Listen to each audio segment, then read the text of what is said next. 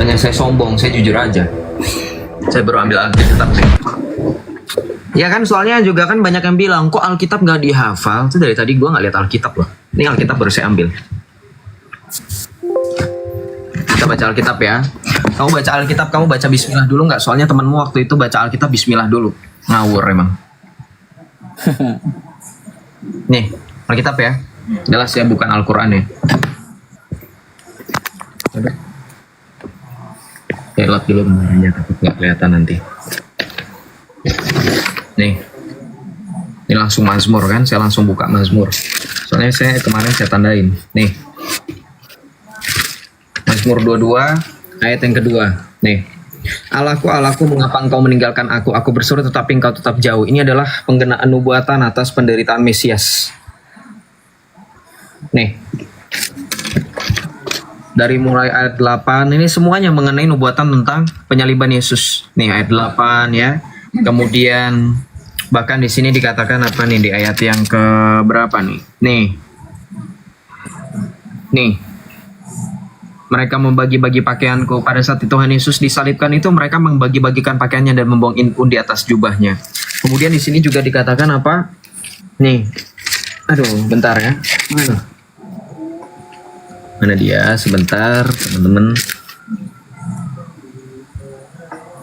Nih.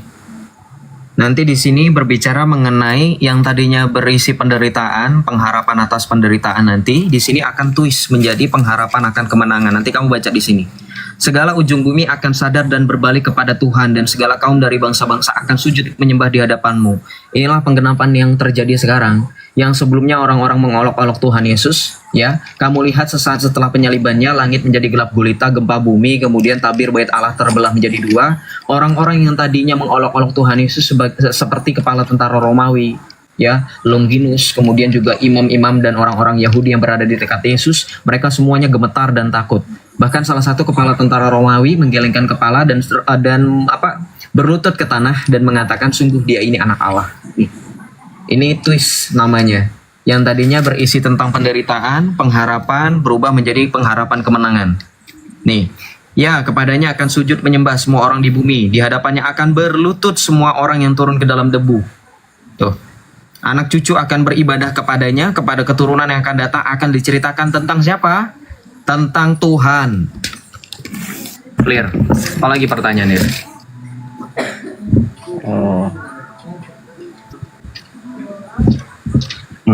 Oh aja. Kau bilang haleluya harusnya. Silakan, apalagi pertanyaannya?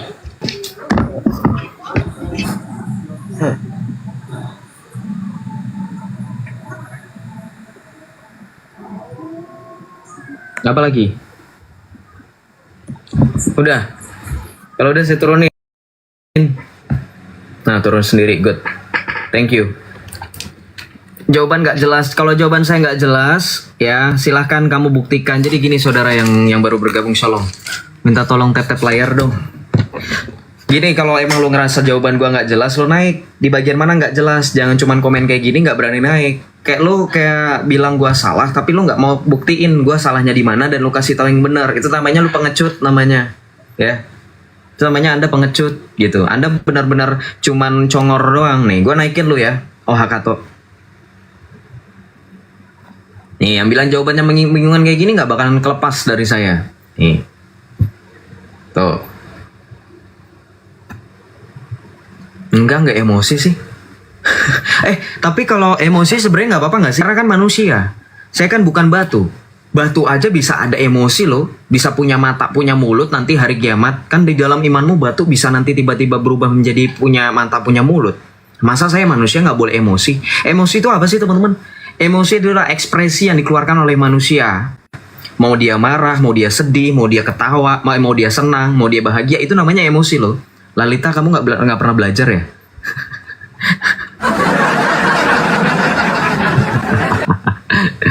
Aduh.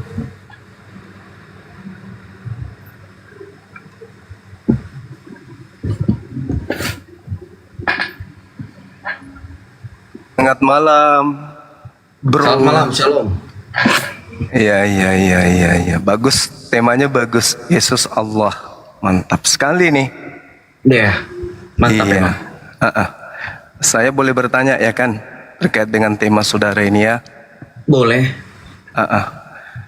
Yesus Allah itu ada nggak dalilnya? Yohanes 20 ayat 28. Yohanes 20 nomor 28. Apa yang dikatakan di sana, Bung? Ya Tuhanku dan Allahku. Hah? Apa yang dikatakan di sana, Bung? Ya Tuhanku dan Allahku. Hah? Yesus apa yang dikatakan di sana, Bung? Ya Tuhanku dan Allahku. Hah? Yesus Ya justru Tuhanku dan bertuhan Allahku. di situ kan? Ya Tuhanku dan Allahku. Iya, Yesus bertuhan kan? Dia tidak mengatakan dirinya adalah Allah, betul? Iya, betul sekali. Yang mengatakan itu bukan, loh, ini Bang Zuma belajar Alkitab gak? Katanya paling tahu. Itu yang ngomong Iya, itu Thomas, murid saya kan Yesus. saya bertanya, Iya, saya mana jawab. pengakuan Yesus bahwa dia adalah Allah? Kamu nunjukkan dalil, justru di situ dia berdoa, gitu kan? Oh, itu Di bukan situ- dia yang berdoa. Aduh, salah. Iya, Bentar, saya diam mau- dulu. Shh, dengerin. I explain everything, tapi kamu harus diam. Gak usah congor. Ya, saya nangkap. Anda tidak paham Alkitab. Tunggu. Yang Saya ngomong paham, di situ saya bukan ngerti. Yesus. Saya ngerti, Yang iya, ngomong ngerti. di situ bukan Yesus. Yang ngomong itu Thomas. Saya ngerti. Saya Yesus yang diomongin katanya. Yesus yang dengar. ngomong. Tapi kan Yesus pernah mengucapkan itu juga. Kata itu juga Yesus pernah ucapkan. Ayo. Lagi ngomongin Kata itu Yohanes juga 20 Yesus ayat pernah 28. ucapkan. Dengar. Ini Coba hukuman open cam Anda dulu, kan. Open cam dulu. Yesus juga pernah mengatakan kan. Open cam dulu biar enak. Yesus Ada pernah open cam. mengatakan juga kan, Maria Ada jangan open sentuh cam. aku akan pergi kepada ilahku, Allahku dan Allahmu. Ayo, gimana dong? Malu. Enggak, malu. Malu dong. Enggak malu. Malu dong. Enggak. Malu dong. Jadi lari-lari ayatnya. Ah, Yesus mengatakan, Maria jangan sentuh aku akan pergi kepada Allahku dan Allahmu. Ayo dong. Malu gak? Enggak. Malu biasa aja. dong. Malu dong. Harus malu. Kalau sehat pasti malu. Kalau malu itu saya tutup kamera, malu untuk menampilkan Oh, wajah. nggak itu perlu, malu. nggak perlu. Orang masing-masing punya cara. Kenapa? Pakai masker. Kalau Gimana mau nih open teman-teman cam. nih? Malu dia nih. Gimana Ya. nih? Ya kalau malu saya tutup kamera nih. Kayak gini nih, Ternyata tutup kamera. Yesus mengatakan malu. Allahku. Malu. Kita sama-sama malu Bang Zuma. Ayo. Yesus ternyata Open cam. Open cam. Yesus bertuhan gimana dong?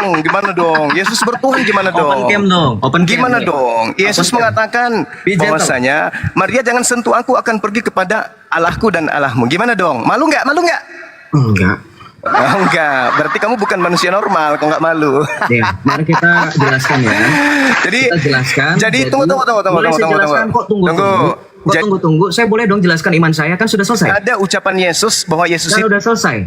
Saya udah boleh dong jelaskan iman saya. Boleh dong. Nggak usah panik. jelaskan dulu. Saya jelaskan dulu sedikit. Saya jelaskan dulu sedikit. Open cam, turun aja. Nih, gue berani open cam. Muka gue kelihatan. 2000 orang nonton. Lu katanya nggak malu.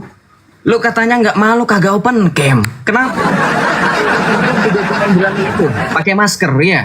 Nggak lagi COVID Bang Zuma. Bukalah maskernya. Pakai foto profil juga pakai masker. Lagi COVID emang ente? Omikron. Aduh, saya mau jelasin iman saya. Ya, di rumah mana Anda berani open cam. Kenapa di room saya Anda nggak berani open cam? Kenapa? Takut? Memangnya sama Joseph? Iya. Hah? Open cam dong. Saya sudah berani open cam. Kenapa Anda nggak open cam? Nuduh-nuduh malu. Yang di sini yang kelihatan nggak kameranya siapa? Anda, bukan saya. Ya. Aduh, ya. Kabur. Mana naik lagi? Kabur. Aduh. Jadi gini, lu bertanya dengan iman gua, boleh. Tapi cukup dong. Gua mau jelasin kenapa Yesus bilang aku akan pergi kepada Allahku dan Allahmu, kepada Bapakku dan Bapamu. Gitu. Gua mau jelasin. Ya lu tahu kan? Itu ada jawabannya, udah sering dijawab. Makanya lu bilang tunggu.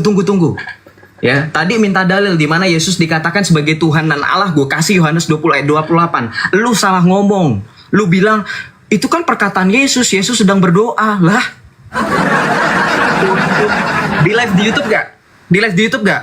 Yes, thank you ya. Inilah buktinya. Teman-teman terima kasih yang live kan di YouTube. Ya, Zuma ngomong Yohanes 20 ayat 28 itu perkataan Yesus. Itu perkataan Thomas, bukan perkataan Yesus. Ya. Ya dikik lah, nggak mau open cam.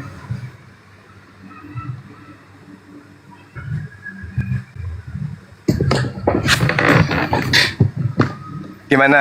Yesus pernah mengaku enggak aku adalah Allah? Nih, saya jawab boleh berarti. Ya, Boleh saya, jawab saya nggak? kan dengarkan Iya, pertanyaan Anda saya. Saya kan bertanya. boleh. Saya jawab. Pernah tidak Yesus Di dalam, ya udah. Pernah Di nggak dalam Yesus Yohanes mengaku 20 aku ayat adalah Allah? 17. Di dalam Yohanes 20 ayat 17 kita jawab di situ dulu. Boleh? Itu ucapan siapa? Iya ucapan Yesus. Udah, saya mau jelasin boleh nggak? Kenapa ketawa? Saya minta pengakuan Yesus loh, anak murid. Ya Allah Jadi ya saya Karim. jelasin yang ini dulu, nggak boleh nanti saya jelasin, nggak usah panik. Anda sudah tahu Ya silakan, silakan. Ya, Ya. pertanyaan saya kan jelas tuh ya. Yohanes 20 Tunjukkan ayat pengakuan 17. Yesus bahwa dia adalah mengaku sebagai Allah. Jangan keringat dingin dong, jangan kayak gitu dong mukanya. Kok pucat? Kok pucat sih? kan? Ucap. Iya, ya kamu pucat Yang- loh. Teman-teman pucat kan dia kan? Oh, bentar, Nah, bentar. pucat kali Saya pakai dia. masker dulu. Saya pakai masker dulu. Pucat kali dia. Open cam Allahu aja dulu, Akbar. Bang. Nanti Ente kan nggak berani banyak open cam, alasan. nggak berani open cam ngapain? Ngomong orang pucat laga lu Juma di live gua nggak pernah mau open cam. Open cam dong. Ya saya jawab ya, tapi nggak apa-apa. Terima kasih ya. Kita jawab dulu kenapa Yesus ngomong dalam Yohanes 20 ayat 17 ya. Di dalam Yohanes 20 ayat 17 dikatakan begini. Janganlah engkau menyentuh aku karena Pertanyaan belum saya aku bukan di naik. situ loh anak bau. Oh, jadi pertanyaan tadi katanya saya mau pengakuan itu tadi framing saya berhak untuk menjawab kenapa Anda panik. Saya Pengakuan berhak Yesus untuk mengaku menjawab. Kalau Anda nggak bisa tertib ya Tadi sudah, yang kamu bawa itu kan Yohanes 20 kan? Yohanes Yohanes 20 ayat 28 good. nomor 17-nya kan? Itu kan ucapan Yesus. 28. Lu yang bawa 17. Ah, turun ah. Nggak jelas. Jelas-jelas gue ngomong Yohanes 20 ayat 28. Pucat dari mana? Pucat dari mana? Guru ndak lu di room gue nggak berani open game kenapa? Nggak berani open game kenapa? Hah? Nggak berani open cam kenapa? Saya udah berani open cam loh. Kenapa? Kalau open cam kita tahu mimik mukanya seperti apa. Betul nggak? Ayo dong, be gentle dong. Katanya paling ditakuti oleh pendeta. Di roomnya Joseph sendiri nggak berani open cam. Kenapa Juma? Lu yang pucet, ya. Tadi saudara dengar gak ketika Zuma pertama kali melontarkan pertanyaan di mana di dalam Alkitab dikatakan Yesus sebagai Allah? Saya langsung jawab Yohanes 20 ayat 28. Kapan saya nyebut Yohanes 20 ayat 17? Dia yang tadi langsung lari ke ayat di mana dikatakan, kenapa Yesus ngomong, aku akan pergi kepada Allahku dan kepada Allahmu kepada... Saya sebutin, itu kan Yohanes 20 ayat 17. Malah playing victim saya dibilang saya ngomong kayak gitu. Zuma, kamu punya telinga, kamu dengarkan. Ya. Coba open cam nih, saya pengen tahu beneran open cam gak sih?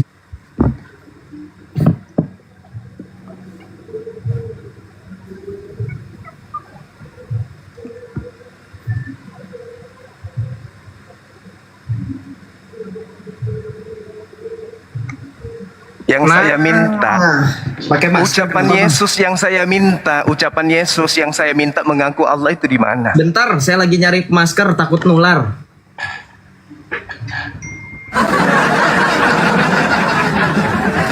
Inilah kalau agama tidak punya identitas. Yesus Allah. Di mana Yesus ngaku Allah di mana? Oke, saya mana? jawab ya. Saya jawab ya. Iya, silakan. Oke, baik, sebentar. Jadi saya Sama jawab. Gak usah di mute. Yang mute itu moderator, protes sama moderator. Nih tangan saya cuma 2, kecuali kalau misalkan kamu berbicara mengenai Tuhanmu. Bagi begini ya, berbicara mengenai pengakuan, kita bermain logika boleh? Loh, aku tidak berkata-kata dari diriku sendiri, kata Yesus. Ente berkata mari seenak lagi. perut Anda. Di mana Yesus mengaku aku adalah Allah? Anda kutip ayat saya, boleh nggak saya jelaskan itu tentang apa? Loh, Jangan lari-lari. Yesus mengatakan, dia tidak pernah mengatakan sesuatu yang bukan haknya untuk ia katakan. Yohanes 12:49. Ente sendiri siapa? Allahu. Tuhanmu Hah? mengatakan dalam surat Toha ayat 14. Sekarang pertanyaan saya, ketika Tuhanmu mengatakan dalam surat Toha ayat 14, Tuhanmu mengatakan dari mana? Enak gak kira-kira kayak gitu? Saya bertanya tentang judul. Anda mengutip Yohanes 5 ayat 30. Kemudian Anda kutip Yohanes 20 ayat 17. Nangis. Ini ucapan Yesus yang saya minta pertanggungjawabannya mengaku Allah di mana dalilnya? Yesus tidak pernah mengaku dirinya sebagai Ya Allah. sudah kalau begitu, ngapain temamu kayak begini? Sebab Nggak malu? Dah, saya boleh jawab? Gak usah Iya, kejar-kejar. kalau kamu sudah menjawab, Yesus tidak pernah mengaku Allah. Belum selesai. Kenapa temamu kayak begini? Kenapa temamu kayak gini? Belum selesai. Kenapa temamu kayak begini? Saya kasih tahu, saya silakan. kasih tahu. Dengarkan. Silakan. Dengarkan. Ini Silakan. tema. Kamu nanyain tema saya kan? Kamu bisa baca Ya bahasa dong, Indonesia. ya dong. Masa manusia disebut Allah? Ya, manusia Sarap. disebut Allah. Lah ini tulisannya nih. Oh, Makanya saya minta, mana pengakuan Yesus mengaku Allah itu di mana? oke. Jadi manusia nggak boleh disebut Allah. Ini nih yang saya tanya nih. Iya, Pengakuan jadi Yesus bukan Yesusnya. Allah. Setuju nggak Bang Zuma? Pengakuan Yesusnya yang saya tanya samamu. Iya, saya tahu Bang Zuma. Nah, mana dari dulu. pengakuan Yesusnya mana? Kamu nggak malu? Iya, Bang Zuma Mana, saya coba? tanya. Yesus itu Allah bukan berarti? Bukan dong. Jadi Allah itu siapa? Jangan tanya ke sana. Saya tanya Yesusnya pernah nggak mengaku Allah? Gini, ya. Anda gimana? tidak mengaku Yesus sebagai Allah. Saya coba ikuti. Sekarang tunjukkan Enggak, saya Allah saya yang tanya benar. dulu ente. Saya tanya dulu Yesus. Saya sudah jawab. Yesus bukan Allah, saya ikuti. Dengarkan. Saya Yesus pernah ikuti. mengaku Allah. Tunggu dulu. Yesus pernah mengaku Allah. Balik lagi. Bang Zuma memahami nggak? Saya sudah bilang saya Saya ikuti. sedang bertanya loh. Temamu kan kau tanya saya. Makanya aku tanya. Yesus pernah mengaku Allah? Tidak pernah. Tidak pernah. Berarti ini temamu untuk menipu. Bukan. Dengarkan Lalu? ya. Lalu Dengarkan. untuk apa? Lalu untuk Dengarkan. Dengarkan. Ah, Bang kalau Zuma bukan boleh menipu di-mute untuk apa? dulu. Iya, saya dengar jelasin dulu Bang Zuma pelan-pelan, pelan-pelan. Ya, saya jelasin ya. Boleh ya? Boleh. Oke. Saya mute, Bang Zuma masih bisa unmute kok. Bentar dulu, ya.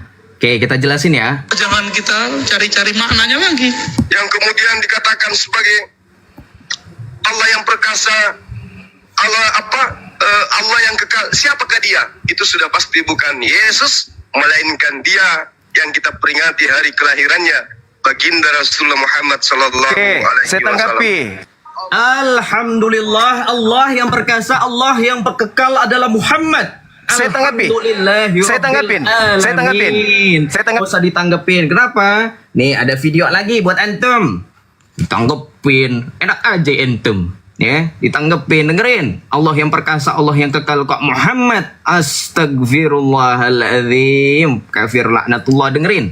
Saya diundang dalam satu kelas Zoom. Dikarenakan saya ditengarai sesat dan menyesatkan, telah menyamakan antara Allah dengan Nabi Muhammad. Saya diundang, ada ulama di situ. Saya dihadirkan, saya diminta syahadat. Saya syahadat. Kalau saya diminta syahadat ulang, berarti kan saya dituduh murtad. Iya kan?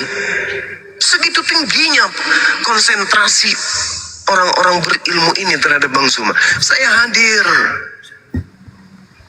dengan kerendahan hati dan kerendahan ilmu dan kesadaran keawaman saya. Saya hadir. Allah dan Muhammad satu. Anda tahu di mana itu Bang Zuma? Itu Nur Muhammad yang Anda pahami. Ya? Itu Nur Muhammad yang Anda pahami. Bukan begitu Bang Zuma?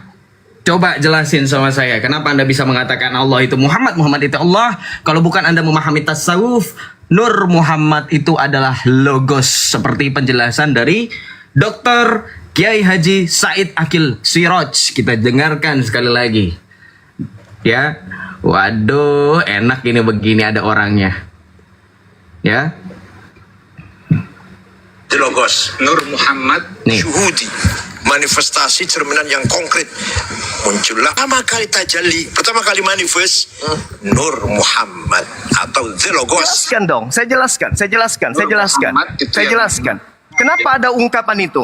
Karena orang-orang Kristen agama dari Barat ini mendudukkan Yesaya 9 nomor 6 sebagai Yesus. Itu poinnya. Oke?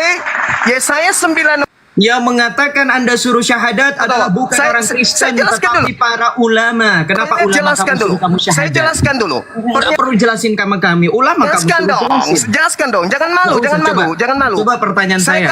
Jujur, kamu Saya menganggap Muhammad itu 9 sebagai Allah karena Allah itu dikatakan Saya jelaskan. bertajalli Saya subuhi. jelaskan.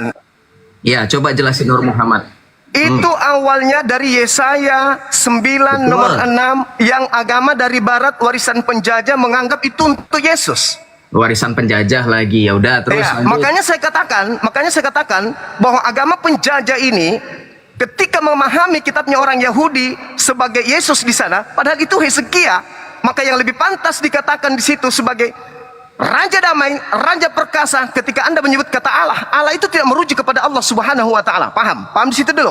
Paham di situ dulu. Pahami di situ dulu. Allah bukan, lu jelas-jelas ngomong Allah perkasa, Allah yang kekal. Perlu gue putar lagi? Allah yang saya maksud di situ adalah Allah yang Anda katakan Dengerin, sebagai dengerin. Yesus.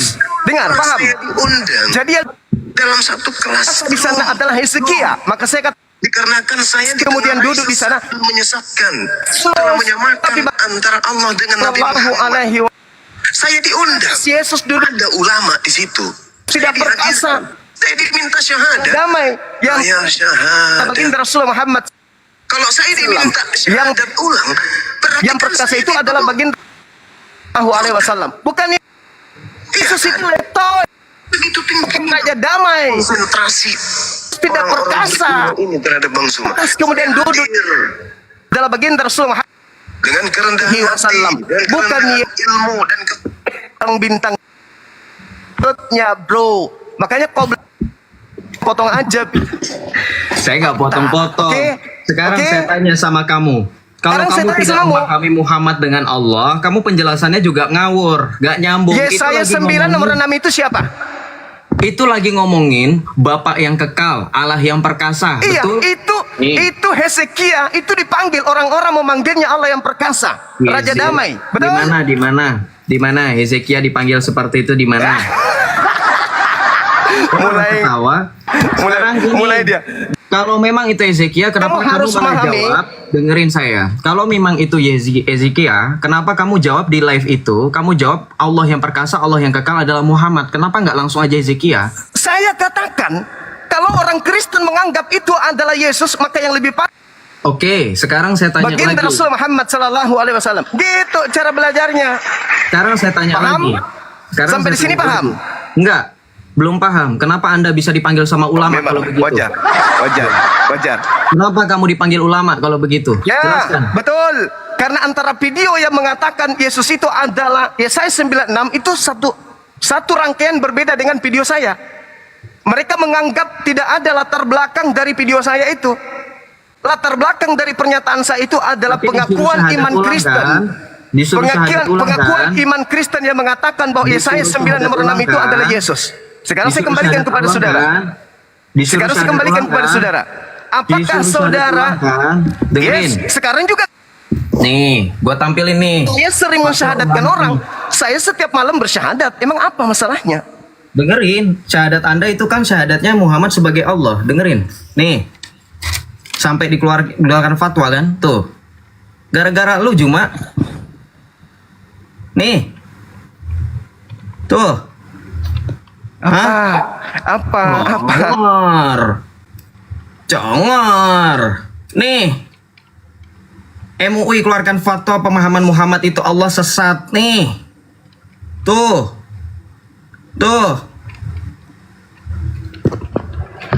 Sok-sokan lari ke sana sini, blunder. Kalau tahu itu Hezekia sebagai yang disebut dengan Allah perkasa, kenapa lu nyebutnya malah Muhammad? Itu tafsir dari Yahudi atau gimana? Hah? Lu ngomong kami pencuri, pencolong. Lu juga sama berarti. Kalau itu untuk Hezekia, kenapa justru itu buat Muhammad? Logikanya gimana, Juma? Mau jelasin apa? Mau jelasin apa? Jelas-jelas kamu itu sesat dan menyesatkan kok. Menyamakan Allah dengan Muhammad karena pemahamanmu sebagai orang-orang tasawuf, seorang sufi. Betul tidak? Hah? Nggak usah curhat sama saya. Kamu kan punya permasalahan internal dengan ulamamu.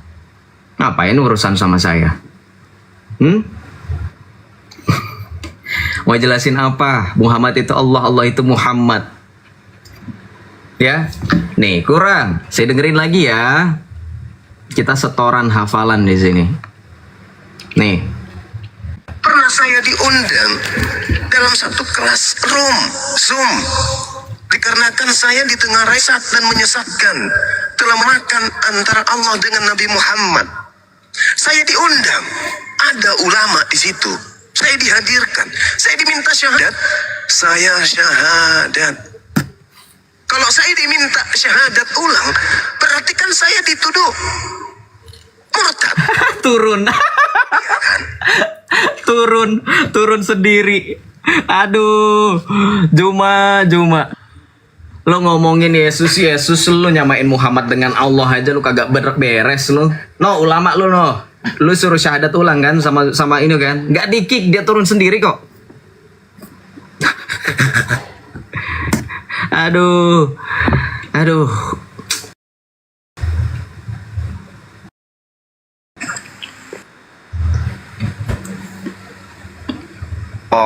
Jangan di mute permanen.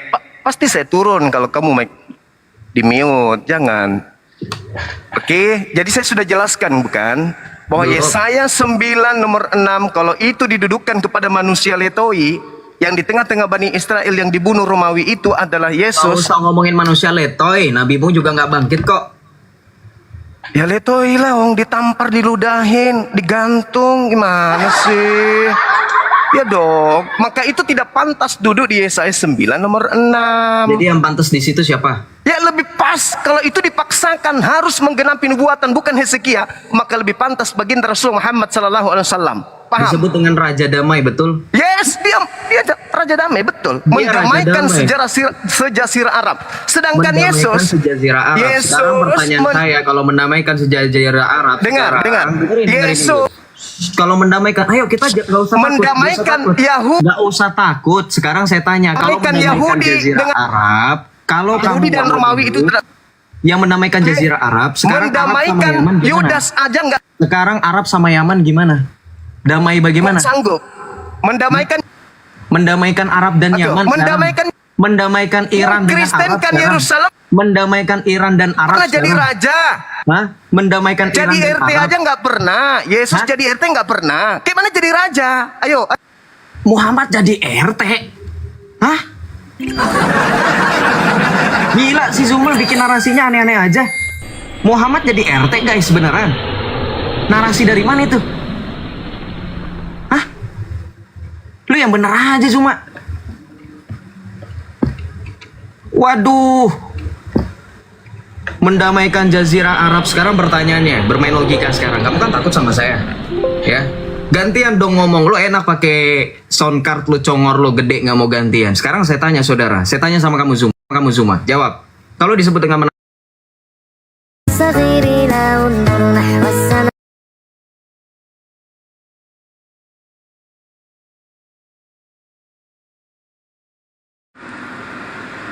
nggak bakal bener. Dikik lagi ya teman-teman, gerunda jubahnya. Kita nggak usah ini aja lah, kesana nggak bakal benar itu, kacau. Dikit-dikit dikik, dikit.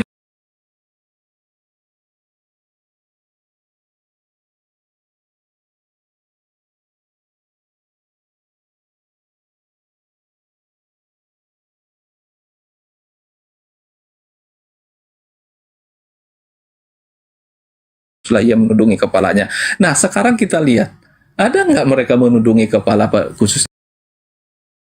Dan kayak kita nih, di umat Islam setia Kristen kan, layarnya dilebarin ya Kang ya. Tapi kalau di sana boro-boro dikasih kesempatan kayak gitu.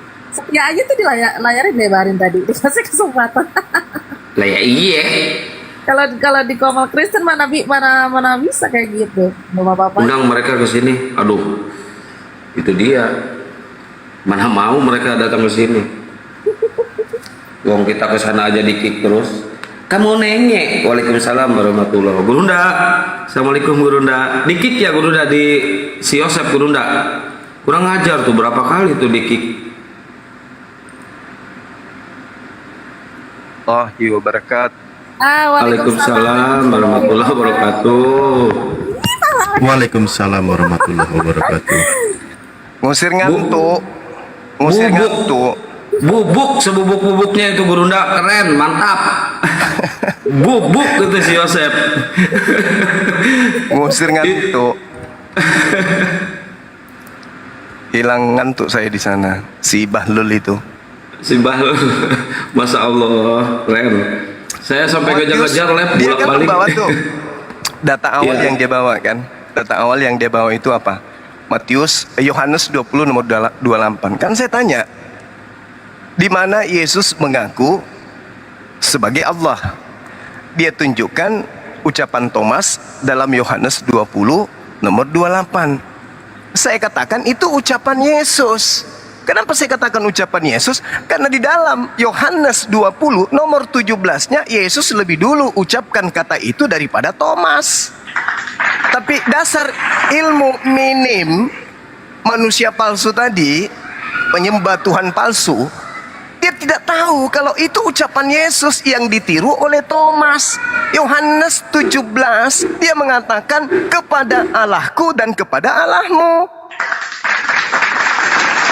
Thomas mengutipnya di data 28-nya kemudian. Lebih dulu Yesus mengucapkan Allahku dan ilahmu, Allahmu daripada Thomas. Kupikir berisi kawan-kawan. Cewa saya. Kupikir hebat. Ternyata cuman framing penampilan aja kayak orang Arab. Lucu dia, lucu. Iya, penampilannya sok ke Arab-Araban gitu. Waduh, timur tengahan. Ternyata ilmunya kosong gitu. Pekok gitu. Allahu Akbar. Ya, anggap saja hiburan ya, sahabat-sahabat. Yang penting, sahabat sekalian, saya sudah katakan kepada dia, Yesus kapan jadi raja perkasa, ya kan? Jadi RT aja gak pernah. Tapi dia balik lagi, kamu katakan Nabi Muhammad tidak pernah jadi RT.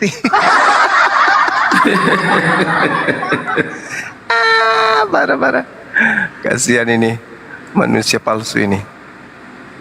Tapi alhamdulillah kita puas Gurunda. Selama ini kan mereka selalu framing. Gurunda takut sama si siapa? Yosef lah apalah. Ternyata mereka sendiri yang Masa ketakutan. Iya. Kayak gitu mereka. Itu sering iya. Sama si Yosef, sama si Edis. Gurunda itu takut katanya kan, kata mereka nyamperin si Yosef, si Edis. Banyak yang ngetik kan di bawah. Nah buktinya sekarang bubuk. Waalaikumsalam. Waalaikumsalam. Udah puas aku hari ini. Puas banget. Puas sampai kejar-kejar saya lihat. Iya nih.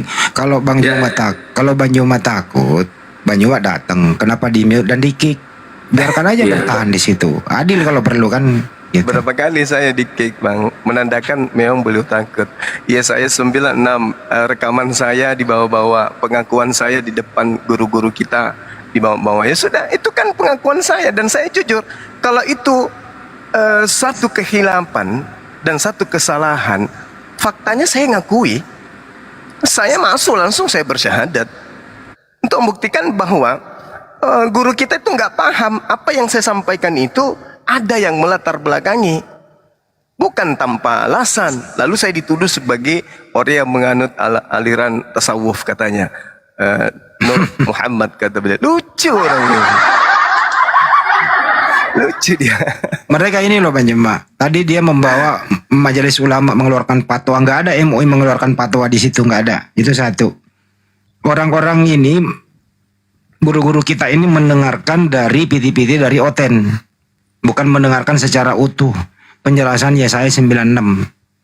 Di situ kan Kristen itu di sana itu memaksakan Yesaya 96 itu untuk Yesus. Nah, Bang Juma kan memberikan edukasi tetap ngeyel. Jadi Bang Juma menutup bahwa seandainya ini bisa untuk orang lain, nubuatan ini untuk nubuatan lebih layak Nabi Muhammad SAW dibanding Yesus. Kenapa? Nabi Muhammad Raja Damai, bisa mendamaikan dunia. Yesus jadi RT aja enggak. Itu kan di sana ada latar belakangnya sehingga begitu. Nah, guru-guru kita ini mengambil ujungnya aja Bang Juma, tidak diambil secara utuh. Akhirnya mereka terprovokasi seperti itu. Betul Bang Handi. Yang dia tampilkan tadi itu bukan sekaitan dengan penjelasan Bang Suma.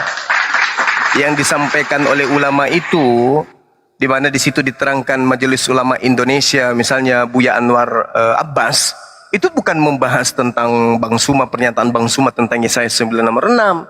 Itu pengakuan Majelis Ulama atau para ulama yang membahas tentang pengkajian Tauhid Tasawuf Indonesia, MPTTI, yang ada di Kota Medan. Gak ada hubungannya dengan ungkapan saya pada saat saya menyatakan Yesaya 9 nomor 6 itu. Kalau itu dipaksakan untuk Yesus, maka itu lebih pantas dicocokkan kepada baginda Rasulullah Muhammad sallallahu alaihi wasallam. Tapi ingat, Allah yang dimaksud di situ bukan dalam perspektif Allah Subhanahu wa taala.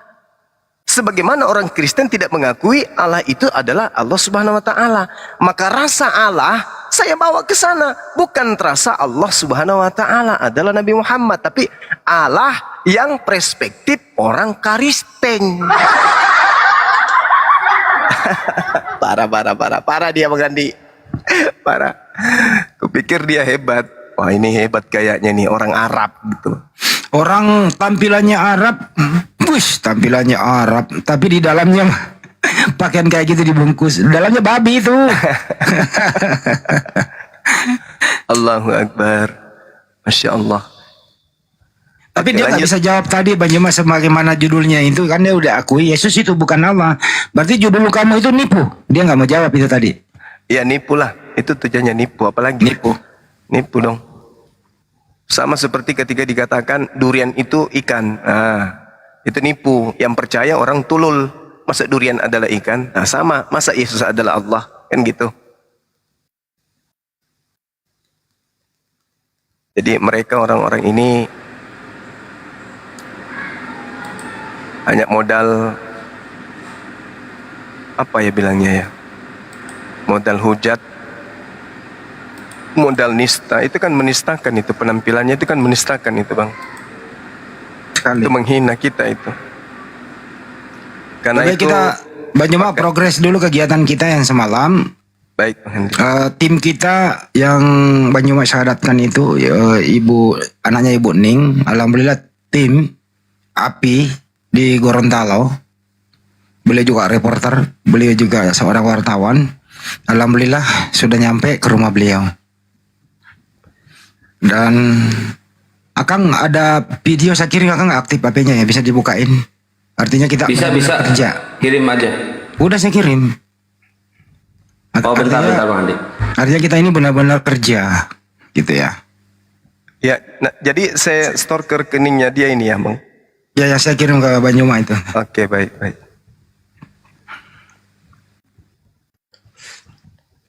Alhamdulillah wa syukurillah. Wala ilaha illallah. Bisa dibuka Kang, biar netizen kita harus melaporkan kepada netizen bahwa kita itu kerja cepat. Ya bentar. Dibesarkan dong. Ya. Bentar ya. Jadi nggak debat yang tadi tuh? Insya Allah jadi bentar lagi mereka ke sini. Sekalian Kesini aja ya? Gurunda biar gak ngantuk ya. Siapa yang layani mereka? Gurunda lah sama Ustadz Alif. Gurunda sama Imoto tuh. Jangan saya. Enggak, Gurunda sama Ustadz Alif udah. Jangan saya Dinda, saya mau rehat, saya mau istirahat. Salah malah ke depan makin ganteng saya. Gurunda kalah ganteng sama saya. Saya udah sampaikan tadi sama Bang Kian Nih. Santan. Ya, dibuka aja. Kasih suara Bang. Ya ntar. Atau cuma 2 kali pakai Kedengeran nggak? Ya. 2 kali 3. Ini saya sudah dengan Ibu Ning sama dengan anaknya. Alhamdulillah mereka kelihatan sehat dan insya Allah bisa tetap dalam perlindungan Allah. Dan saya malam ini memang sengaja sudah janjian dengan Ibu Ning untuk ngobrol-ngobrol santai sehingga kita bisa share-share dan tukar pikiran, dan insya Allah ini akan menambah silaturahmi untuk kita sama-sama memperkuat silaturahmi tadi. Oke, kawan-kawan. Wah, suaranya agak kecil. Udah habis ini. Ya udah, cukup. Jadi Terkait debat informasinya, malam ini, iya gimana Bang Andi? Silakan. jadi informasinya ya gitulah. Mereka ini satu kerudung berdua tuh, yang ibunya pakai handuk. Ya insya Allah bantuan segera ke sana ya Bang Juma ya. Oke, lanjut.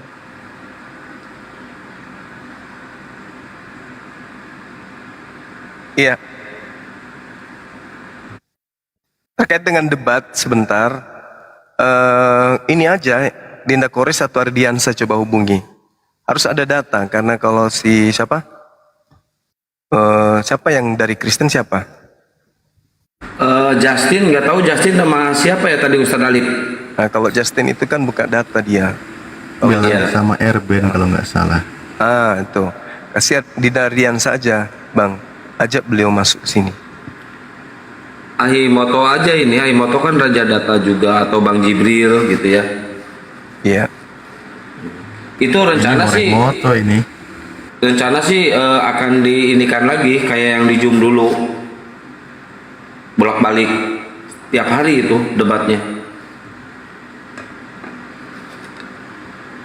Tapi saya minta jangan sampai ada hujatan ya Ustadz Alif ya. Sampai ada hujatan langsung di backlist. Iya, nanti Jangan seperti oten-oten yang kayak gitu itu, yang tukangnya hujat nggak jelas, yang anak-anak baru nongol itu. Iya, itu udah ada perjanjian Guru Nda. Kalau ada yang menghujat backlist.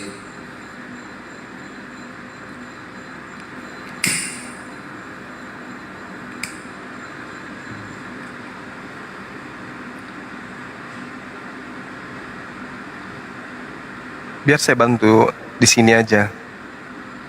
Saya malam ini istirahat. Udah Iya, sekalian. begadang terus Guru Nda. Kuat fisiknya. Bukan, ada materi yang saya harus dalami dari Dr. Sani Humunir. Oh iya iya.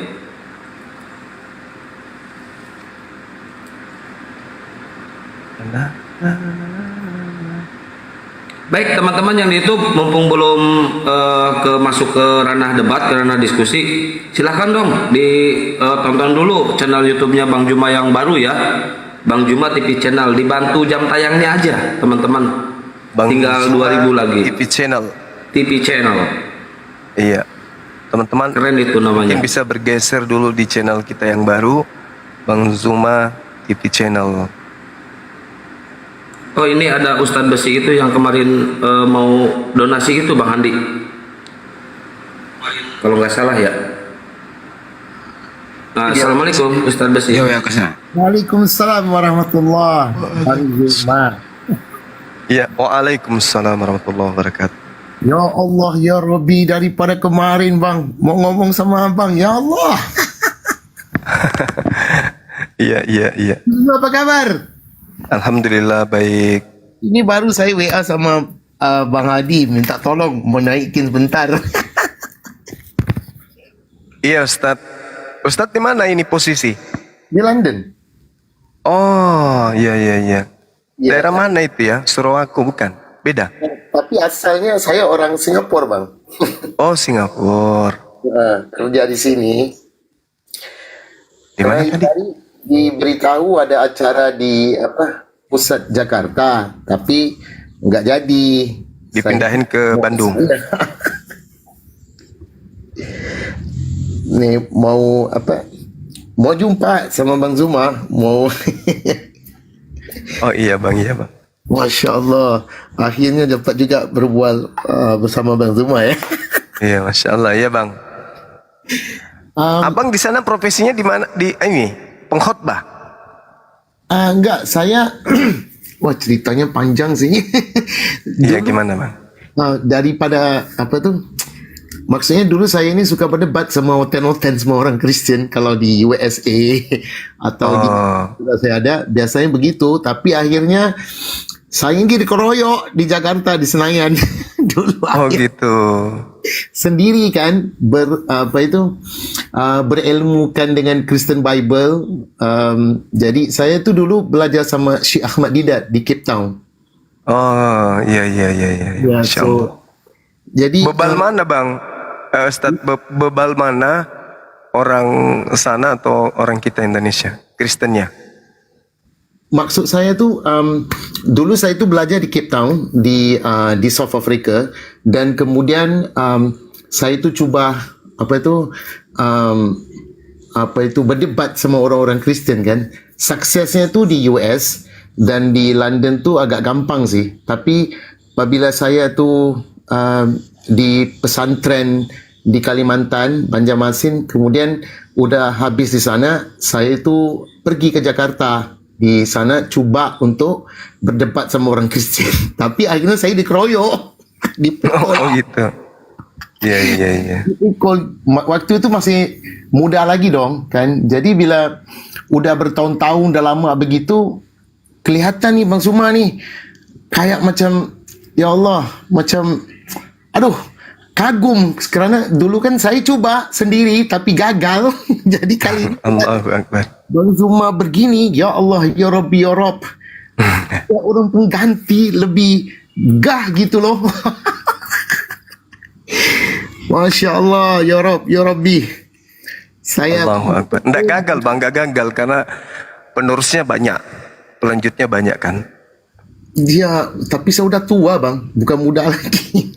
Usia berapa sekarang abangku ini? 63. Masih muda. Masa 63 tua bang? Yang tua itu 75 ke atas. Kalau masih di bawah itu masih produktif. 60-an sampai 70 itu produktif bang. Kakek saya masih di sawah itu. Masih lari pagi tuh usia 70. Ya tapi kan maksudnya dulu tuh sendiri bang, tidak ada teman-teman yang satu apa itu, kirakan macam yang berani tahap kayak macam saya gitu. Jadi nggak berani sendiri berbekalkan dengan ilmu apa dengan ilmu Bible sendiri, tapi berjuang sendiri, teman-teman ya ada. Jadi saya diberitahu oleh teman saya yang pulang kemarin, saya ke Tegal ada acara Asma tu. Jadi teman saya ini kata, Bang Amin, tahu nggak sekarang Jakarta masih viral sama Bang Zuma nih. Dia itu lawan oten-oten loh, dengan fakta-fakta, dengan data-data loh, kayak macam Bang Amin gitu. Dia bilang, saya langsung tonton loh, ya Allah ya Rabbi. Allah, Allahu Akbar. Benar.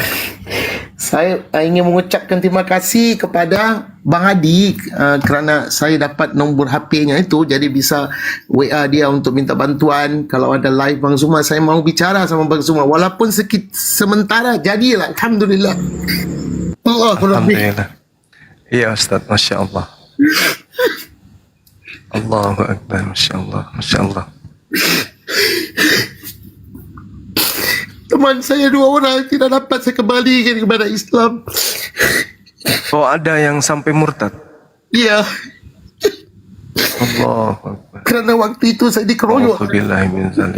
Mereka merasakan saya ini gagal dalam memerangi Kristian untuk menarik dia ke jalan yang sebenarnya dong. Jadi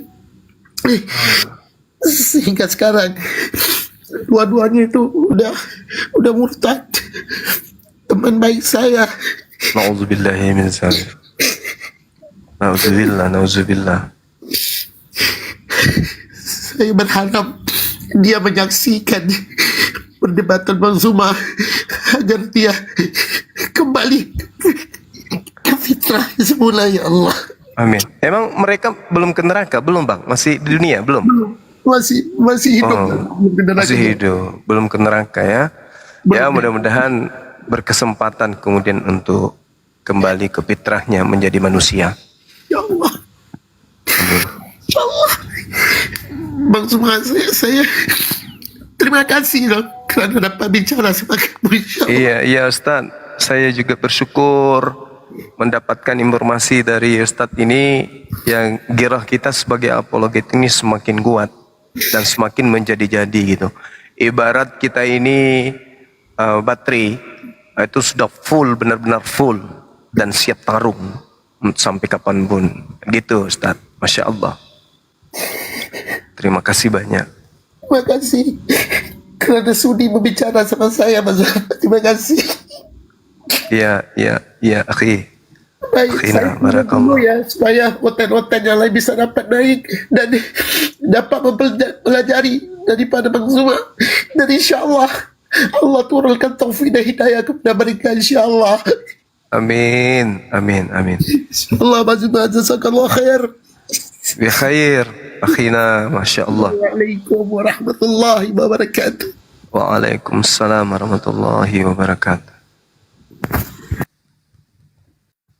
Assalamualaikum warahmatullahi wabarakatuh.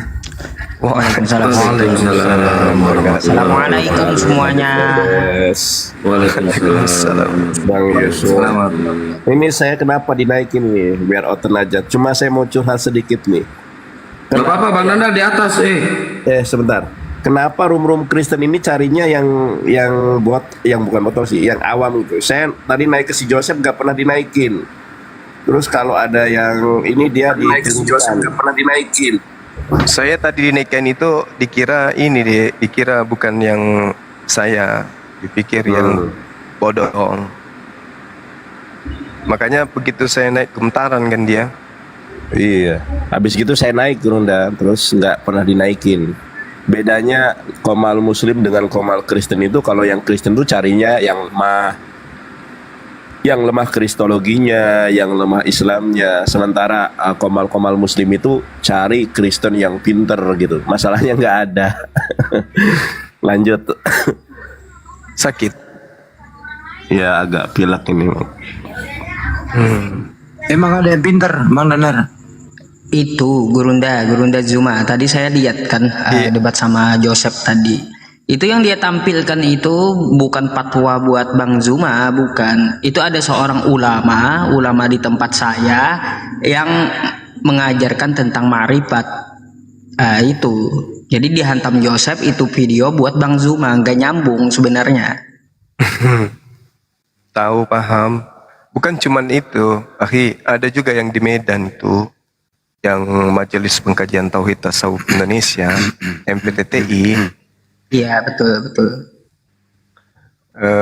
Salah satu dari pemateri dari majelis tersebut itu waktu di Medan dia pernah menyebutkan bahwa Muhammad itu adalah Allah Subhanahu wa taala. Itu yang menjadi sorotan. Data yang gak nyambung kok dihantamkan ke Bang Zuma gitu. Pengecut kali. Ya itu bilang tadi panik tadi. Tiba-tiba saya ada di depannya, panik dia kan. Dia lari ke Yohanes 20 nomor 28. Saya katakan itu ucapan Yesus. Dia ini kaget, terheran-heran, dia tertawakan saya. Dipikir saya tidak tahu. Oh itu ucapan Yesus gimana? Itu ucapan Thomas. Padahal itu ucapan Thomas yang lebih dahulu diucapkan oleh Yesus di nomor 12. Nomor 17. Di nomor 17-nya di Yohanes 20 itu Yesus lebih dulu mengucapkan, jangan sentuh aku wahai Maria. Pergilah kepada saudaraku, katakan kepada mereka bahwa sekarang aku akan pergi kepada Bapakku dan Bapakmu, kepada Allahku dan Allahmu. Nah itu Thomas juga ikutin. Di nomor 28-nya selanjutnya Thomas menjawab, ya Tuhanku, ya Allahku. Ini ucapan yang lebih dulu diucapkan oleh Yesus. Aduh, makanya gimana ya teman-teman Kristen kalau mendengarkan yang seperti itu, tolonglah anaknya itu kalau lahir disunat dulu lah. Ini akibatnya tidak disunat, otak nggak berfungsi, nggak terbuka juga. Oh, gimana mau disunat? Lahir langsung dikasih susu babi kok. Si Yosef ini waktu lahir langsung dikasih susu babi. Iya Bang Andi, nggak usah dibahas, dia nanti besar kepala dia. Nggak layak kok, dia selevel Kepas, nggak ada ilmu.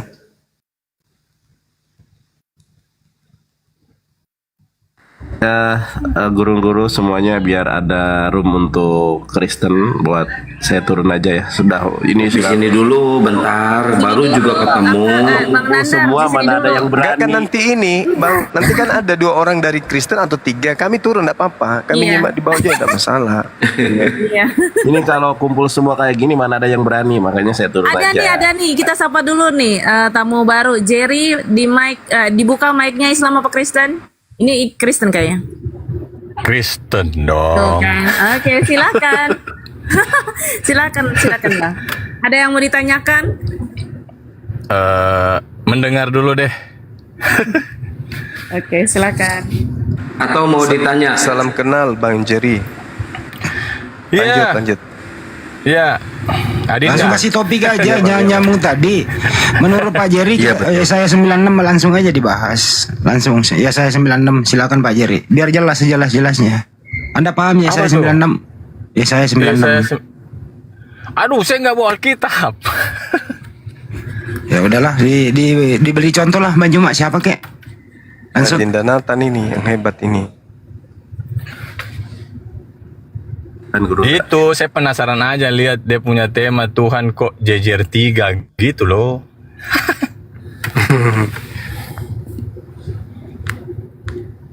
Ya kan Tuhan itu cuma satu Bang. Dan Iya Tuhan sih. itu mutlak absolut. Absolut artinya mutlak.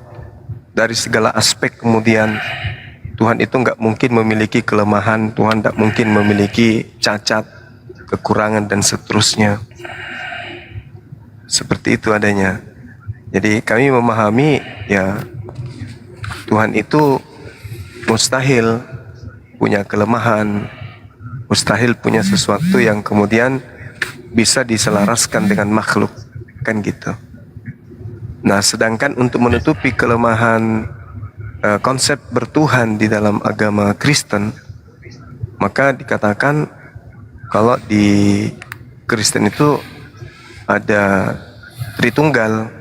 Nah, ini dia yang jadi masalah gitu, Bang. Iya, betul sih, karena Tritunggal juga itu doktrin dari bapak-bapak gereja. Jadi itu bukan lahir dari Alkitab, dari Injil. Itu kayak doktrin lah, dogmatikanya ya. Siap. Begitu Adinda. Baik, makasih. Silakan teman-teman, mungkin ada yang mau pemanasan. Dinda Alif, Dinda Kuriosmoto. Siap. Silakan. Gurunda. Iya, silakan. Baik. Saya sedikit Gurunda ya. Tadi menarik melanjutkan pembahasan yang sebelumnya berkaitan di Yohanes itu. Yohanes 20. Oke, saya ingin tahu dulu dari Pak Jerry pemahaman imannya. Menurut Pak Jerry, Yesus itu harus dipercaya sebagai Theos atau sebagai anak Theos? Jadi kepercayaan saya ya, saya tidak, saya kalau di Alkitab mungkin cuma 1%. Saya dalami itu Alkitab, cuma 1%. Cuma sedikit saya kasih gambaran bahwa kepercayaan kita di dalam Kristen, bahwa yang lahir itu Yesus dari anak darah perawan Maria, dia itu firman. Firman itu kan Allah juga, firman Allah. Dialah yang turun atau inkarnasi kali ya. Inkarnasi menjadi Yesus Kristus, menjadi manusia gitu loh. Begitu deh. Ya, baik. Gini loh Pak, saya kan membaca yang tadi dibahas di Yohanes 20 di akhir pasal dikatakan memang masih banyak tanda lain yang dibuat Yesus di depan mata murid-muridnya yang tidak tercatat dalam kitab ini. Tetapi semua yang tercantum di sini telah dicatat supaya kamu percaya bahwa Yesuslah Mesias anak Theos, dan supaya kamu oleh imanmu memperoleh hidup dalam namanya.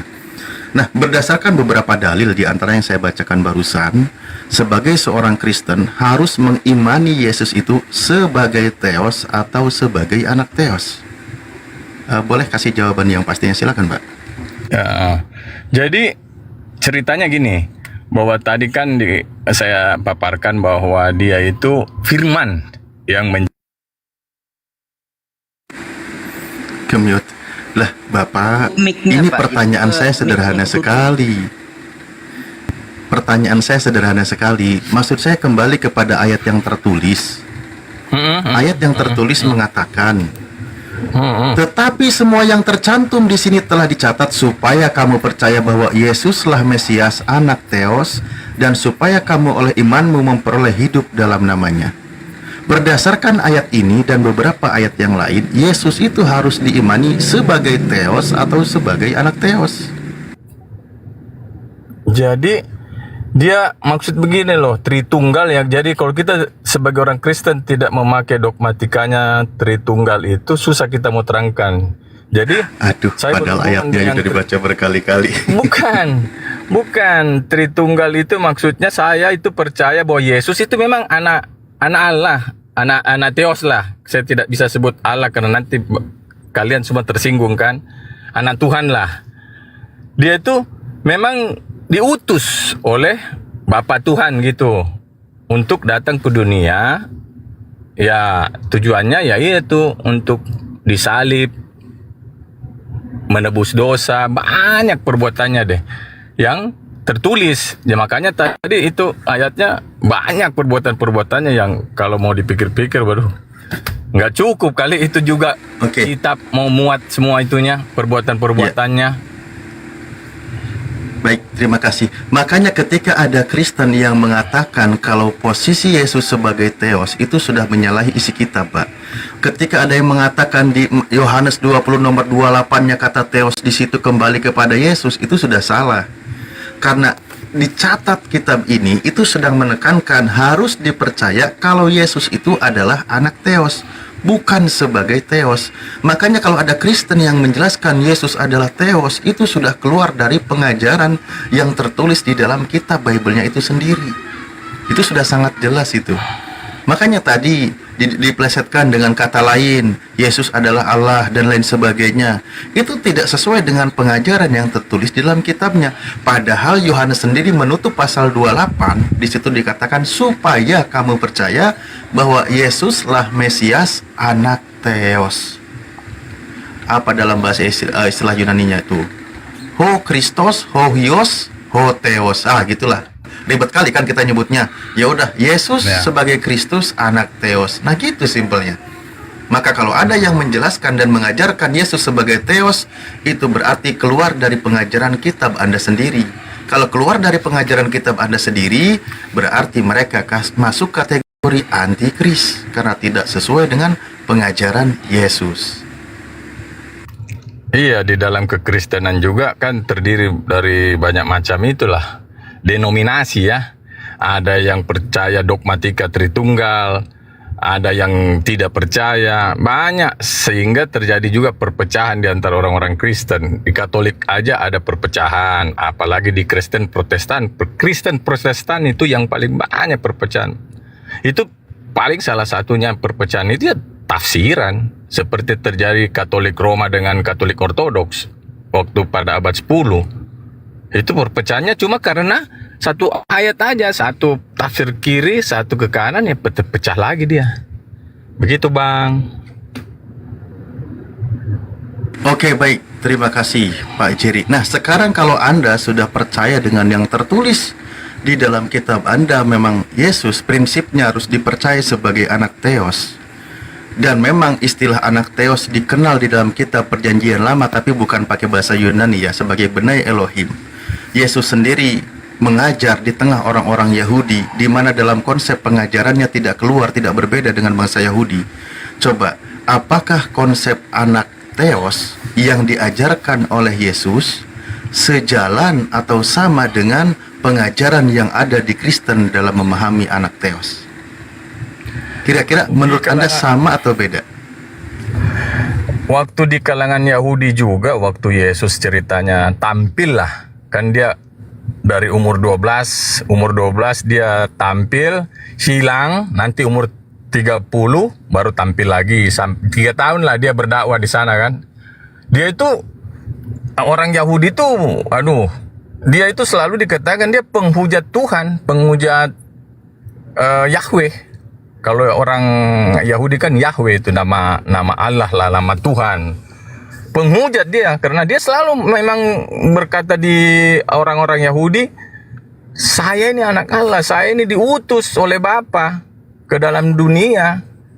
Makanya pernah ada lah, saya tidak bawa kitab tapi ada tertulis, karena dia pernah ngomong bahwa jangan sampai itu penjahat-penjahat dan pelacur-pelacur lebih duluan masuk surga daripada kamu. Maksudnya begini, itu cerita.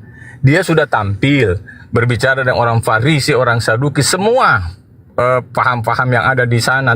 Mereka itu keras kepala, tidak mau mendengar Yesus gitu loh. Makanya Yesus ngomong, saya berbalik, saya ketemu dengan orang-orang penjahat, saya bercerita tentang apa yang saya alami, saya diutus oleh Bapa, mereka mendengar dan mereka bertobat, maka mereka selamat. Ya itu ceritanya itu, Bapak. Akhirnya pelacur-pelacur lebih duluan masuk ke kerajaan surga daripada itu para tokoh-tokoh agama.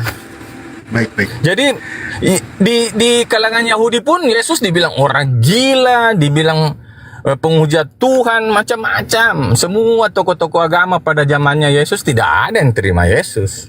Tidak ada. Baik Pak, saya kembali ke poin. Mohon maaf ya Pak ya, ini agak sedikit bergeser jauh. Begini Pak. Siap Bang. Oke, berangkat dari yang saya bawa tadi, Yohanes 20 nomor 31. Dan Yesus mengajar di tengah bangsa Yahudi. Bahkan ketika dia berdebat dengan ahli Taurat pun, dia mengutip kitab Yahudi. Artinya, pemahaman Yesus dalam doktrin imannya itu sejalan dengan orang Yahudi.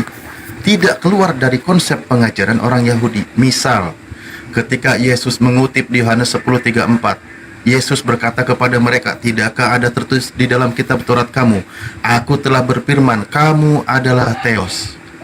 Dan Yesus mengutip itu, dan benar itu tertulis di dalam kitabnya orang Yahudi. Dan di dalam kitabnya orang Yahudi dikatakan, memang ada tertulis di dalam Mazmur 82 nomor 6, memang ada bunyinya, aku sendiri telah berfirman, kamu adalah Theos dan anak-anak yang maha tinggi kamu sekalian. Pemahaman Yesus, gelar sebagai Theos atau Elohim kepada manusia, itu dalam pandangannya, pemahamannya tidak keluar dari pemahaman orang-orang Yahudi. Karena dia mengutip kitabnya orang Yahudi. Di situ dijelaskan, ketika seorang utusan Tuhan, seorang manusia yang digelari sebagai Elohim atau Benei Elohim, atau dalam istilah Yunaninya sebagai Theos dan anak Theos, itu bukan berarti dia itu adalah Theos sesungguhnya. Dijelaskan di situ apa? Mengacu kepada tokoh-tokoh pemimpin dan hakim-hakim Israel yang ditugaskan sebagai wakil Elohim dalam melaksanakan keadilan, melindungi yang lemah dan menolong membebaskan mereka dari para penindas. Istilah ini, istilah anak Theos atau anak Elohim ini sekali-kali tidak berarti bahwa manusia berkemungkinan menjadi Elohim, tetapi bahwa hanya mereka dapat menjadi wakil Elohim dengan kuasa dan wibawa untuk menjatuhkan hukuman, melaksanakan keadilan. Nah, konsep seperti ini yang diajarkan oleh Yesus, dan Yesus tidak beda pendapat karena Yesus mengutip kitabnya orang-orang Yahudi, di mana ada istilah mengenal ada manusia diberi gelar sebagai Elohim. Contoh Nabi Musa di Keluaran 7 nomor 1, dia diangkat menjadi Elohim. Apakah orang-orang Yahudi meyakini atau menyembah Nabi Musa sebagai Tuhan sesungguhnya? Tidak. Mereka tetap percaya Nabi Musa itu sebagai utusan Elohim yang menegakkan keadilan di muka bumi, atau juga sebagai Benei Elohim. Banyak gelar Benei Elohim. Itu Yesus mengutip semuanya di situ. Pandangan Yesus, konsep iman Yesus tidak keluar dari pemahaman orang-orang Yahudi. Karena Yesus mengutip kitab perjanjian lama, dan memang faktanya Yesus mengajar di bait Allah keliling, semuanya berinteraksi dengan ahli Taurat. Tidak ada yang beda pemahaman antara Elohim dan Benei Elohim, di mana ketika gelar itu disandingkan kepada manusia, atau istilah bahasa Yunaninya sebagai Theos dan anak Theos, ketika gelar itu disandingkan kepada manusia, dia itu bukan sebagai Tuhan yang sesungguhnya, tetapi sebagai manusia utusan Tuhan. Yang jadi pertanyaan saya, Pak, apakah imannya Kristen sejalan dengan konsep pengajaran atau doktrinnya imannya Yesus, yang di situ adalah notabene sama dengan orang Yahudi? Oh, jelas jauh berbeda. Jauh Beda berbeda. banget itu. Mantap. Jauh. Saya akui, jauh loh. Karena orang Yahudi pun bodoh. Oke, baik, sedikit. Yesus. Baik, oke, baik, terima kasih. Kalau berbeda, sedikit Bapak habis ini jelaskan ya. Anda sudah mengatakan berbeda. Kalau Anda katakan berbeda dalam memahami sebagai Elohim dan Benei Elohim yang disandangkan kepada manusia, sementara Yesus sendiri sepakat dengan orang Yahudi, istilah Elohim dan anak Elohim kepada manusia itu adalah sebagai manusia utusan Tuhan, sementara Kristen berbeda dengan konsepnya orang Yahudi, pertanyaan saya, dari mana lahirnya konsep iman Kristen kalau tidak sejalan dengan orang Yahudi? Begini ya, di kalangan orang Yahudi pada waktu Yesus ada di sana, mereka pun tidak percaya bahwa Yesus sudah berapa kali mengatakan bahwa akulah Mesias, Akulah yang ditunggu-tunggu. Akulah yang pokoknya. Jadi orang bingung nih, orang Yahudi juga berhadapan dengan Yesus karena kalau dikatakan Mesias dalam arti politik yang mau menyelamatkan orang Yahudi itu dari penjajahan Roma. Pokoknya macam-macam deh. Jadi makanya juga orang Yahudi pada zaman Yesus juga ada yang mengatakan Yesus anak manusia biasa, ada yang mengatakan Yesus guru, ada yang mengatakan Yesus nabi, imam, macam-macam. Tapi terus terang nanti di kalangan Kristen baru seperti lahirlah yang namanya Yesus itu firman yang menjadi daging, menjadi manusia. Orang Yahudi tidak percaya sampai saat ini. Gitu, Bang. Oke, Pak. Terima kasih atas jawaban Anda. Tadi Anda sudah menjawab konsep pengajaran Kristen, doktrin imannya Kristen berbeda jauh dengan doktrin imannya orang Yahudi. Anda di situ sudah setuju. Oke? Tapi memang kitabnya orang Kristen separuhnya mengambil dari kitabnya orang Yahudi. Itu tidak bisa dibantah. Ya kan? Karena kitab perjanjian lama dijadikan sebagai nama kitab perjanjian lama diambil dari kitabnya orang Yahudi. Nah sekarang Pak, dalam pemahaman orang Yahudi itu dijelaskan tadi ada juga istilah sebagai anak Elohim dan juga sebagai Elohim, di mana gelar itu diberikan kepada manusia. Namun dalam pemahaman orang Yahudi bukan berarti mereka itu adalah Tuhan yang layak untuk disembah, karena mereka semua percaya tetap itu sebagai utusan Tuhan dan bukan Tuhan. Bahkan Yesus sendiri yang mengajar di tengah orang-orang Yahudi itu sepakat, karena Yesus sendiri mengutip kitabnya orang Yahudi. Berarti doktrin pengajaran Yesus itu tidak keluar dari pemahaman orang Yahudi, di mana anak Elohim itu bukan Elohim, atau gelar Elohim kepada manusia bukan Elohim. Kalau demikian Pak, iman Kristen kitabnya sama istilah anak Elohim, tertulisnya ngambil dari kitab Yahudi, tetapi pemahamannya berbeda dari orang Yahudi. Pertanyaan saya, yang mengusung konsep anak Theos adalah Theos itu dari pengajaran mana Pak? Sementara pengajaran Yahudi bukan begitu. Pengajaran Yahudi anak Theos itu bukan Theos. Bahkan yang mendapat gelar Theos sendiri pun bukan Theos. Tadi sudah kita bukakan ayatnya. Keluaran 7 nomor 1, Nabi Musa dijadikan sebagai Theos oleh Theos, tetap dia bukan Theos.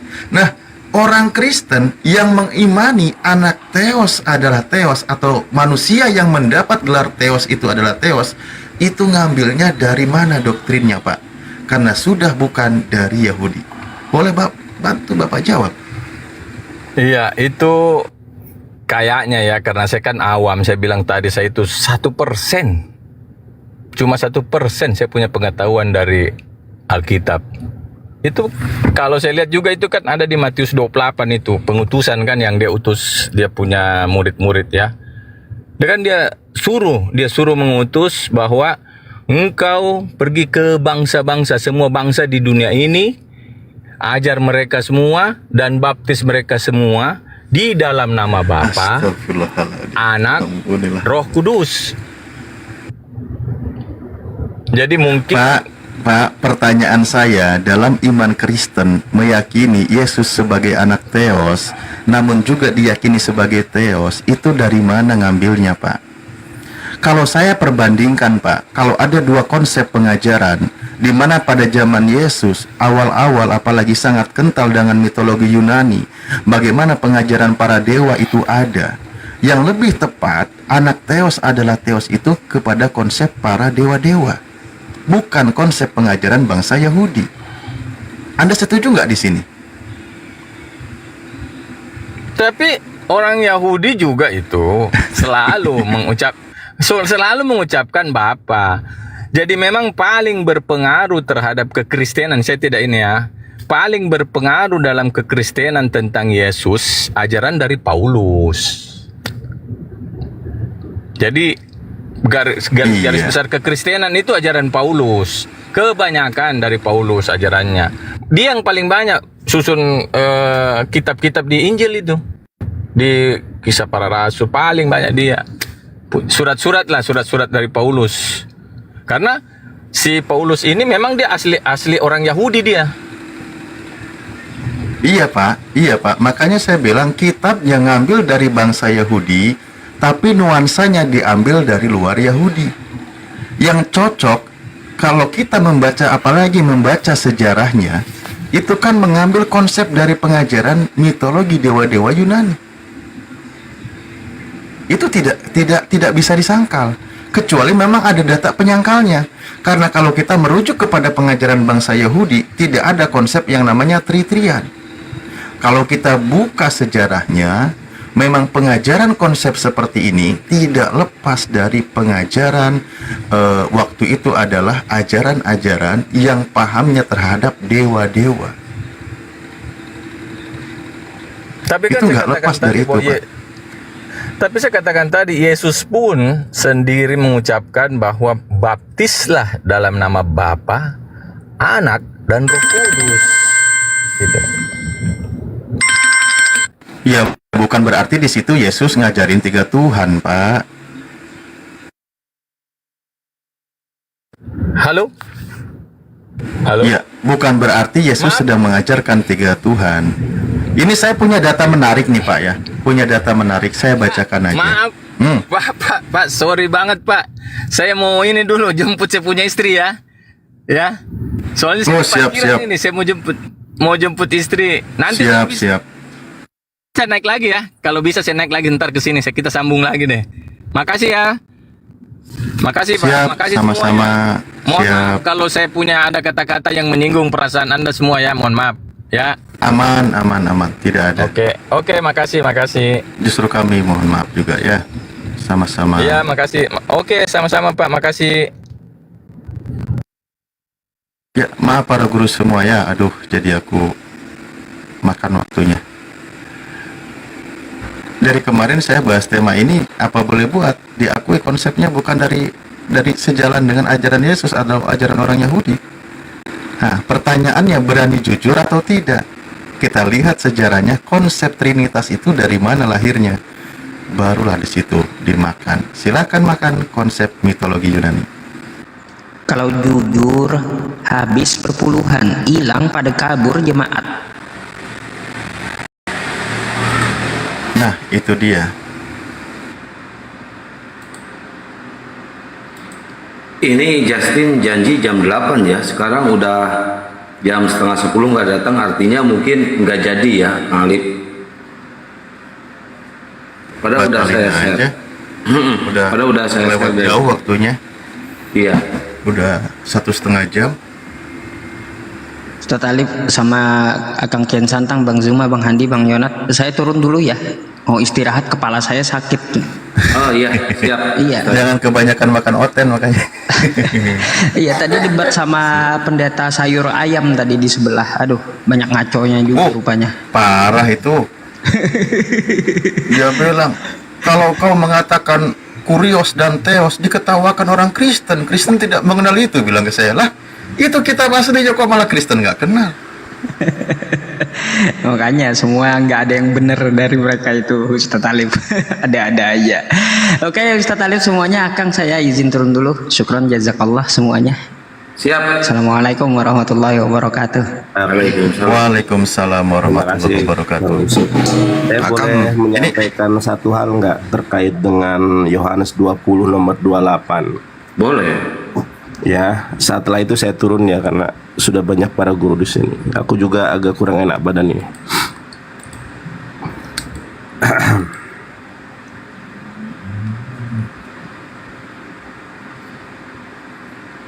Boleh digedein sebentar nggak? Boleh, bentar ya, bentar. Bang Nandar, wih, open cam. Bang Nandar, cepat sehat ya.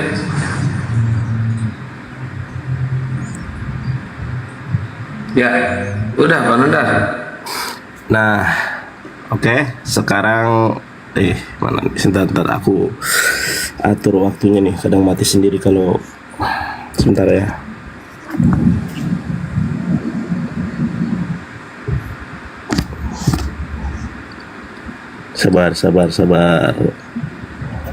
Sabar, gimana pengaturannya nih?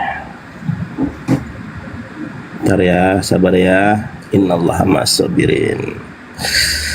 Pengaturan waktu tampilan 5 menit. Oh, tunggu. Oh, ini pantesan sebentar nih. Waktu tunggu tampilan layar 5 menit. Oke.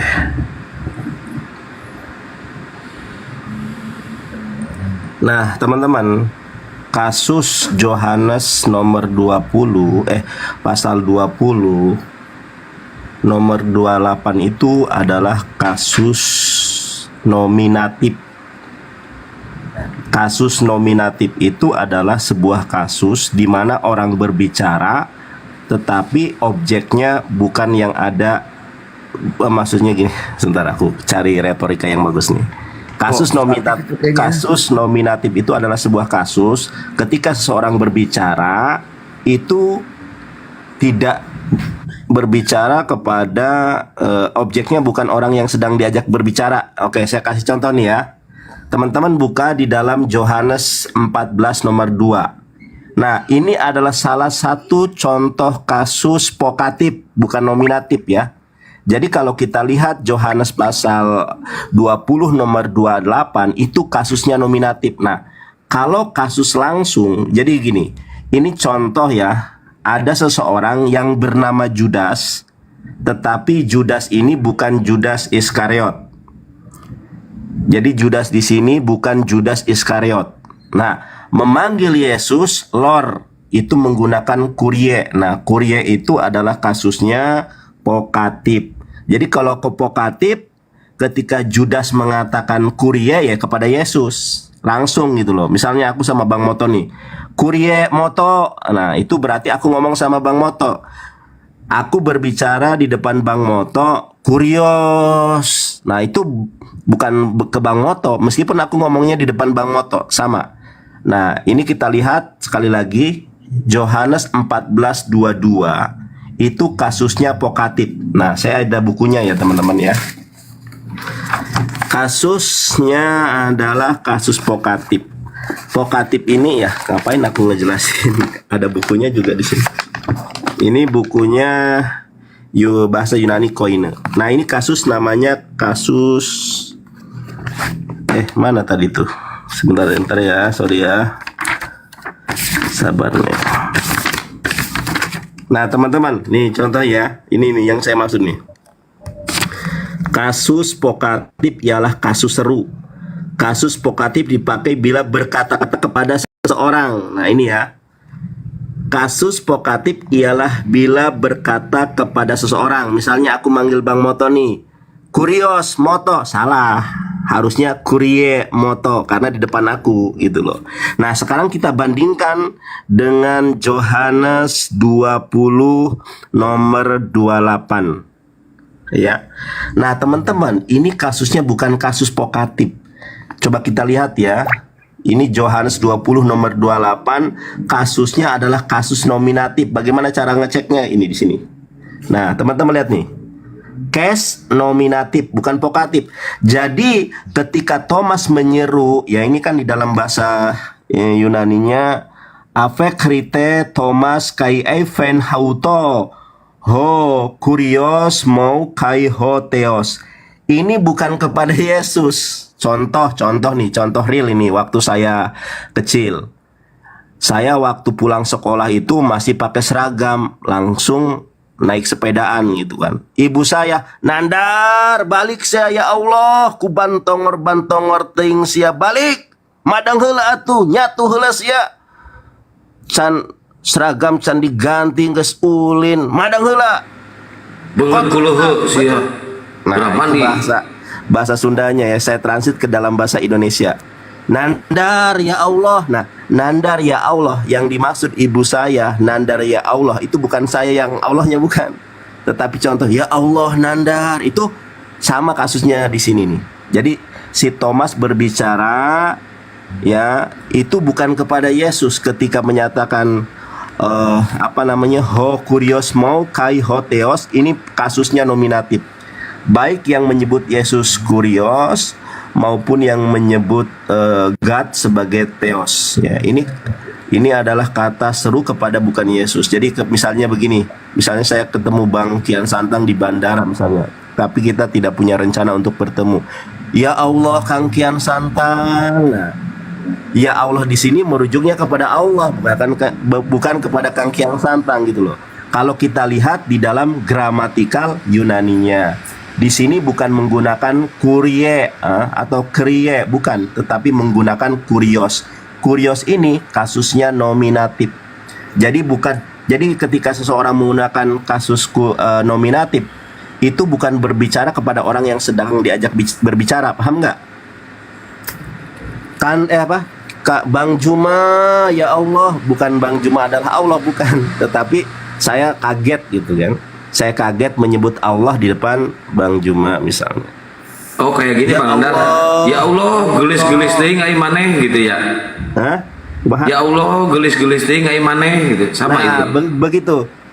Misalnya ada cewek cantik. Ya Allah, gelis, bukan Allah yang cantik gitu loh. Tetapi karena kita ada sebuah keterkejutan, dan kalau kita melihat di dalam konteks dan perikop ayat itu, memang kan Thomas nggak percaya kepada Yesus gitu kan, makanya dia kaget gitu kan. Begitu ya, mudah-mudahan dipahami. Ini rujukan yang saya punya, yaitu bahasa Yunani koine. Jadi bukan asbun ya, bukan asal bunyi, tetapi ini berdasarkan gramatikal bahasa Yunani itu sendiri. Dan teman-teman bisa ceknya langsung. Ya, bisa cek langsung. Ini contoh kasus nominatif bentuk sebuah kekagetan. Nah, kalau misalnya bentuk berbicara langsung ini, Yohanes 14 nomor 22. Yudas yang bukan Iskariot berkata kepadanya, ini kepada Yesus, Tuhan, apakah sebabnya maka engkau, ini Tuhan terjemahan ya, dalam bahasa yang mudah dipahami dan bahasa yang benar, Tuhan. Nah, kalau ini baru menggunakan kurie, karena ngomongnya langsung kepada Yesus, ditujukan kepada Yesus. Kita buka sekali lagi Yohanes pasal 14 nomor 22. Nah, kalau Yohanes pasal 14 nomor 22, coba langsung kurie di situ, bukan kurios, karena direct gitu. Nah ini ya, say to him Judas not Iscariot, Lord then what? Sebentar, mana nih kok? Lord then what has? Pokoknya bahasa Inggris lah. Nah kalau di sini kan kurie, di sini kurie kan? Kan kalau kita lihat bentuknya di sini, nah bentuknya adalah, sebentar mana tadi? Oh bukan ini, ini nih. Ini teman-teman ya. Di sini kurie, kita lihat di sini case-nya apa? Nah, case-nya adalah pokatif. Jadi Yudas berbicara kurie itu ditujukan kepada Yesus, makanya bentuknya pokatif. Kalau pokatif di sini, nah ini contoh pokatif nih. Sabar sedikit ya, aku agak gimana ini?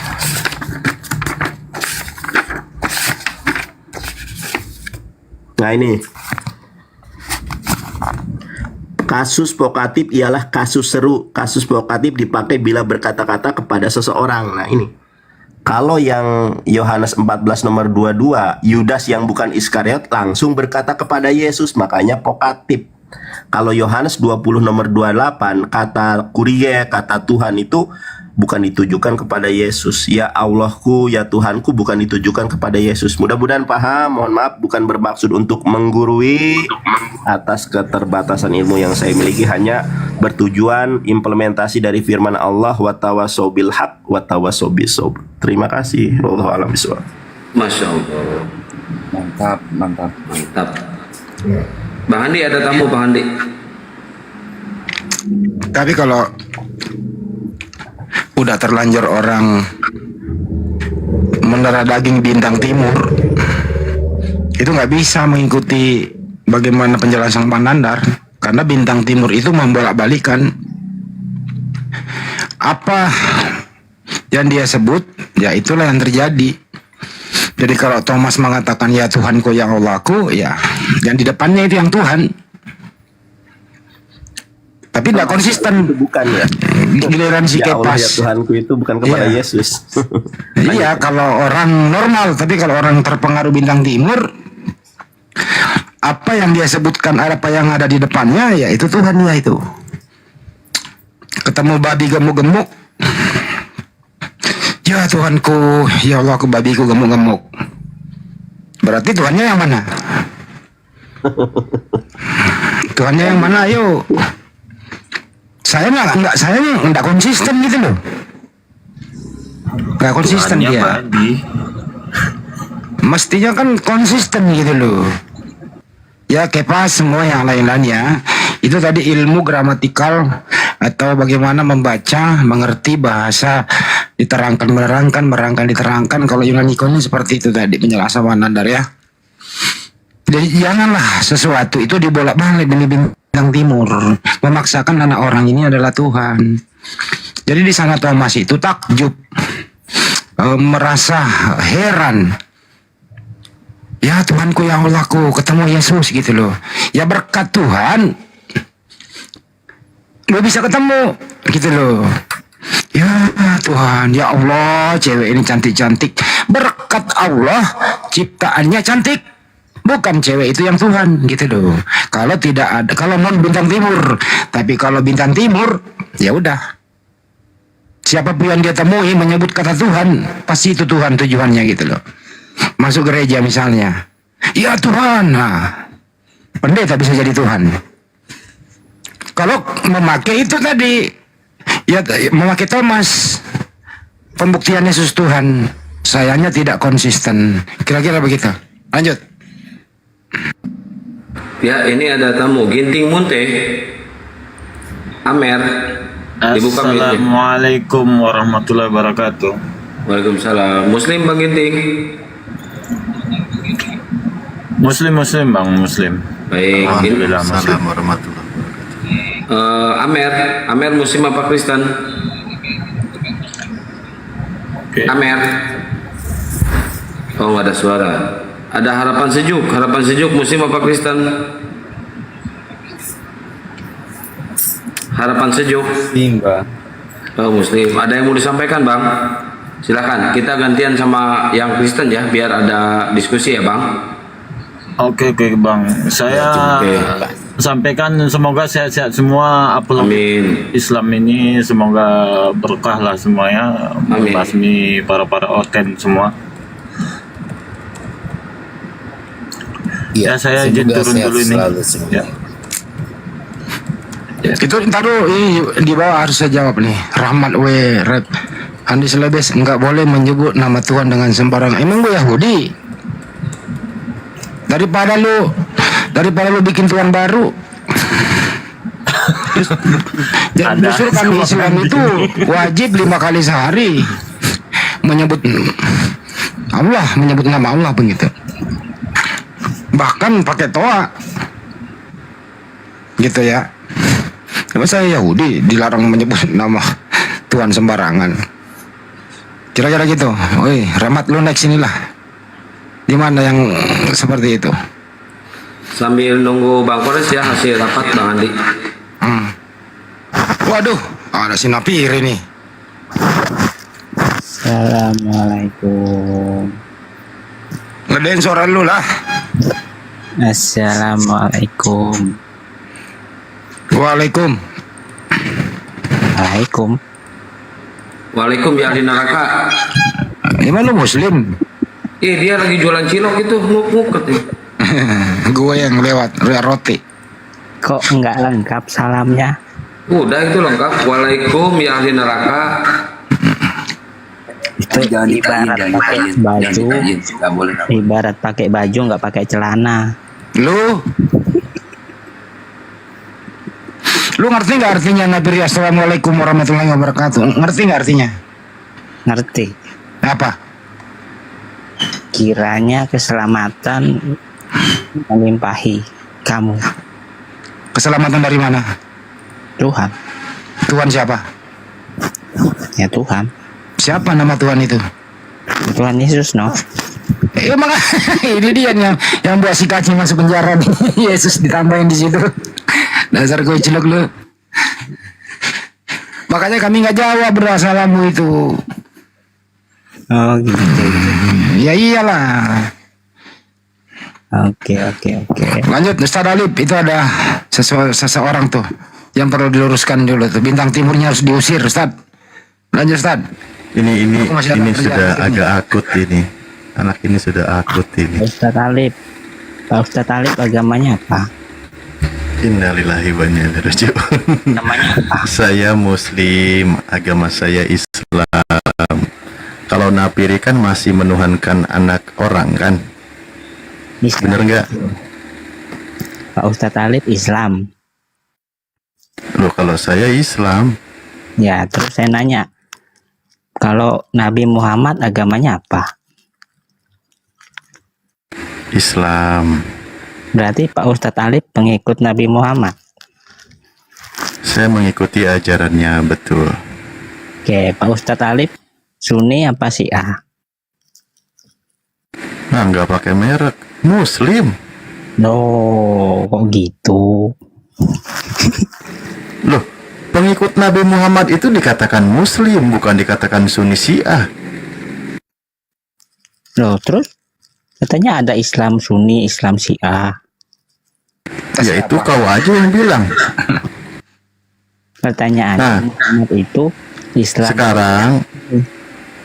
Sekarang enggak, Nabi kami itu tidak mengenalkan merek-merek begitu. Sebagai Muslim aja. Bahkan perintahnya di dalam Al-Quran, Bismillahirrahmanirrahim, wala tamutunna illa wa antum muslimun. Janganlah engkau mati kecuali dalam keadaan sebagai Muslim.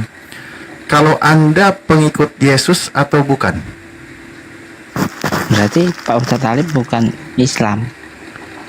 Innalillahi wa rajiun. Ini kadang-kadang agak susah aja ngobrol sama anak ini. Soalnya Pak Ustadz Alif kan Islam. Ditanya Napiri, sekali-kali lu jawab. Dengar gak sih orang lagi ngomong? Gua lempar juga di sendal nih. Pertanyaanku belum dijawab. Muhammad. Udah. Sekali lagi lu dengerin dulu pertanyaan Ustaz Alif. Dengerin. Ya, Ustaz. Oke, Napiri, kalau Anda itu pengikut Yesus atau bukan? Nah, ini nih, kalau udah kebakaran jenggot tanya balik.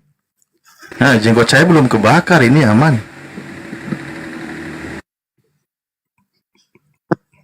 Ya udah, kalau saya tadi udah jawab ya.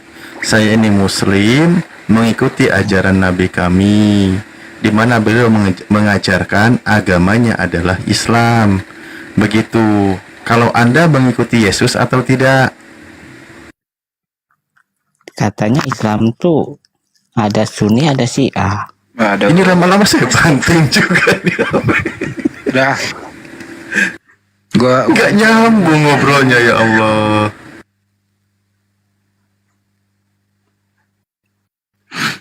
Astagfirullahaladzim. Kalau dia mau jawab kakmat itu.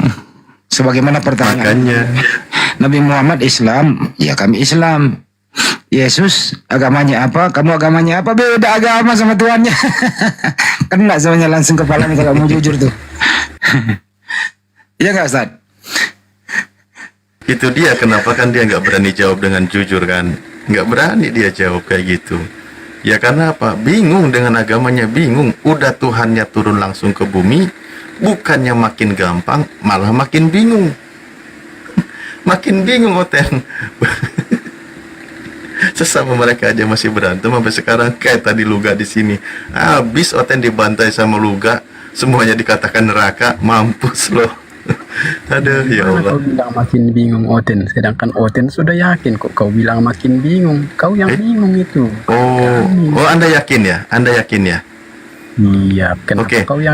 Anda mengikuti Yesus atau tidak? Loh jelas saya pengikut sejatinya Yesus. Oke, Anda pengikut sejati Yesus. Kalau yang baik, ini agama Yesus. Israel. Aku pengen tahu dulu. Yesus disunat, kamu disunat atau tidak? Ya, mau saya disunat atau tidak disunat itu tidak jadi masalah bagi saya. Loh, orang saya tanya, Yesus kan disunat. Anda disunat atau tidak? Kalaupun saya katakan disunat, apa gunanya? Anda tahu.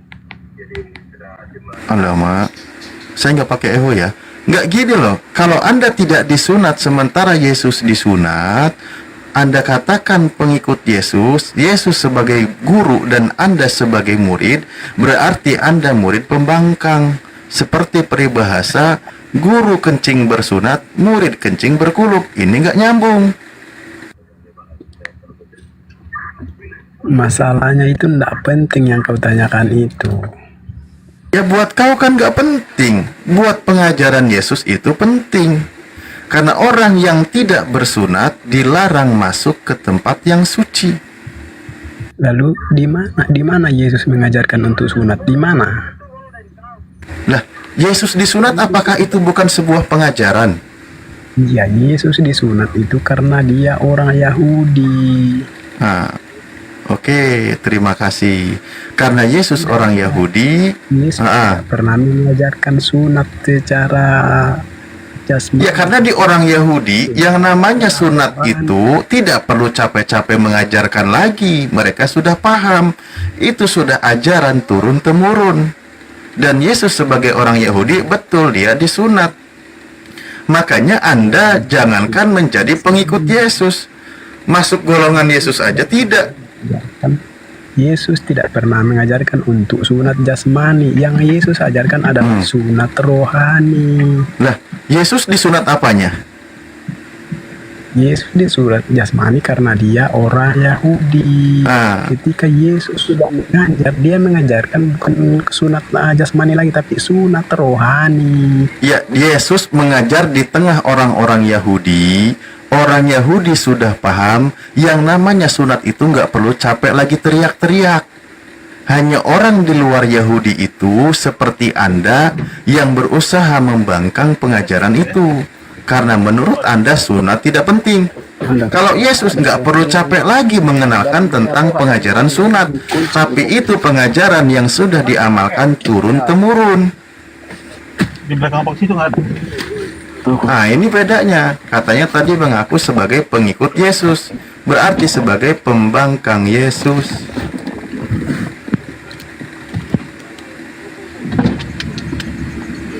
Oke, jelas ya? Jelas? Berikutnya kita bahas. Kenapa jadi sibuk gini? Bang, kalau lagi kerja, kerja dulu aja. Di-mute aja dulu, Bang. Selamat malam, Bang Setia.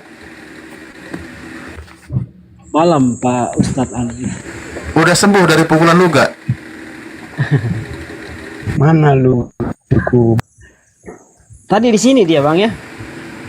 Lah, tadi di sini bukannya Anda yang jadi dipukulin sama dia, gimana? Aduh. Ya, itu tadi. Ngomong-ngomong, coba kalau Anda mengikuti pengajaran Yesus, Anda termasuk disunat atau tidak, Bang Setia? Saya disunat, Bang. Disunat? Iya. Nah, menurut Paulus, jikalau engkau menyunatkan dirimu, Kristus tidak berguna bagimu. Nah, cari lagi sambungannya, Bang. Paulus itu, Bang, Paulus itu yang kemudian datang. Kan sebenarnya Paulus itu bukan nabi yang bukan rasul. Yang Paulus itu kan tidak diakui, Bang. Oh, tidak diakui ya? Berarti memang pernyataan Paulus itu melanggar pengajaran Yesus ya, karena bukan sesuai dengan pengajaran Yesus, betul? Bukan melanggar. Paulus itu yang mengobrak-abrik pengajaran Yesus, bukan itu yang mengobrak-abrik. Itu maksud saya, mengobrak-abrik ya. Nah, Anda tidak percaya dengan surat-surat Paulus gitu, bocah, harus tegas tuh. Nggak, ini menurut Bang si Bocah, Setia. Bang. Bisa nggak saya tanya si Bocah? Silakan. Bang Bocah, kamu kan bilang disunat rohani, apanya yang disunat itu, Bang? Yang namanya sunat rohani itu sunat hati, bukan seperti sunat jasmani. Yang namanya jasmani itu kan kulit tubuh itu. Kalau rohani itu pikiran yang disunat. Emang roh itu ada hatinya, Bang? Lah inilah kalau pikiran sesatnya memang begini, otak sumbu pendek ya memang begini. Bang. Kalau sunat hati, pahami dulu kata sunat. Sunat itu adalah pemotongan kulub.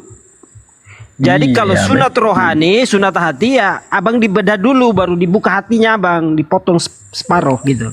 Ya itulah karena sumbu pendek Anda, maka Anda tidak mengerti maksudnya sunat rohani seperti apa.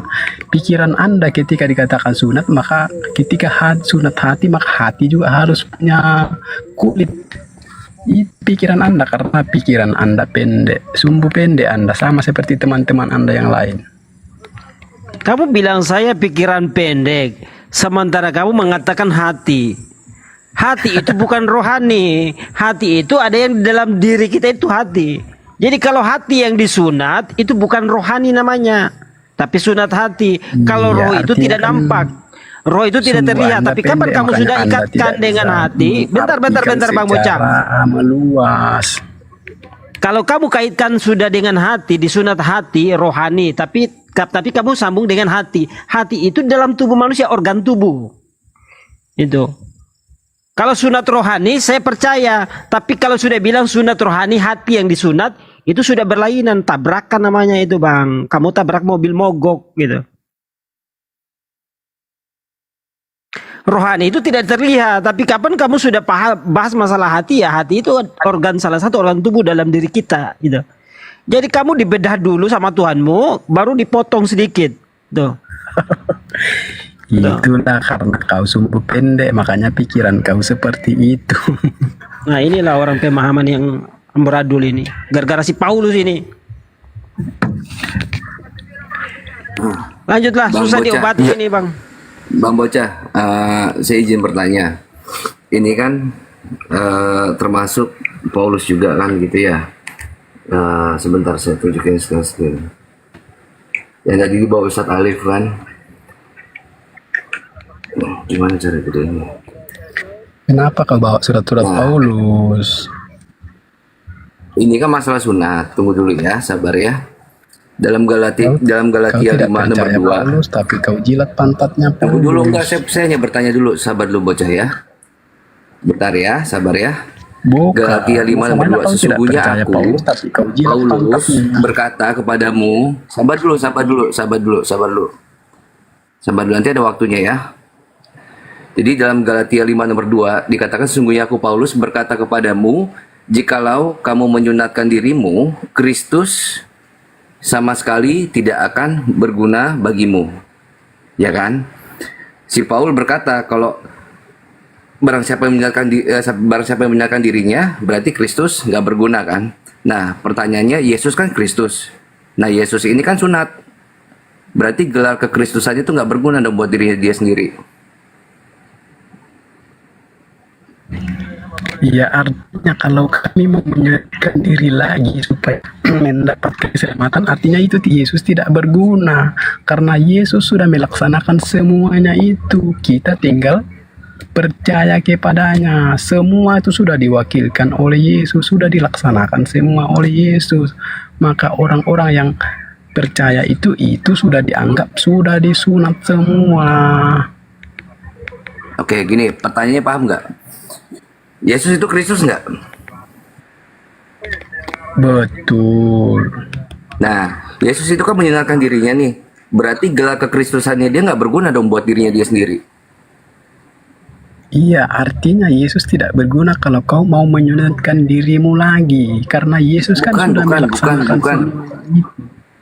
Nggak kesana. Nah, paham nggak pertanyaannya? Iya, kesana. Paham nggak? Si Paulus bilang, ya, jikalau kamu menyunatkan dirimu, Kristus sama sekali tidak akan berguna bagimu. Yesus kan menyunatkan dirinya sendiri, ya kan? Dia juga Kristus kan? Ya kan? Nah, gelar kekristusannya gimana nih? Nggak berguna dong. Loh, artinya orang yang menyunatkan dirinya itu ya tidak ada gunanya karena Yesus kan sudah mewakili dia untuk bersunat. Jadi tidak perlu lagi dia sunat karena sudah diwakilkan oleh Yesus. Sudah Sunat diwakili.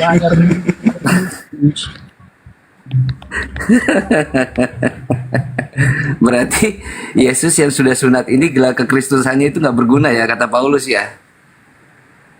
Bukan nggak berguna, maksudnya orang kalau menyunatkan dirinya itu nggak berguna Yesus berguna meninggalkan bagi dirinya orang yang nggak? menyunatkan diri. Nggak, Karena Yesus apa? meninggalkan Sama dirinya aja nggak? dia tidak Yes. Kenapa?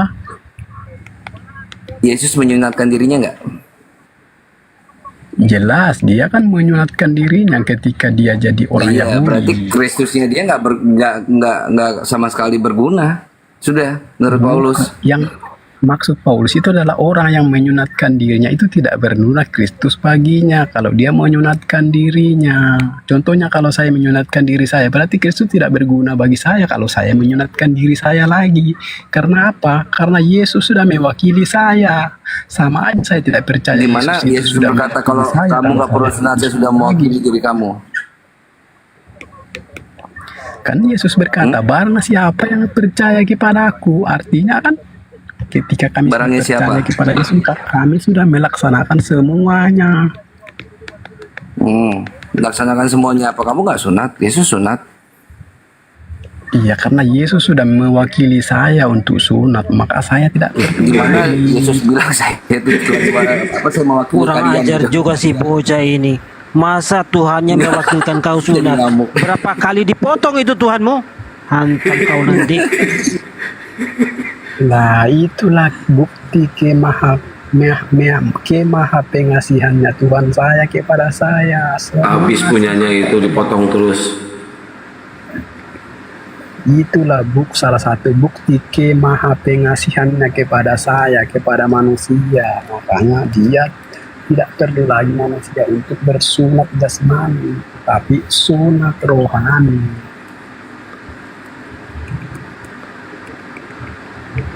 Bentar, sunat rohani itu maksudnya mengikuti dengan ikhlas perintah Tuhan atau gimana?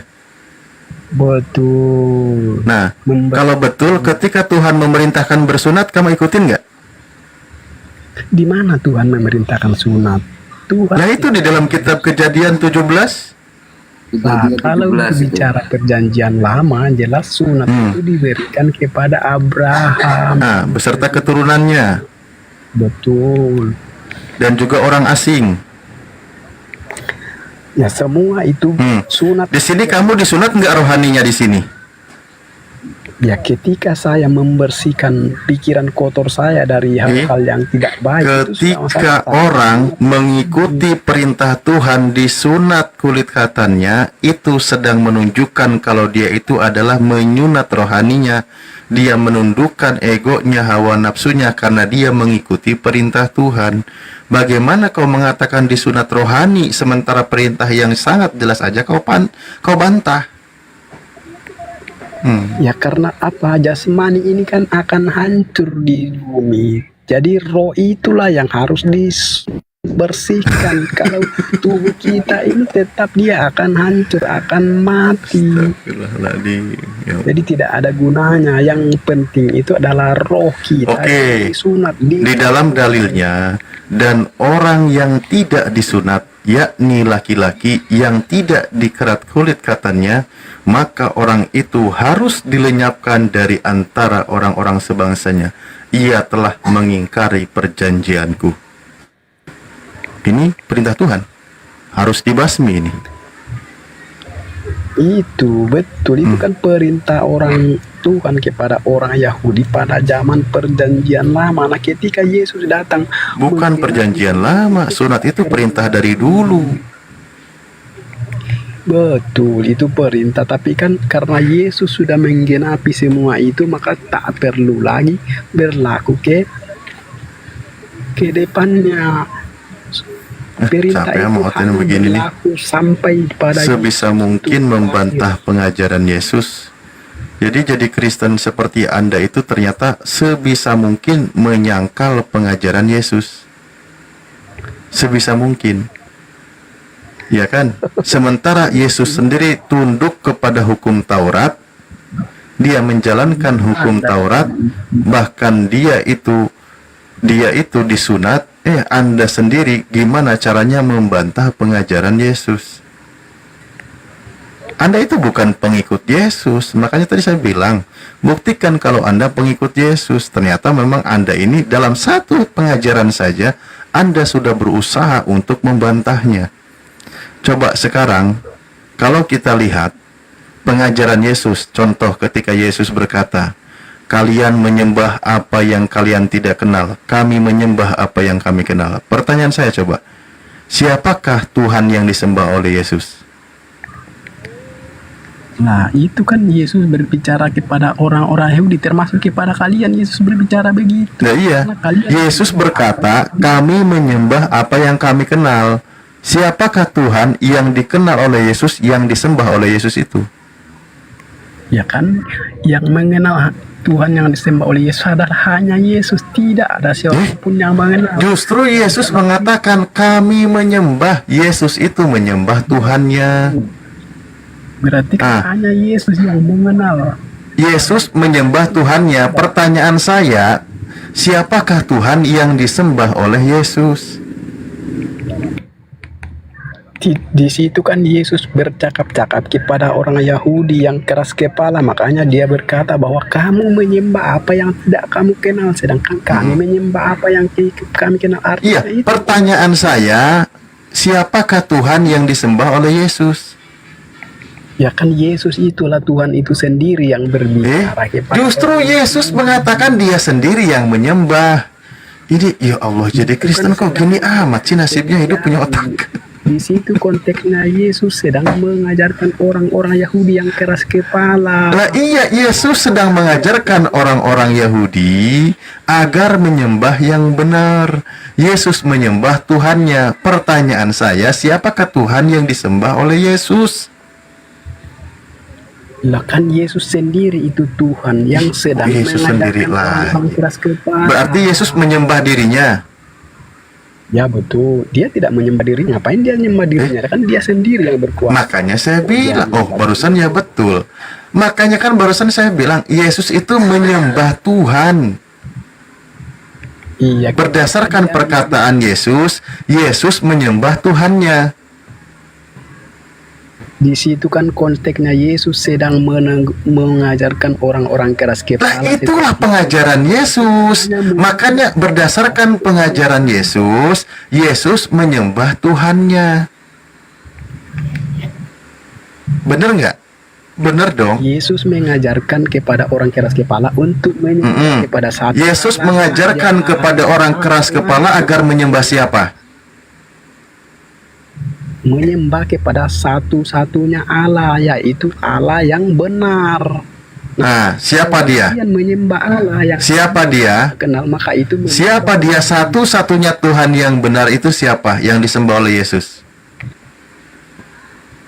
Ya kan, satu-satunya Allah yang benar itu adalah Yesus Kristus yang datang sebagai manusia. Ajaran Lucifer benar ini. Menurut Yesus sendiri, satu-satunya Tuhan yang benar itu dia mengatakan sebagai Bapa. Kenapa kau pelintir terus perkataan Yesus? Ketika Yesus mengajarkan kan dia pasti selalu berbicara Bapa. Dia selalu mengurus kepada Bapa karena Bapa itu kan kata atau penghormatan tertinggi kepada Yesus. Yesus itu kan kepada Yesus Bapa yang kekal. Iya. Jadi Yesus itu Bapa. Yesus itu Bapa. Jadi anak ini adalah Bapa. Iya, ketika dia belum disebut anak kan dia adalah Bapa juga. Nah, disebut anak kan ketika dia datang sebagai guru, sebagai nabi. Makanya dia maksudnya anak manusia ini adalah Bapa. Dia menjadi anak manusia. Bapa inilah yang datang menjadi anak manusia. Iya, anak manusia ini aslinya Bapa gitu. Betul, sebagaimana di Yesaya 43. Berarti kalau begitu Bunda Maria melahirkan Bapa. Lah kan Bunda Maria melahirkan manusia. Manusia ini kan Bapa kata kau tadi. Bukan, Bapa itu bukan manusia, tetapi Tuhan yang datang jadi manusia. Tadi kau yang bilang Bapak menjadi manusia, berarti yang dikandung oleh Bunda Maria itu adalah Bapak. Iya, kenapa dia dikandung? Karena dia menjadi manusia, menjadi bibit benih manusia. Ya, yang dikandung itu adalah Bapak. Iya, kalau dikatakan Yang percaya diri dong. Kalau punya iman itu yang percaya diri. Kalau di situ dikatakan Bapak, kau yakin sebagai Bapak, ya sudah konsisten. Seperti orang-orang Oneness yang lain gitu loh. Ya, gimana? kalau dikatakan Bapa, ya tidak ada di Alkitab. Tapi kalau dikatakan anak manusia, jelas Alkitab menulis itu. Tetapi Loh, coba ada ayatnya begini bunyinya. bahwa roh Tuhan yang Kata Yesus, dengerin Bang, sama seperti Bapa mempunyai hidup dalam dirinya sendiri, demikian juga anak diberikannya hidup dalam dirinya sendiri. Ada berapa kehidupan di situ? Ya, di situ kan seolah-olah ada dua kehidupan. Kok seolah-olah? Kalau Bapa itu berkuasa, maka otomatis anak juga kuasa. Artinya kekuasaan Bapa itu adalah kekuasaan anak. Ini udah akut parah ini. Di situ dikatakan Bapa hidup dalam dirinya sendiri, anak diberi kehidupan oleh Bapa. Dan Bapa memberi kuasa kepada anak untuk menghakimi karena anak adalah anak manusia. Di situ pun kalau kita menggunakan akal sehat, menggunakan bahasa Indonesia yang baik dan benar, ada dua pribadi di sana. Ada dua oknum di sana. Yang satu sebagai Bapa yang maha hidup, kedua Yesus sebagai anak manusia yang diberi kehidupan oleh Bapa. Kau katakan Yesus adalah Bapa itu sendiri. Ini dari mana pengajaran seperti ini? Maka demikian juga anak mempunyai kehidupan sendiri. Artinya kehidupan Bapa dengan kehidupan anak sama. Bukan berarti dua, tetapi sama-sama. Walaupun dia disebut anak, tetapi dia juga seperti Bapa. Sama. Atau Coba juga ada di ayat berikutnya dikatakan oleh Yesus, aku tidak dapat berbuat apa-apa dari diriku sendiri. Ini Bapa atau bukan? Iya, lanjutannya. Tetapi dia yang ada di dalam aku, dialah yang bukan. Aku tidak dapat berbuat apa-apa dari diriku sendiri. Aku menghakimi sesuai dengan apa yang aku dengar, dan penghakimanku adil, sebab aku tidak menuruti kehendakku sendiri, melainkan kehendak Dia yang mengutus aku. Itu bunyinya. Nah, yang tidak dapat berbuat apa-apa dari dirinya sendiri, Bapa atau manusia atau Yesus? Jawab. Yang tidak dapat berbuat apa-apa dari dirinya sendiri, itu Yesus atau Bapa? Yesus yang dalam sebagai manusia, tetapi kan mulai dipisah. Bukan Bapa ya. Bukan Bapa ya. Nah, disinilah kadang-kadang Kristen itu seenaknya menjelaskan tentang Yesus, juga seenaknya menjelaskan tentang Bapa yang mengutus Yesus. Kadang seenaknya, kalau pas lagi nggak sesuai dengan keinginan, dipisah. Giliran sesuai dengan keinginan, digabung. Tadi kau katakan sama Bapa dengan Yesus. Bahkan kau katakan Yesus itu adalah Bapa. Begitu dia tidak bisa berbuat apa-apa dari dirinya sendiri, itu bukan Bapa.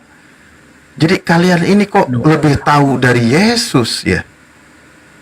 Lalu ketika Yesus berkata, aku tidak berbuat apa-apa, kenyataannya kan dia bisa berbuat segala sesuatu. Walaupun dia mengatakan bahwa aku tidak bisa berbuat apa-apa, tapi kenyataannya kan berarti Yesus bohong. Yesus bohong kalau gitu. Bukan Yesus bohong, dalam keadaan sebagai manusia kan dia berbicara bahwa yang ada di dalam dirinya itu adalah Bapa yang berkata-kata, yang berbicara. Host, karena dia ini dari mana kita kira-kira mulainya biar agak kena ini? Gak tahu, bingung ini. Bisa Bang. Takut banget ini. Sendal swallow diambil baru ditampol aja itu. Nggak bisa diajar gitu bang. Galak ya, Bang. Kadang-kadang dia mengatakan Yesus itu adalah Bapa. Giliran ayatnya tidak mendukung, dipisah. Kadang-kadang jadi tritung, kadang-kadang jadi wanes. Iya kan? Ini lebih bunglon dari bunglon ini. Berbicara kadang-kadang dia berbicara sebagai manusia, berbicara sebagai nabi, berbicara sebagai guru, dan berbicara pun dia sebagai Tuhan. Nah, ketika dia ketakutan di Taman Getsemani itu sebagai apa? Ya jelas dia sebagai manusia. Nggak ada sisi. Bukan Tuhan berarti ya? Itu bukan Bapa ya? Iya kan di situ juga tidak menjelaskan bahwa ketika aku ketakutan aku bukan Tuhan. Tidak ada dia menjelaskan begitu. Ya memang tidak ada. Tidak pernah dia mengaku dirinya Tuhan. Lepas ini, Bang Alif. Iya. Tidak ada juga dia mengatakan bahwa aku bukan Tuhan. Ya, dia mengaku anak manusia kok. Betul. Berapa kali dia katakan dalam anak manusia ini Tuhan menurutmu?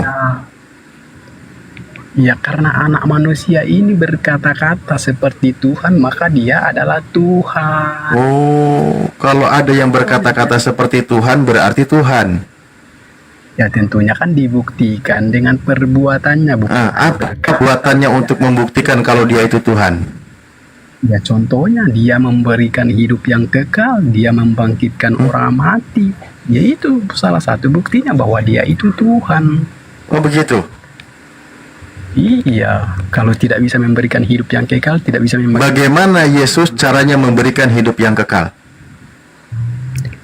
Loh kan hidup yang kekal itu belum bisa kita. Yesus katakan hidup yang kekal itu seperti apa yang kau pahami berdasarkan pengajaran Yesus?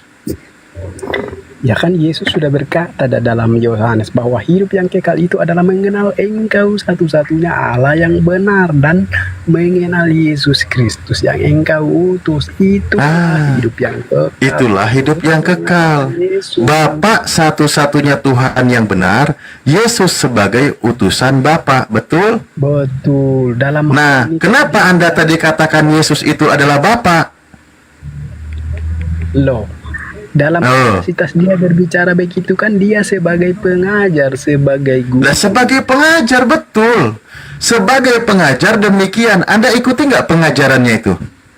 Iya, saya ikuti. Nah, kalau Anda ikuti pengajaran Yesus, berarti Tuhan yang benar itu hanya Bapa, betul?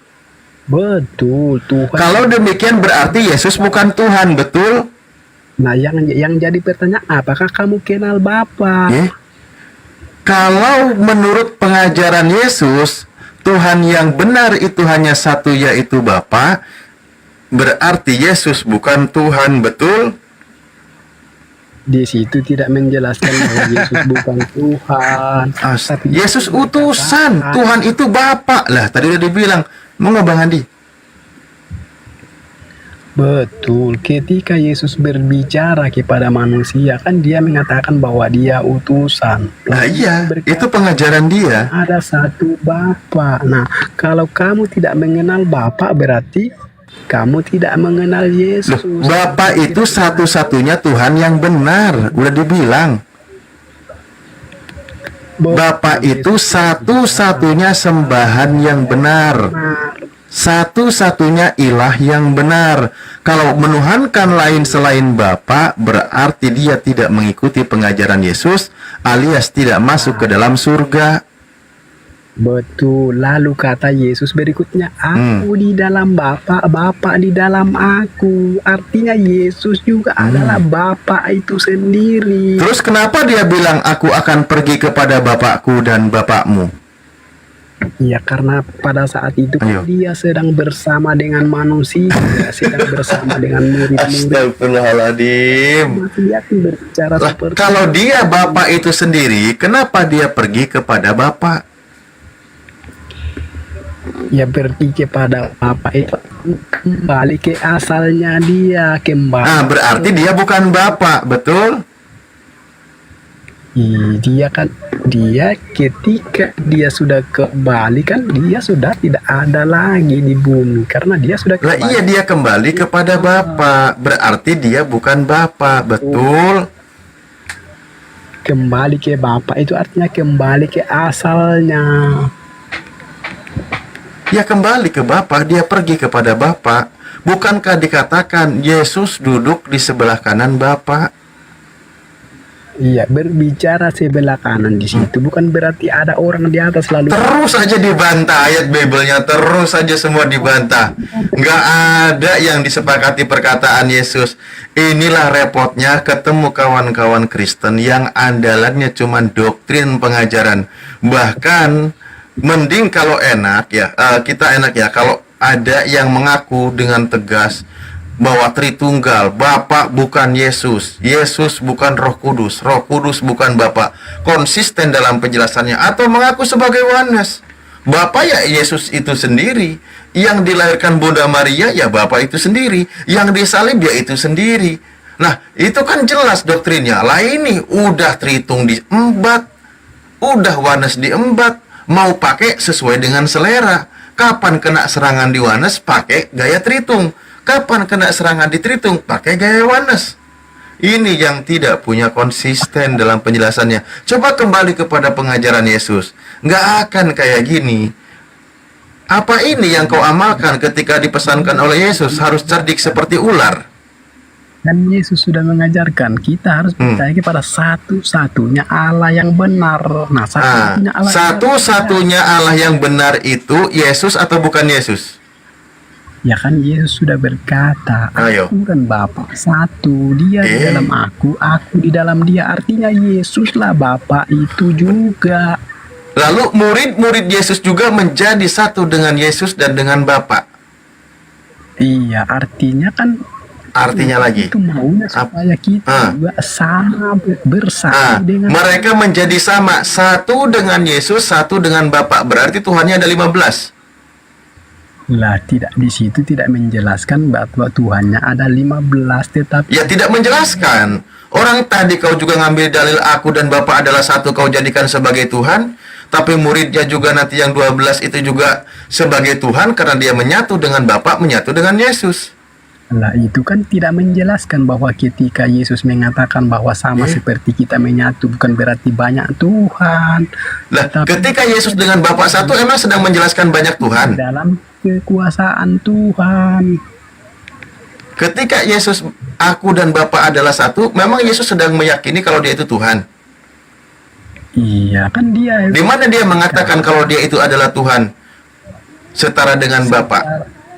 Secara langsung dia tidak pernah mengatakan bahwa aku. Ya sama tidak, yang tadi juga tidak.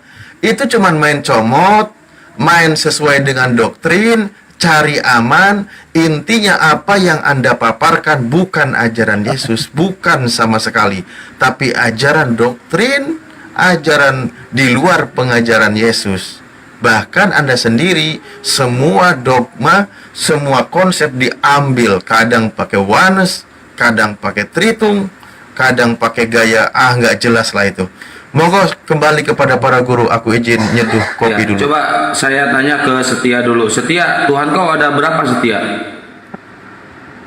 Tuhan saya itu satu. Terus? Satu-satunya Tuhan yang disembah oleh Yesus itu. Satu-satunya Tuhan yang disembah oleh Yesus. Kalau Maria Tuhan bukan? Nanti tadi lari ke yang tadi Bang. Ini kan beda topik Bang, beda lawan kita. Jadi beda lawan, beda topik ya. Bukan Tuhannya ada 5 ya. Nanti itu Bang. Bukan nanti maju. Yang Kang Setia, Tuhanmu siapa? Setia. Tuhan yang disembah Yesus. Siapa namanya? Bapak, Tuhan Sang Pencipta langit dan bumi. Oke, kalau bocah Tuhanmu siapa? Tuhan saya Yesus Kristus. Oke. Kalau pertanyaan kedua Anda berdua, Tuhannya Maria siapa? Setia dulu. Bapak. Bocah, Tuhannya Maria siapa? Tuhannya Maria adalah Yesus Kristus juga. Baik, pintar. Yang pertanyaan ketiga, anaknya Maria siapa? Setia. Yesus. Yesus. Bocah, anaknya Maria siapa? Ya kan sudah dijawab, anak Maria itu Yesus. Yesus, pintar. Keempat. Anakku adalah bapakku. Setia beliin temennya. Yang pertanyaan keempat, siapakah yang menciptakan Maria? Ya, Setia dulu. Setia dulu, bocah bentar. Siapa? Bapak yang menciptakan. Oke, Bapak. Bocah, siapa yang menciptakan Maria? Yang menciptakan seluruh manusia kan ya Yesus. Yesus. Ya, Maria ya Yesus juga. Oke, baik. Pertanyaan ke-6. Mana lebih tua? Mana lebih tua? Mana lebih tua Maria daripada Yesus? Setia. Main aja Bang Handi di Mahi Moto. Setia. Woi, kabur dia. Kabur. Bocah dulu. Bocah. Mana lebih tua Maria daripada Yesus? Nah, kalau bicara tentang umur yang mana lebih tua, Yesus dengan Maria, kalau Yesus yang berbicara tentang ketika dia datang sebagai manusia, otomatis dia lebih muda karena dia dilahirkan oleh Maria. Tapi berbicara tentang firman yang hidup, dia adalah pencipta segala sesuatu. Diulang lagi, mana lebih duluan ada, Maria atau Yesus? Berbicara kemanusiaan Yesus, jelas Maria duluan ada karena dia dilahirkan oleh Maria. Baik, cukup. Yang menciptakan Maria tadi siapa? Yang menciptakan Maria adalah Yesus Kristus. Oke, anaknya Maria siapa? Yesus. Oke. Mana lebih duluan ada pencipta atau ciptaan? Ya pencipta. Pencipta. Mana lebih tua Maria daripada Yesus? Yesus yang manusia jelas dia kan ada. Di sini dia di sini kan mbaknya nih. Yesus yang pencipta itu sudah ada sebelum semuanya. Di sini ada. nih. Waktu Maria mati itu meninggal, siapa yang mencabut nyawanya Maria? Tidak ada yang mencabut nyawa dia. Dia mati karena dosa. Oke, baik. Maria mati karena dosa. Manusia itu mati karena dosa, bukan karena dicabut nyawanya. Siapa yang menghendaki Maria meninggal?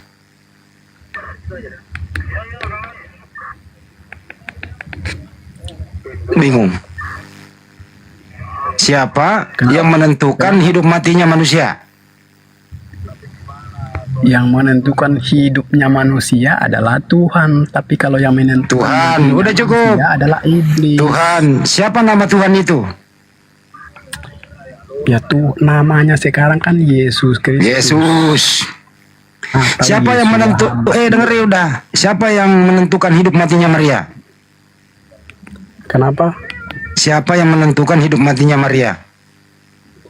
Kalau yang menentukan hidupnya kan Tuhan, yang menentukan matinya ya siapa? Lu jangan bertanya sendiri, jawab sendiri. Yang menentukan hidup matinya Maria siapa? Di situ kan ada mati, nah ada hidup. Kalau yang hidup itu Tuhan yang menentukan. Kalau mati itu iblis yang menentukan. Jadi kalau kamu mau ikut iblis, baik. Jadi menurut kamu yang menentukan matinya manusia iblis, begitu ya? Betul. Betul. Siapa yang menentukan matinya Yesus di tiang salib? Kalau Yesus itu tidak pernah ditentukan matinya. Kena di sini dia. Nyawanya bukan untuk kena di sini kepalanya nih. Diulang ya, diulang. Yang menentukan matinya manusia tadi siapa? Iblis. Yesus mati di tiang salib, betul? Betul. Siapa yang menentukan matinya Yesus di tiang salib? Kalau yang menentukan di situ tidak. Nggak mau menjawab dia. Dia Yesus kan berkata, Nggak mau menjawab dia. Kena dia di sini. Nyawaku untuk mengambilnya kembali. Artinya kan di situ dia menyerahkan nyawanya untuk mengambilnya kembali. Menyerahkan nyawanya kepada siapa?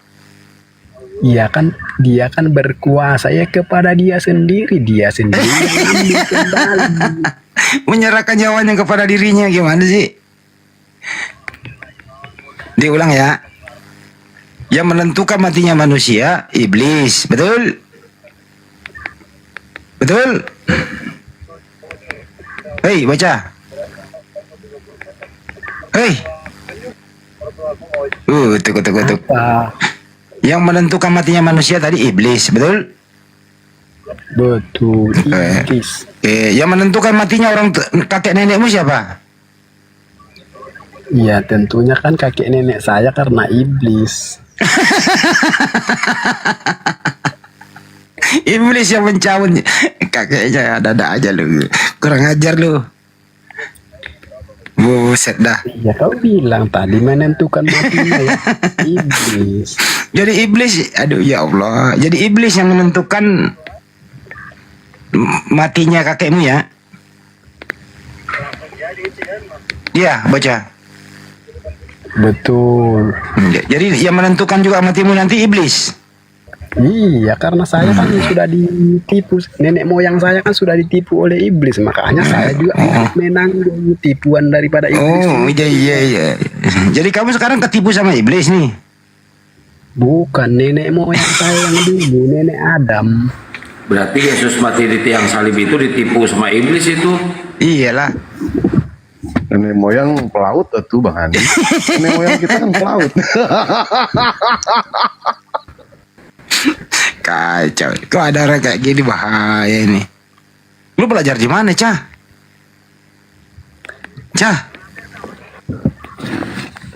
Lu belajar di mana, Bro?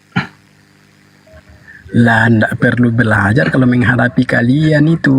Kalian semua pendek, ndak perlu belajar untuk menghadapi kalian. Kalau gitu yang mati di tiang salib itu manusia atau Tuhan yang mati di tiang salib? Nah, kalau berbicara manusia atau Tuhan, ya tidak mungkin Tuhan mati. Oke. Berarti yang mati apa? Mati manusia. Manusia. Ya, yang menghendaki manusia Yesus mati siapa? Ya tidak ada yang menghendaki Yesus mati, dia sendiri yang menghendaki dirinya karena dia berkata, aku menyerahkan nyawaku untuk mengambilnya kembali. Oh, berarti bunuh diri. Tidak juga dia katakan aku bunuh diri, tapi dia berkata aku menyerahkan untuk mengambilnya. Oh, dia serahkan kepada siapa?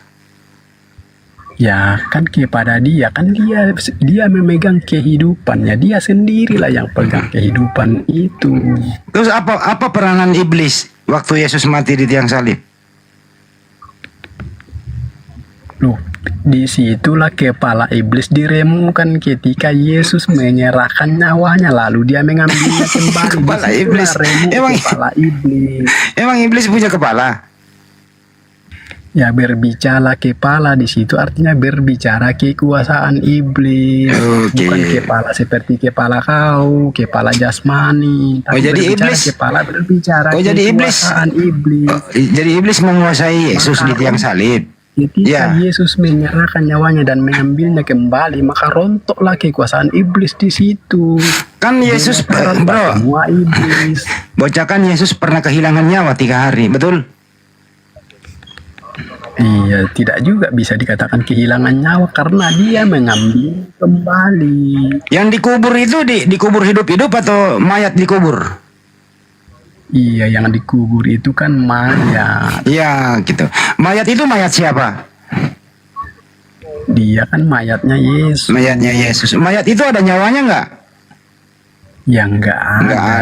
Nggak ada. Nyawanya kemana itu?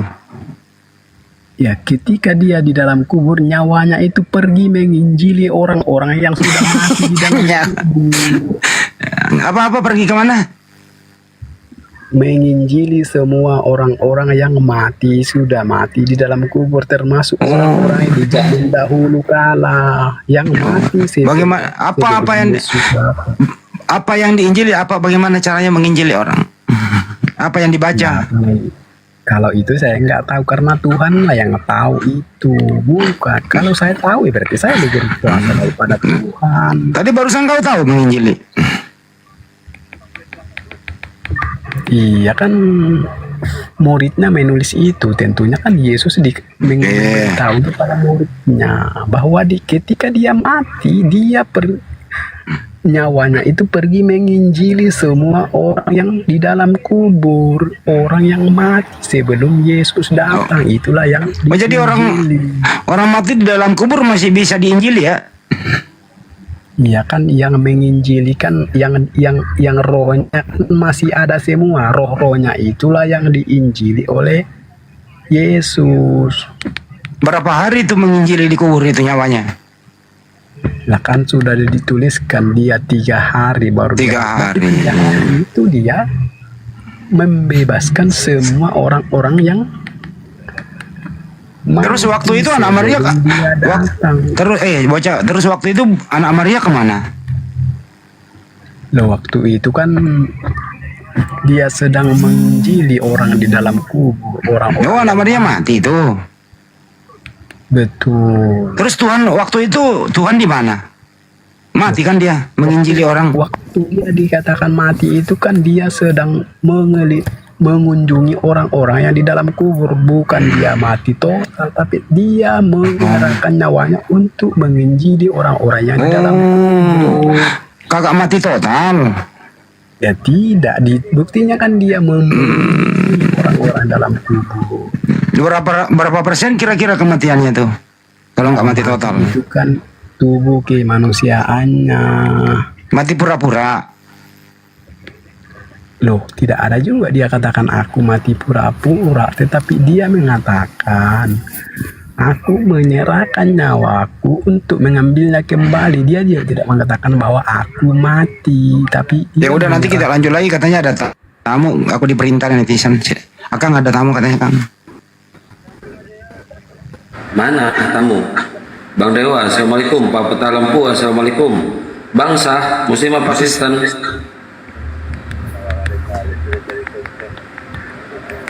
Kalau begitu aku tak ngopi dulu lah. Dulu belum kelar ini. Jadi itu mayat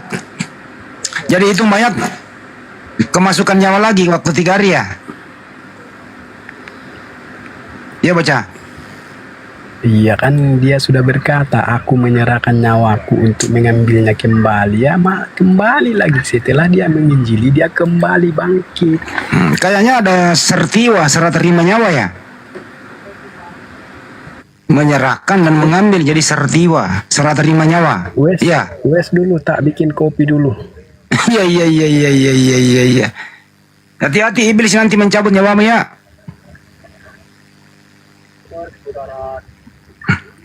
Siapa kau bisa mencabut nyawa? Iblis saja tidak mampu kalau saya masih hidup. Katanya iblis yang menghendaki orang mati. Ya kalau kau iblis kan belum tentu juga kau bisa mencabut nyawa orang. Iblis bukan saya, iblis.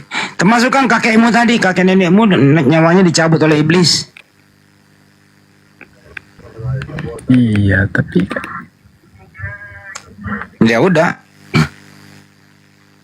Udah ya. Hati-hati Bintang Timur. Kecapean dia. Ada juga orang sakit kayak gini ya. Inilah pengaruhnya Bintang Timur nih. Wes, aku bikin kopi dulu biar kita lanjut sampai pagi. Ya di sini saja kau duduk, jangan kemana-mana. Di mute saja dulu. Ya, sambil nunggu Bang Kores Bang Kores masih rapat dengan tim Api Jabar. Kita nunggu hasilnya. Ngomong-ngomong, boleh enggak saya bertanya nanti ini tentang Islam ini? Boleh. Banget lah. Oke, aku tak ngopi dulu. Mood, apanya yang di mood? Biar ku obrak-abrik itu barang. Widih.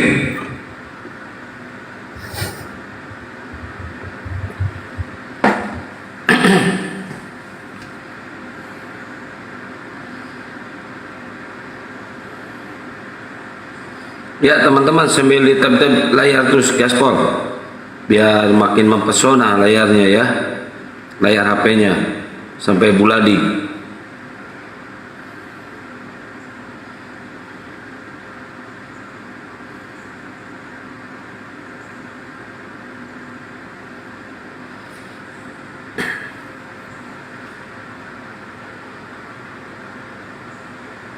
Loh, kemana sih bocahnya?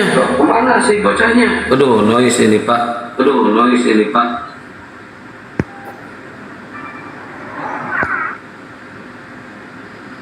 Ya, buat teman-teman Kristen silahkan naik ya. Kita sambil diskusi santai aja, jangan ada hujatan. Tadi mau ada debat resmi, cuma nggak datang orang-orangnya. Ustaz Alif masih monitor? Assalamualaikum warahmatullahi wabarakatuh. Waalaikumsalam. Ustaz. Tadi itu si itu udah yang Handi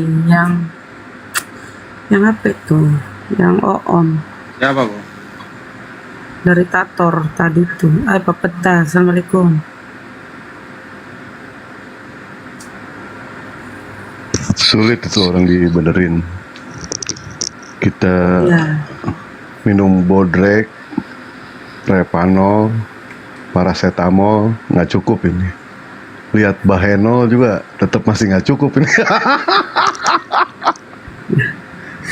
Enggak usah diseriusin tadi itu si Oom. Aja ngobrol sama orang kayak gitu. Ini yang komen di bawah, Bang Juma dicariin Joseph. Tadi aja di-kick. Satu pertanyaan gak bisa jawab. Remy dicariin. Suruh naik sini. Loh, Bang Dewa kemana? Tadi aja gue udah di-kick. Gimana sih? Leo, naik Tan, sini Tan, kita diskusi. Kenapa Bang Dewa kena report?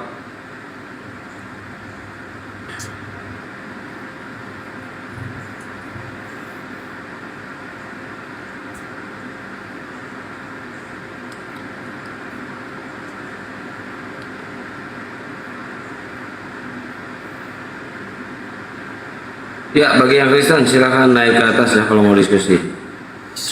Kalau oten-oten itu memakai akarnya, pasti diskusinya akan apa namanya? Akan mengingkari Bibelnya sendiri, makanya dia seolah-olah hilang ingatan, seolah-olah bodoh, memperbodoh dirinya. Padahal dia pinter. Yang 1 Korintus 4:10 oten botol karena Kristus. Padahal dia pinter, tapi demi menuhankan Yesus tuh dia jadi tiba-tiba bodoh gitu.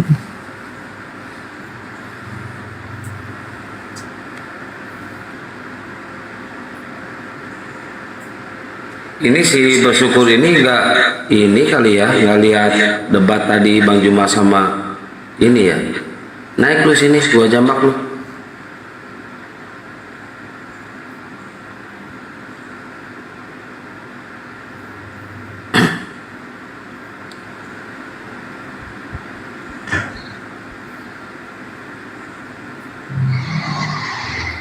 Bersyukur. Assalamualaikum. Waalaikum. Siapa yang dicariin si Yosef? Mas, kenapa? Satu pertanyaan ini. Bisa? Yang dicariin si Yosef siapa? Saya mau tanya satu pertanyaan. Yang dicariin si Yosef apa? Lu komen terus di bawah. Yang dicariin si Yosef siapa? Cuma kabur. Wih, kapan? Nggak usah tanya, saya mau bahas Nabi Muhammad sekarang berada di mana. Oh, dia oten. Iya, oten. Injak aja lehernya orang kayak gini nggak mau diskusi.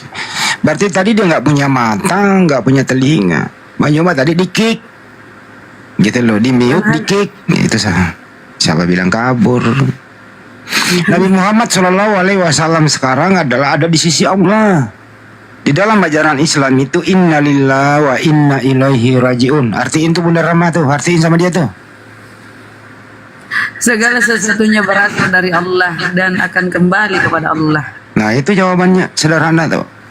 Yang saya pertanyakan sekarang ini Paulus si botak ini di mana posisinya sekarang? Kenapa matinya menderita banget? Tapi Bang Andi kenapa ini tambah emosian? Enggak lah. Emang begitu cara saya hadapi Oten. Langsung injak lehernya, penghujat. Gitu Bunda. Kalau Otennya baik kita baik, kalau dia menghujat kita injak lehernya udah. Begitu orang Sulawesi ya, begitu orang Sulawesi itu kalau tak lewat-lewat maka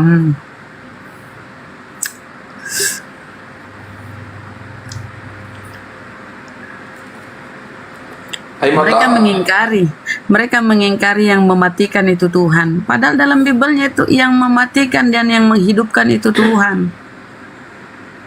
Kita kasih datanya kalau dia tolak, kalau katanya iblis yang mematikan, enggak.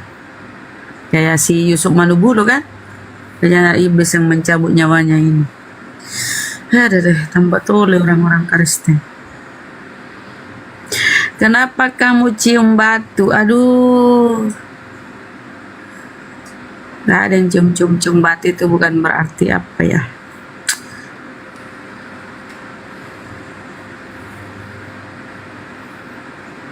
Kalau kau cium patungnya Yesus, apa kau nyembah patungnya?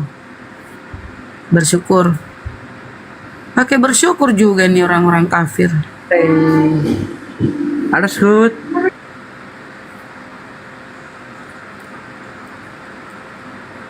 Pakai juga bersyukur. Denny, selamat malam. Kristen Muslim. Bunda Lama, apa kabar? Bang, wih, Pak Denny, saudara Kristen ya. Wih, profilnya baru ya, fotonya ya. Silakan. Iya. Gimana? Ada musik. Pak Denny ada musik Pak Denny. Bentar Pak Denny ada musik. Lagi pada live di YouTube Pak Denny. Lagi live ini. Iya, ada musik. Matiin dulu musiknya, Bang. Ya udah dikecilin. Oke. Nah, aku mau bertanya nih menurut Pak Denny. Menurut paham Pak Denny, yang mematikan dan yang menghidupkan itu siapa? Langsung jeda. Suaraku kok jadi gini ya? Kalau jawabannya si bocah tadi, pertanyaan Bunda Rama, yang menghidupkan manusia Tuhan, tapi yang mematikan manusia iblis. Tadi si bocah jawabannya begitu. Itu hari kan tolo-tolo itu sampai ketawa-ketawa. Aku jawab. Silakan. Yang mematikan manusia itu nomor satu Tuhan, nomor 2 malaikat, nomor 3 iblis. Jadi malaikat dan iblis itu atas seizin Tuhan, itu aja. Silakan dilanjut.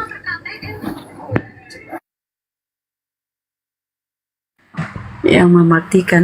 Jadi berarti iblis dikasih izin sama malaikat untuk mematikan manusia ya? Bukan, iblis tidak diizinkan oleh malaikat, tetapi iblis kalau mematikan itu diizinkan oleh Tuhan.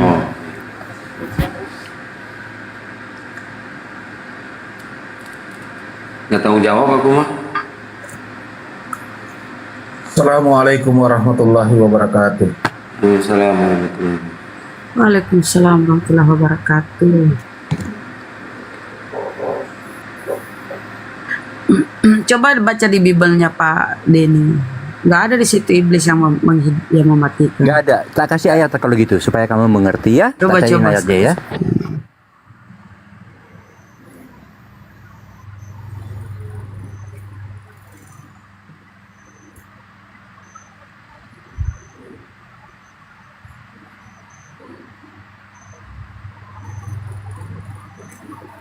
Coba datanya mana? Oke, tak bacakan pelan-pelan. Yohanes 8:44. Iblislah yang menjadi bapakmu dan kamu ingin melakukan keinginan-keinginan bapakmu. Ia adalah pembunuh manusia sejak semula dan tidak hidup dalam kebenaran. Sebab di dalam dia tidak ada kebenaran. Jadi ada kata-kata pembunuh ya. Kalau kamu kan tahu pembunuh manusia. Itu ada di Yohanes 8:44. Dia adalah pembunuh manusia. Itu kuncinya di situ. Silakan dilanjut. Itu kan perkataan Yesus, iblislah yang menjadi bapakmu. Dia adalah Ya, pembunuh. kita konsentrasi pada pembunuhan aja. Jadi ia adalah pembunuh manusia. Kamu kan tahu artinya pembunuh manusia. Ya sudah, kalau udah tahu artinya pembunuh manusia berarti dia mematikan. Namanya pembunuh. Kalau pembunuh belum tentu dia yang mematikan. Pembunuh itu misalnya Kalau dia dia orang kalau sudah tusuk. terbunuh itu pasti mati. Kalau dia pembunuh dia berarti mematikan. Itu aja kuncinya. Nggak usah repot-repot. Udah silakan dilanjut. Aku nggak mau berdebat. Silakan dilanjut. Gimana dong kalau nggak mau dibantah? Nah, saya kasih data kalau gitulah. Nggak apa-apa. Kamu menolak penjelasanku. Kita cuma beda pendapat aja. Nggak jadi masalah. Banyak itu pembunuh, Bang, pembunuh kebenar. Ya, ini nih. Tuhan mematikan. Kalau mematikan ya iya. Dia mencabut nyawa berarti mati kan. Tuhan mematikan dan menghidupkan. Ini baru. Ia menurunkan ke dalam dunia orang mati dan mengangkat dari sana. Berarti yang mematikan tuh Tuhan, nggak ada di sini iblis. Entah cara pemaknaan di situ yang Bang Denny angkat itu bukan berarti mematikan, mencabut nyawa gitu ya. Orang namanya membunuh, orang sudah dibunuh itu kan masa gak mati sih? Ya namanya pembunuh ya pembunuh. Kalau orang dibunuh sama iblis, dia itu pembunuh. Itu berarti dia mematikan. Berarti di sini penulisnya 1 Samuel salah ya. Nggak dimasukkan iblis ya.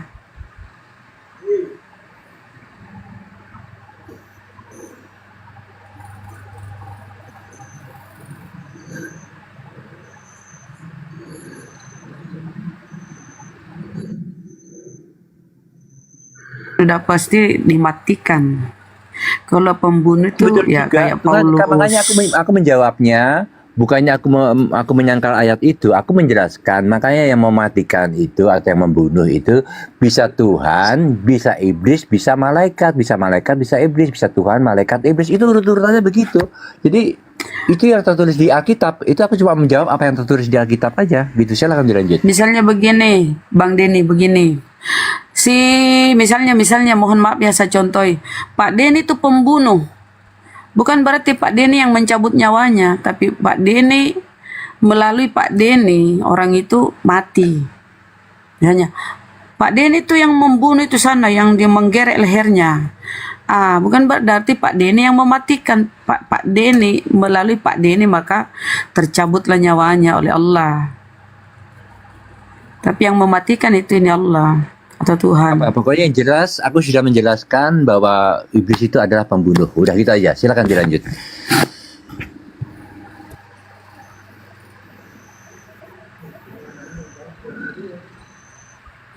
Kita lompat ke pertanyaan lain. Jadi kita beda pendapat aja, saling menghargai. Itu pendapatku seperti yang tertulis di Alkitab bahwa iblis itu juga pembunuh. Nggak jadi masalah kalau kamu tolak. Berarti kita beda pendapat saja. Mari kita melanjutkan dengan topik berikutnya. Silakan pertanyaan berikutnya.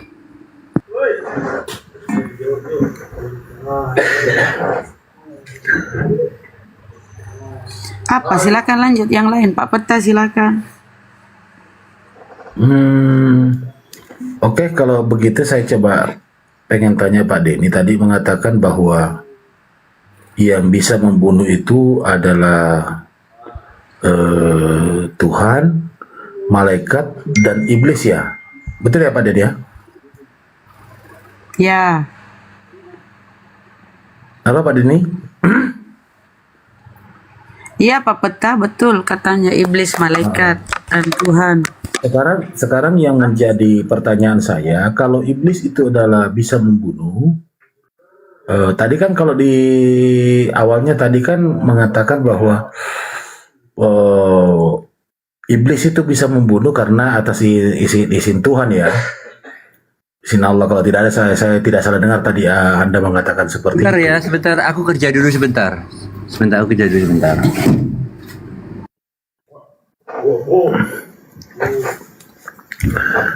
Nggak jadi dong.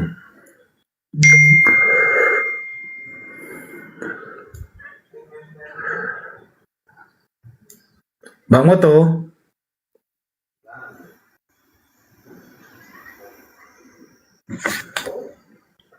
Ini Kenapa beliau? Kenapa Pak Denny?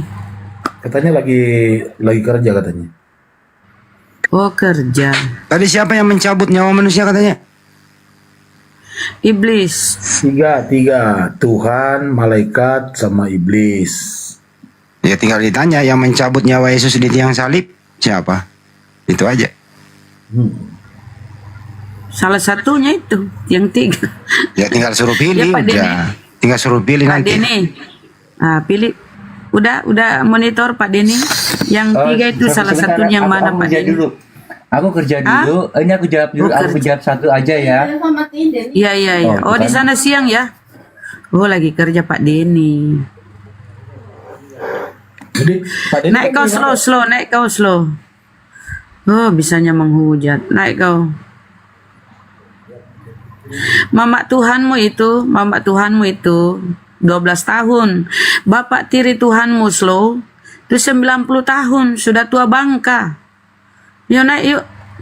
Sudah tua bangka, kemungkinan pakai tongkat itu Yusuf ya. Bapak tiri Tuhanmu itu pakai tongkat. Mama Tuhanmu itu 12 tahun. Baca di ensiklopedia Katolik. Slow naik. Belum lagi kalau kita ke Ribka ya. Tradisi orang Yahudi ya, bukan oten ya dari pagan sana ya, pemakan babi, bukan.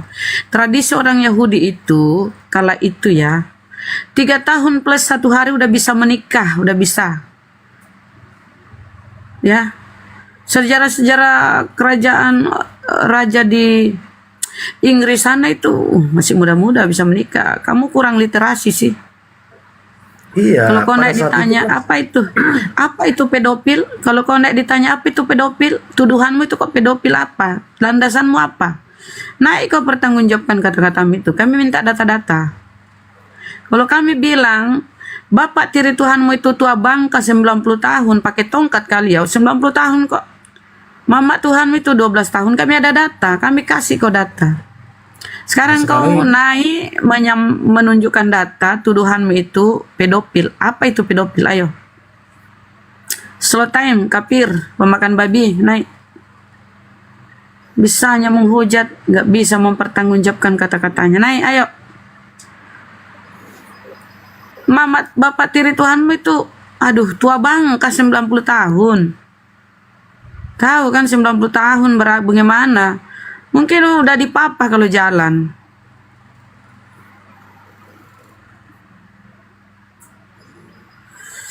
Naik ya, penghujat naik nih.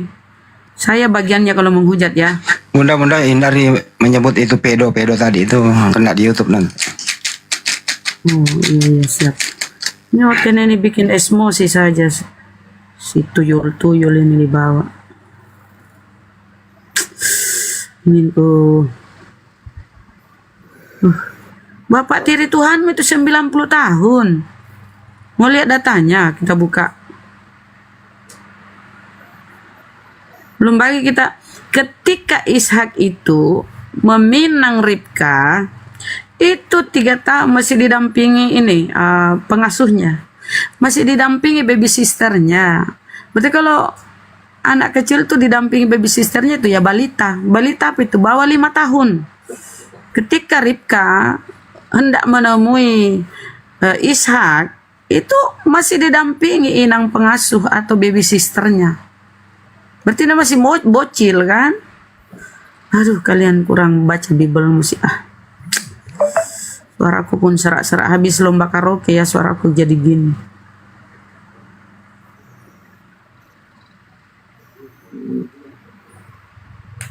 Kok kenapa oto kafir? Naik kok kafir. Kafir-kafir yang berani naik sini lawan saya. Bagian penghujat sini ku hadapi, ayo. Ku suapi kau data-data Bibelmu, ku suapi kau. Biar kau nangis sekalian mencret. Ayo naik, penghujat. Beraninya di typing.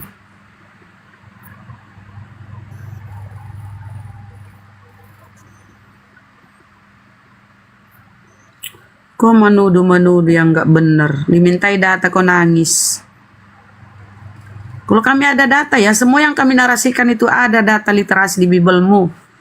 Kalau kami mintai data kau, nangis. Bikin emosi kau.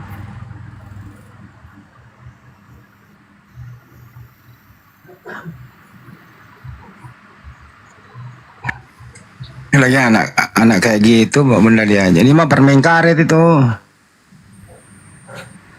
Iya sakit hati dan Rasulullah dihina-hina. Coba itu direspon dulu yang baru naik. Man, selamat malam. Assalamualaikum. Waalaikumsalam. Muslim ya, silakan. Saya dari Malaysia. Dari mana? Dari Malaysia. Oh, Malaysia. Apa kabarnya Upin Ipin, Bang? Alhamdulillah. Saya suka rancangan nih. Oh, makasih Bang. Silakan. Saya tak ada apa saya nak dengar. Saya suka. Terbaik. Masya Allah Bang. Thank you. Saya juga suka. Mana Bang Zuma? Haha. Terbaik. Itu Ustadku ngomong Pak. Pak Man. Silakan Ustadz. Enggak, saya juga suka. Oh, Ustadz. Kita semua suka Pak. Suka. Ternyata Pak Ketua masih monitor. Saya pikir udah tidur. Aku tertidur barusan dengar suara Malaysia jadi terbangun. Oh iya. Saya suka rancangan nih. Kan? Selalu. Malaysianya di mana? Malaysianya di mana?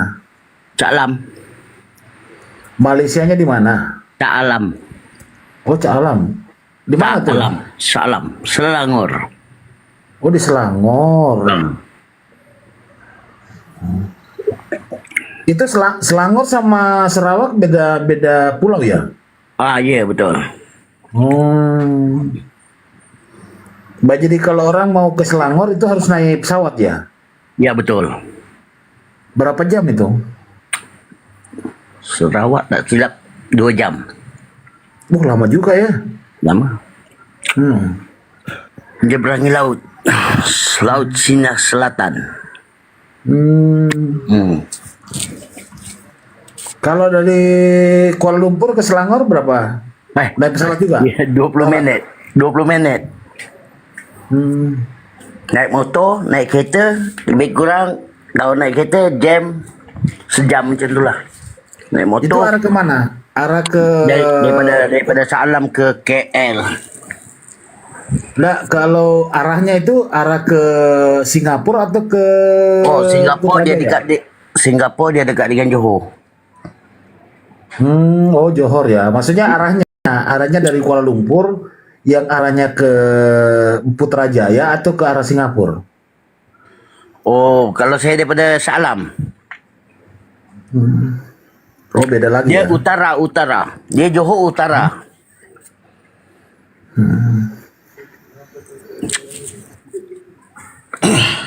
Oke, terima kasih Pak udah bersalam-salam. Sama-sama. Ya, mau naikkan. Belum dikasih salam. Baru mau tanya Pak, jangan terlalu berpusing-pusing. Oke, aku kembali lagi. Kembali ke pertanyaan, siapakah yang mencabut nyawa Tuhan Yesus Kristus? Toh, pertanyaannya? Ya, itu pertanyaan Pak Peta. Silakan Pak Peta. Ya, pertanyaan itu adalah di mana tertera siapakah yang mencabut nyawa Yesus? Nah, jawabannya adalah tidak satu pun yang akan mampu mencabut nyawa Tuhan Yesus Kristus. Waktu kematiannya itu dikarenakan dia menyerahkan nyawanya atas kehendaknya sendiri itu. Sekarang bagaimana cara menyerahkannya? Cara menyerahkannya nyawanya itu kayak gimana tuh? Bagaimana itu tidak diterangkan di dalam Alkitab, tetapi ada tertulis bahwa nyawa Tuhan Yesus itu dia serahkan sendiri. Itu yang tertulis seperti itu. Tetapi kalau secara detail kamu minta cara-caranya pakai sendok atau pakai garpu itu tidak ada. Silakan dilanjut. Makanya saya bilang Pak Udin kan setidaknya kan kalau kita dibilang menyerahkan nyawanya kan ada yang menerima gitu kan, ada yang menerima nyawa. Terus penyerahnya kayak gimana gitu kan? Ya. Ya kalau mohon maaf ini kalau kita dalam Islam kan jelas. Ya pencabutan nyawa itu melalui bagaimana, cara bagaimana, ya itu ada gitu loh. Jadi kalau cuma dijelaskan bahwa diserahkan nyawanya, di situ juga kan tidak dijelaskan diserahkan nyawanya ke siapa kan? Dia cuma mengatakan diserahkan nyawanya, kan begitu. Kita nggak tahu diserahkan kemana, apa diserahkan ke Tuhan kah? Ke iblis kah? Tuhan atau itu pasti, karena Tuhan Yesus itu pasti menyerahkannya kepada Bapa, gitu, Tuhan Bapa, gitu.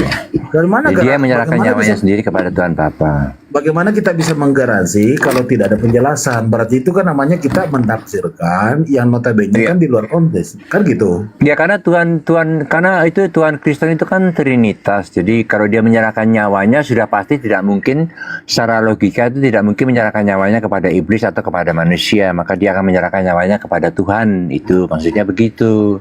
Kan Ya, Tuhan yang oke. berkuasa. Itu secara logikanya begitu aja kita mikirnya gitu. Silakan dilanjut. Terus kalau pada saat dibangkitkan, Pada saat dibangkitkan itu juga sama. Jadi yang membangkitkan itu Bapa. Bapa itu yang Tuhan gitu. Bapa yang membangkitkan Tuhan Yesus ya. yang membangkitkan Tuhan Bapa, yang dibangkitkan Tuhan Yesus, begitu maksudnya? Betul. Oh, berarti sama-sama Tuhan membangkitkan begitu? Dua Tuhannya ya, dua Tuhannya Pak Denny.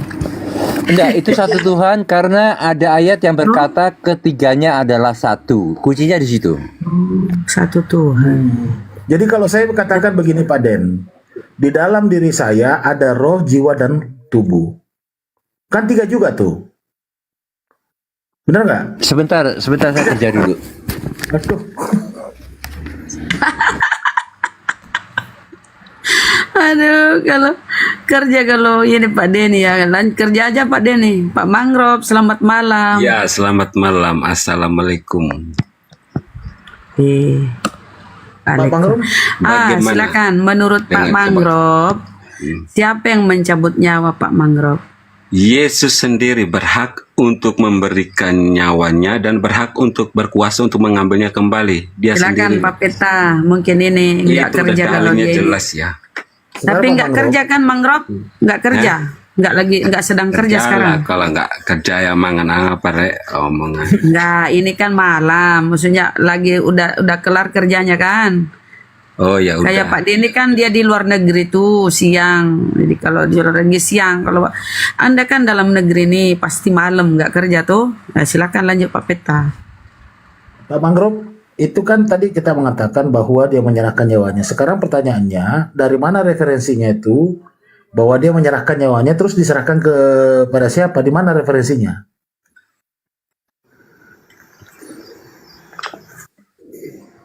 Ini tanyanya ke saya atau ke siapa? Ke Pak Mangrove, ke kita. Siapa namanya sih? Sebentar. Iya, Pak Mangrove ya. Kan dikatakan di situ dia berhak dia menyerahkan nyawanya dan berhak mengambilnya kembali. Nah, sekalian pertanyaannya dua-dua, dia serahkan kemana, kemudian dia mengambilnya kemana? Kalau itu dapat dijelaskan, di mana referensinya, di mana ayatnya, di mana penjelasannya tentang itu? Berapa? Lalu Yesus berseru dengan suara nyaring, ya Bapa. Yohanes 2.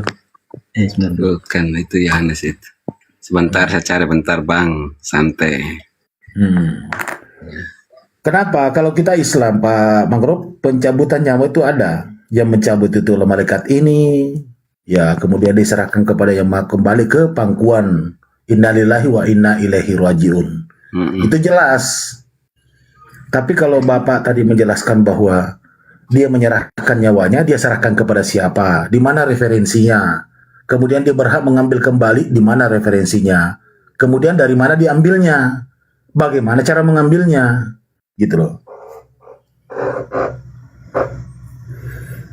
Apakah dia mengambil nyawanya itu langsung dia pasang di badannya sendiri begitu, kayak pakai baju begitu atau gimana? Nah, mohon referensinya dari mana? Di mana ayatnya itu? Ya di Lukas 23 ayat 46 bang. Coba dibaca. Lalu Yesus berseru dengan suara nyaring, ya Bapa, ke dalam tanganmu kuserahkan nyawaku. Dan sesudah berkata demikian, ia menyerahkan nyawanya. Yesus sendiri menyerahkan nyawanya, nggak ada yang cabut, nggak ada yang cabut menyabut. Ya, jadi harus harus mengerti dengan konteks ini bahwa iman Ya, Kristen oke. itu mengatakan. Ya, oke, Ya. oke, paham. Mantap itu. Nah, sekarang bagaimana caranya Yesus menyerahkan nyawanya itu loh? Ini kan ruh ya. Bagaimana tuh maksudnya gimana, Bang? Iya, kan Misteri begini. ilahi itu kan bagaimana kita sejauh apa kita harus mengenal Allah, bukan bagaimana sejauh Allah harus Tidak, mengenal ini kita, bukan. begini Pak Sebaliknya Mangrove. itu, Bang. Hmm.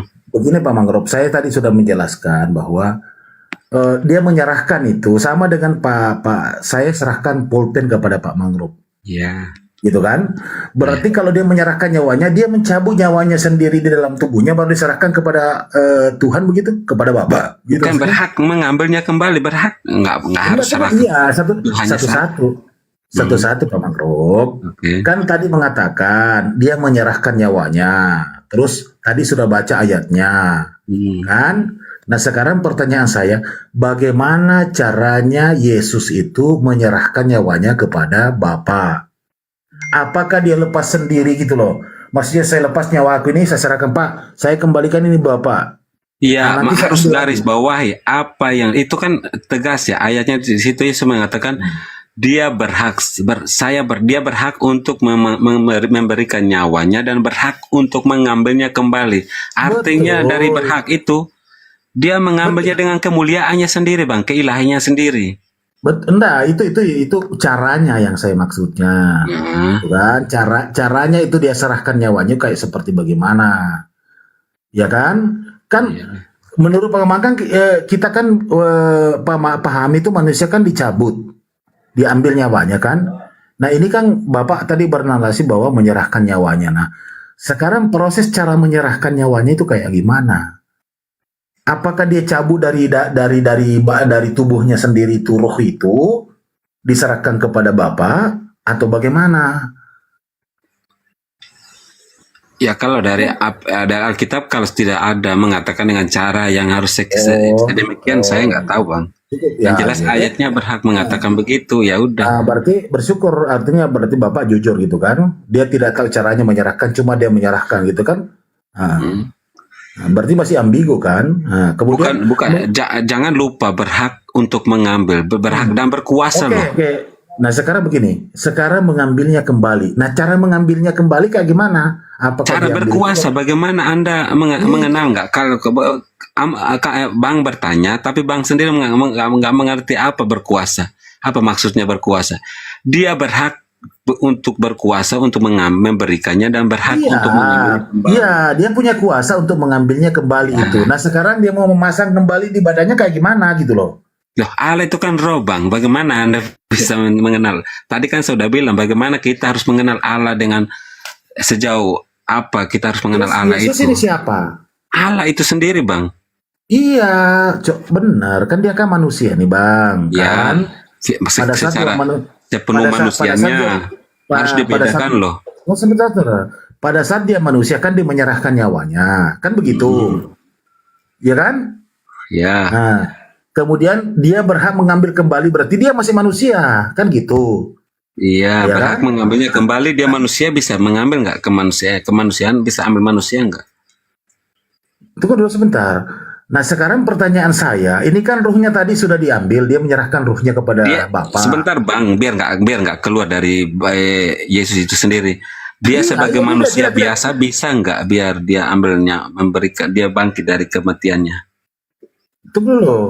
Makanya itu yang kita mau perjelas. Toh, kan Bapak tadi kita kan mengatakan bahwa Yesus itu sebagai manusia menyerahkan nyawanya dan atas kuasanya dia bisa mengambilnya kembali, kan begitu ya ayatnya ya, kurang lebih ya. Nah, sekarang kan pada saat dia menyerahkan nyawanya kan dia posisi sebagai manusia.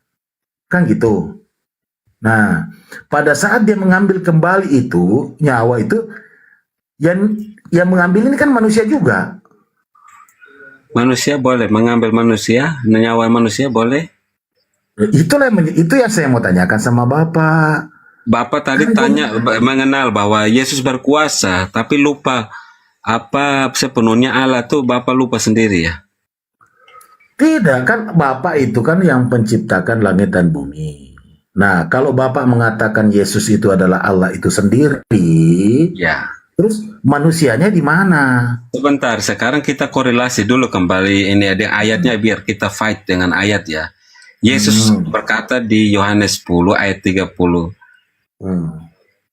Yaitu Yesus dan itu Yesus berkata ya, aku dan Bapa adalah satu, dan kita compare dengan Ibrani 1 ayat 8. Itu Nggak usah kesana, nggak usah. Saya enggak butuh kompirasi. Karena jelas kalau itu nggak komparasi, ayatnya. abang komparasi itu biar memfilter otaknya abang. Kalau abang Tidak, saya kan bukan. udah bilang. Nah, sekarang begini Pak, banding ini Pak Mangro, bahwa di situ kan ada kata menyerahkan. Yang saya mau tahu dari Pak Mangro menjelaskan kepada kami semua. Dengar sebentar. Secara konteks, sebentar. Secara konteks, dia menyerahkan kayak bagaimana? Toh, tadi sudah dibaca ayatnya. Toh, nah sekarang kan pada saat dia menyerahkan nyawanya dia pada ala posisi manusia. Nah, Bapak mengenal tadi tahu posisi, berarti sisi istilah kalau ambil sisi kiri kanan, Bapak lupa. Saya kan udah bilang Kristen itu mengenal bahwa sisi Yesus ada sepenuhnya manusia, sepenuhnya Allah. Dan sisi kemanusiaan kalau mati dia tidak bisa. Di mana ayatnya itu Pak? Dia bilang 100% Ya Yohanes 1 manusia. ayat 14 itu, Yohanes 1 ayat 14. Di mana Yesus di situ? Yohanes 1 ayat menjadi 14. Iya, Firman menjadi daging kan? Betul. Nah, sekarang di mana Yesus di situ? Kan tujuannya ujung-ujungnya tentang berkuasa, artinya tentang Tuhan itu. Bagaimana dengan Yohanes 1 ayat sekarang 3? kalau Anda mau ambil referensi itu, mulai dari ayat 1 sampai dengan ayat 14-nya tidak Oh, pernah itu disebut lebih Yesus lengkap di lagi, situ. Bang. Bagaimana Anda bisa menandingi itu dengan ayat apa lagi dengan Ibrani 1 ayat 8? Sekarang saya tanya, kalau Anda mau ambil referensi itu, di mana di situ ayat mulai dari ayat Yohanes 1 ayat 1 sampai dengan Yohanes 1:14. Endingnya di situ maksudnya menyebut Yesus. abang itu tentang kekuasaannya Yesus kan, atau ketuhanannya Yesus, atau kealahannya Yesus, benar? Tidak, begini, Bapak kan mengambil referensi. Ya. Bahwa itu ayat 14 itu Anda di situ menarasikan bahwa itu adalah Yesus kan, betul? Betul. Nah, sekarang yang menjadi pertanyaan saya, kalau itu referensi Anda, di mana di situ kata-kata yang menyebutkan dia itu Yesus? Di situ mengatakan firman menjadi daging. Oh, itu kembali ke bahasa Ibrani, Bang. Jangan ke saya itu jemaat biasa. Kalau saya naik itu cuma kita kasih edukasi. Makanya Pak Mangrove, jangan kita mengambil referensi lain kalau kita tidak bisa bertanggung jawab. Kita fokus saja di sini. Bukan dengan karena kalimatnya. kami udah mengimaninya, Bang. Saya udah final. Kalau saya imani itu Bang tanya, saya tetap jawab karena firman Allah itu udah kebenaran, bukan saya ikut keinginan manusia, Sekarang Bang. saya tanya, Pak Mangrove itu mengimani dulu atau mempelajari dulu baru mengimani? Kami mengimani dulu baru menganalisa, makanya kenapa muncul Allah Tritunggal, karena itu semua dari Konsili ayat 1. Menjadi Allah Tritunggal karena Allah menciptakan manusia untuk membuat pernyataan keselamatan, penciptaan keselamatan dan untuk kehidupan yang kekal. Jadi, Itulah Allah tadi Tritunggal itu kelihatan. Pak Mangrove mengambil referensi tadi yang mengatakan 100% manusia, 100% Tuhan. Anda merujuk kepada Yohanes 1 ayat 1 ayat Yohanes 1:14, itu tidak ada relevansinya. Tidak ada Bagaimana relevansinya. Anda bisa mengatakan kalau iman Kristen mengatakan begitu? Saya iman yang berbeda seperti Anda. Itu kalau kita mau berbicara iman, Pak Mangrove, itu kami tidak mau campuri. Itu urusan kita, urusan Bapak. Tetapi kan ini adalah ranah diskusi.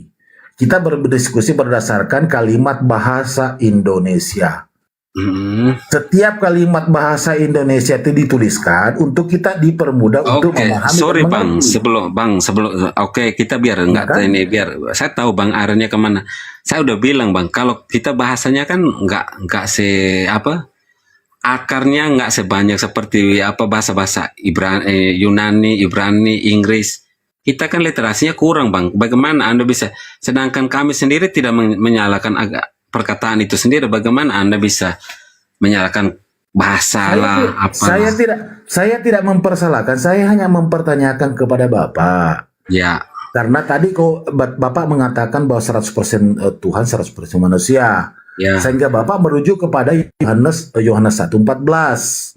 Ya. Sementara di situ tidak ada di situ indikasi bahwa itu adalah Yesus. Di situ cuma dikatakan firman itu adalah menjadi manusia. Ya, betul. Nah, sekarang kalau kita mau dalam lagi, ya firman itu juga adalah matahari.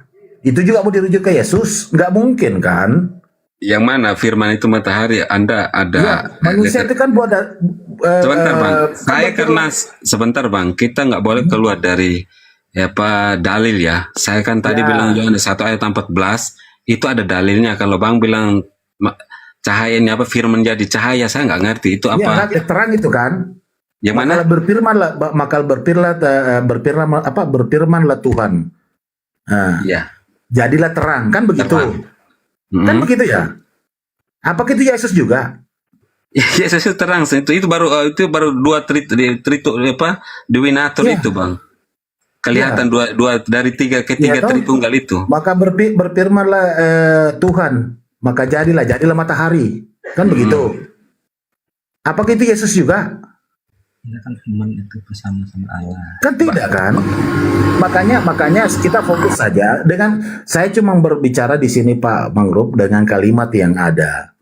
Tadi mengatakan bahwa Yesus itu menyerahkan nyawanya. Nah, pertanyaan pertama saya itu diserahkan kepada siapa? Terus bagaimana cara menyerahkannya? Kan gitu. Ya kan? Nah, kemudian Bapak mengambil referensi tadi ayat apa itu pun tidak ada, kan caranya gitu loh. Kalau ayatnya itu menyerahkan nyawanya, iya oke. Tetapi cara menyerahkan nyawanya kayak gimana? Sama dengan Bapak menyerahkan, saya serahkan pulpen sama Bapak, gimana cara? Saya mengulurkan tangan. Nah itu bang, tadi saya udah bilang bang. Ini contoh ya. Contohnya soalnya sebalik dengan kita manusia biasa itu saya rasa nggak pernah masuk akal. Ya udahlah, diputuskan aja, ada sertiwa, serah terima nyawa udah. Oh ya mungkin. Ya tinggal begitu aja. Berkuasa mengambilnya kembali. Cara mengambilnya kayak gimana sih? Enggak, pertanyaan gini, diserahkan kepada siapa dulu? Itu nyawa kan kehilangan nyawa 3 hari. Nah, nyawanya ini disimpan di mana 3 hari? Diserahkan kepada siapa gitu? Silakan. Itulah itu, kayak saya bilang tadi Bang Andi.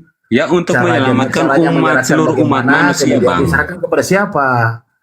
Untuk menyelamatkan umat manusia, dan itu pun harus terjadi, bukan karena kebetulan, tapi harus terjadi. Waduh, kenapa lari kemana-mana ini Pak Mangrub? Iya, karena bilang menyerahkan kepada siapa? Emang kambing biar dikurbankan terus serahkan kepada jemaah bagi-bagi, nggak ada bang.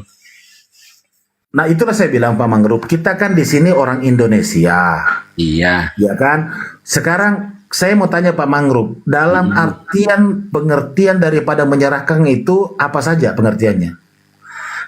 Menyerahkan untuk keselamatan, untuk menebus. Kita jangan lari ke situ dulu. Ini kita berbicara dalam konteks. Kita lari dulu ke bahasa Indonesianya dulu, ya toh? Nah, menyerahkan itu bagaimana? Menurut Bapak, dalam pengertian itu menyerahkan apa? Bagaimana? Izin tak gini loh contohnya. Yesus ini hidup. Ya, Yesus hidup. Ada nyawanya. Hidup. Terus kemudian nyawanya Yesus itu diserahkan. Jadi Yesus mati. Ya. Nah, ini nyawa di dalam diri Yesus ini diserahkan kepada siapa? Ya, gitu loh. Diserahkan. Gitu. Itu bukan diserahkan. Yesus berhak untuk memberikan nyawanya untuk mati. Iya, sama saja. Memberikan nyawanya kepada siapa? Kepada umat manusia, kan ini tujuannya untuk keselamatan, kurban yang sempurna. Iya. Berarti nyawanya Yesus diserahkan kepada umat manusia ya, begitu ya? Betul, kepada dosa-dosa waris. Karena 3 hari kemudian nyawanya diambil lagi dari manusia. Ya, begitulah kira-kira. Ya Yesus bangkit dengan kemuliaan tubuh kemuliaannya sendiri. Kagak, dia hidup dulu. Kan ini gini loh. Ada orang hidup. Yesus. Nyawanya diserahkan ke manusia. Mati 3 hari, dikubur lah dia. Ya kan? Yang dikubur ini mayat tanpa nyawa. Nah, nyawanya tadi diserahkan ke manusia ini 3 hari, diambil lagi. Nah, diambil lagi, jadi mayat ini kemasukan nyawa lagi, hidup lagi. Gitu loh. Bener kata? Gitu. Ya, cocok. Nah, gitu. Cocok karena memang penyesat sama penyesat kan ketemu jadinya. Gelap kan?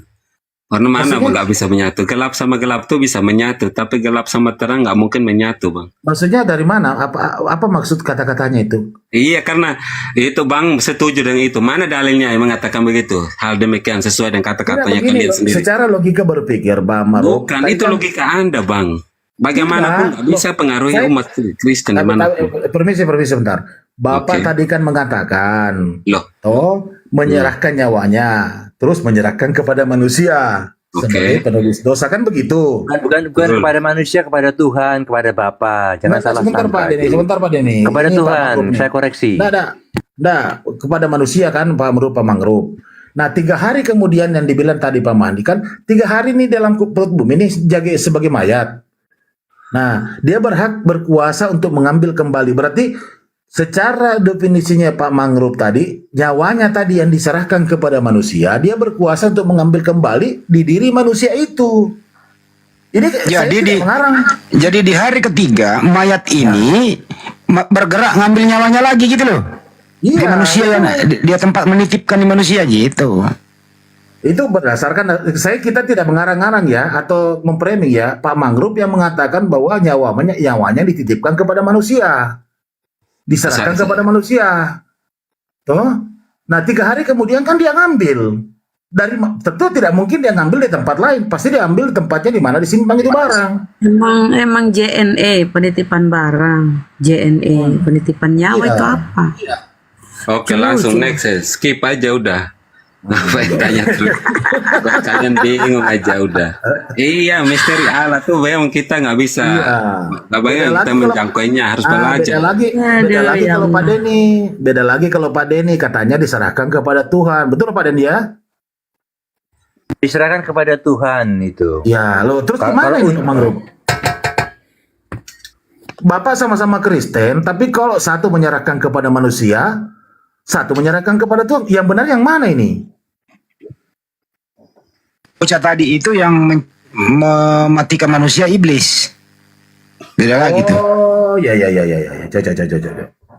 Ya kalau Pak Denny kan tadi yang pembunuh kan iblis kan?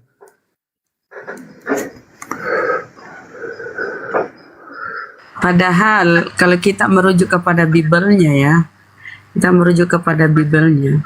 kita lihat debu kembali menjadi tanah seperti semula dan roh kembali kepada Allah yang mengaruniakannya.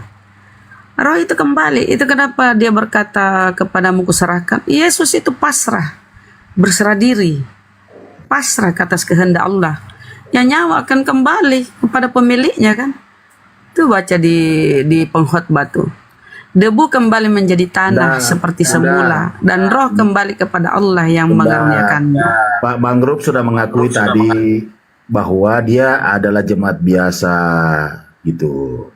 Jadi wajar-wajar saja kalau pemahamannya. Ya, kita Begitu, edukasi Pak Mangrove, ya? sedikit biar kadang jadi sendiri bingung dengan pemikirannya, kita kasih edukasi. Makanya dibaca dah. Ayo Bang, dibaca dulu Matius 27:41. Kalau Pak kesana lagi, artinya next min ya, artinya sudah tidak ada kaitannya ya, final ini ya. Oh ya, oke lah. Apa Matius 2 Matius apa? Udah di next lagi, di tema yang beda lagi ya, nggak Nah usah itu Tuhan kok jajar 3 itu bagus itu. Karena Tuhan kan Matius Trinitas 27:41 saya bacain. Demikian juga imam-imam kepala bersama-sama ahli-ahli Taurat dan tua-tua mengolok-olok dia dan mereka berkata, apa itu? Salibkan dia. Matius 27 ayat 41. Ya itu yang saya baca itu. Bukan. Itu Matius 27:41. Bukan, makanya telinganya jangan kesenggol spion motor, tar nggak dengar.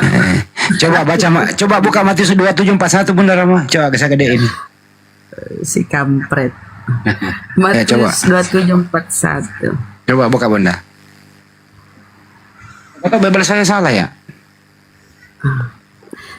27:41 Iya, ya. udah benar ini. Demikian juga imam-imam kepala bersama ahli-ahli. Ini kita buka. Buka aja Bunda, jangan dibaca. Supaya kepala kita nggak kesenggol kaca spion nih. Dia yang salah atau kita nih? Nah, itu 41 tuh. Nah, coba Anda yang baca Matius 2:41 di situ, Bang. Bang Rob. Ya. Coba Pak Mangrove baca ya itu Matius. Jangan itu yang dibaca di layar, punya lu sendiri dibaca. Siapa tahu lu beda Bible. Saya nggak ada kitab di sini Bang. Nah itu lu percaya nggak yang saya baca tadi? Kenapa lu bilang ada kaca spion? Itu 41 Bang. Mana saya nggak lihat Bang ini di tengah sawah ini. Nah, coba bacain Bunda. Lu jangan salahin kita kalau membaca Bang. Bunda. Oh ngapain di tengah sawah? Cari kodok. Enggak. Demikianlah juga imam-imam kepala banyak burung-burungnya itu terbang. Di kampung ya, di desa ya Bang ya. Iyalah. Demikianlah juga imam-imam kepala bersama-sama ahli-ahli Taurat dan tua-tua mengolok-olokkan dia dan mereka berkata. Betul. Iya. Kenapa? Tadi lu salahkan saya malah kejedot kaca spion Boro. Aduh, gimana sih bro? Dicabut lah itu, dicabut. Tuhan kok jajar 3 itu loh, maksudnya kembali topik Tuhan kok jajar 3 maksudnya gimana itu? Ya Bapak Putra Roh Kudus bagaimana? Coba tampilin Bunda Rama fotonya itu loh. Matius 3, 13, 17. Kalau nggak jajar 3. Itu sakit hati ya sama tema-tema ini sakit hati ya. Mangrove dengerin. Kamu harus minta maaf sama Bang Hendy tuh, nggak boleh kamu ngomong gitu. Nggak apa-apa. Santai aja. Kita ngobrol. Saya udah biasa kok. Kalau Pak Denny tidak salah ini dia orangnya sangat intelektual. Kita sama-sama dari Zoom dulu Pak Denny ya kalau tidak salah. Nah ini dulu nih jajar 3 nih. Jajar 3 di bumi ada, di tengah-tengah ada. Jadi di bumi ada dibaptis Tuhan. Ya. Roh Kudus seperti merpati di awan Tuhan. Bapak di surga Tuhan. Jajar 3 Bang. Gimana Bang Roh? Itu di Tiongkok enggak itu? Tiongkok. Orang Cina itu. Lagi mandi di sungai. Oh ini orang Cina. Terus kalau orang Indonesia gimana Pak? Enggak bukan begitu. Ini cuma ilustrasi berdasarkan data Matius 3:13 sampai 17. Yesus dibaptis di Sungai Yordan. 1. Ada Roh Kudus seperti merpati di awan. 2. Terdengarlah suara dari surga, suara Bapa di surga. Inilah anakku yang kukasihi. Oke, saya jawab. Ya, gimana? Bapa itu sang sumbernya. Yesus sebagai firman menjadi daging yang Yohanes 1 ayat 14. Roh Kudus sebagai sumber kehidupan. Bunda jangan dihilangin Bunda ya. Segala sesuatu. Nah sekarang Manrop yang mana yang Tuhan yang ini di sini ada 3 nih, yang mana yang Tuhan? Ya yang di tengah itu yang cakep itu. Oh ini. Oh tengah yang cakep Tuhan. Nah, Roh Kudus. itu. Ya itu yang terang itu. Tuhanmu burung. Mana? Ya, kalau saya itu bukan terang, di atasnya lagi coba Bunda. Oh ini Bapak. Bapak. Iya. 3 ini jajar 3 ini. Mana jajar 3? Nah itu Bapa, Roh Kudus, Yesus. Ya semua satu Bang. Nggak berarti 3 Tuhan jajar 3. Nah, itu kan beli kacamata kuda dulu biar lihatnya. Ya saya lagi disuruh pakai kacamata las. Emang 1 ngapain 3? Kamu emang pangkalan ojek offline sekarang yang menjadi pertanyaan saya kepada Pak Mangrove. Kenapa itu mesti burung merpati itu terbang di atas itu? Dia untuk menghidupi segala sesuatu termasuk dengar dulu Bunda Irma nggak ngerti. Sedikit Mangrove. Di dalam data Bibelmu tertulis ketika Yesus dibaptis, Yesus berdoa. Ini dia berdoa nih sebelum dibaptis dia berdoa ya. Saya udah dia tahu. dibaptis dia berdoa. Sebentar, dia berdoa ya. Kemudian langit terbuka. Posisi Yesus lagi berdoa, langit terbuka. Terdengar suara dari atas. Ya. Jadi ada lagi di bawah, lagi disiram air, ada di atas bersuara. Ya. Engkau anak yang kukasihi, kepadamu aku berkenan. Berarti kalau ada suara di atas, berarti yang di atas ini bukan ini, karena ini ada di bawah. Betul, anak sulung itu yang diutus, sang firman itu yang hidup, makanya kelihatan dagingnya itu. Yang Bunda Irma tunjuk pakai pena itu loh. Itu firmannya menjadi manusia. Ini yang apanya yang Tuhan ini? Apanya yang Tuhan? Ini kan ada Tuhan di atas. Anaknya yang sulung dari atas tuh anaknya yang sulung yang di bawah itu. Sebentar, Mangrove, apanya yang Tuhan ini, Bang? Apanya? Itu kemanusiaannya. Tadi kau bilang dia serahkan Tuhan ini, kau anggap dia Tuhan kan? Tuhan anak menyerahkan nyawanya ke Tuhan Bapa. Ini Tuhannya, ketuhanannya yang mana ini? Apanya? Rohnya? Apanya? Kalau bangkit kembali itu ketuhanannya enggak? Siapa yang membangkitkan? Sekarang ini belum Tuhan dia. Bukan sesudah itu, sebelum Abraham ada, Yesus sudah jadi Tuhan, Bang. Saya tanya jangan ke Abraham, saya tanya ini. Ketika dia dibaptis, dia belum Tuhan. Pertanyaannya Bunda begitu kan? Bukan gitu pertanyaannya. Yang dibaptis Yohanes itu Tuhan atau manusia gitu loh pertanyaannya. Nah, itu tepatnya. Nah, gimana Bang? Yang dibaptis aja ini salah. Tuhan atau bukan, Bang? Itu wujud manusianya. Ah, terus ketuhanannya mana? Ya ada, tetap ada. Ya di mana? Gak kelihatan orang roh. Di firman. dalam. Ketuhanannya di dalam. Ya, itu kan tanya kepada saya di atas itu sang Bapak itu coba tanya. Loh, ini Tuhan kan kamu bilang ini Tuhan, ini juga Manusianya Tuhan. sudah mengerti belum? Itu wujud manusia, itu bukan Tuhan. Ah, terus di mana ketuhanannya dia ini?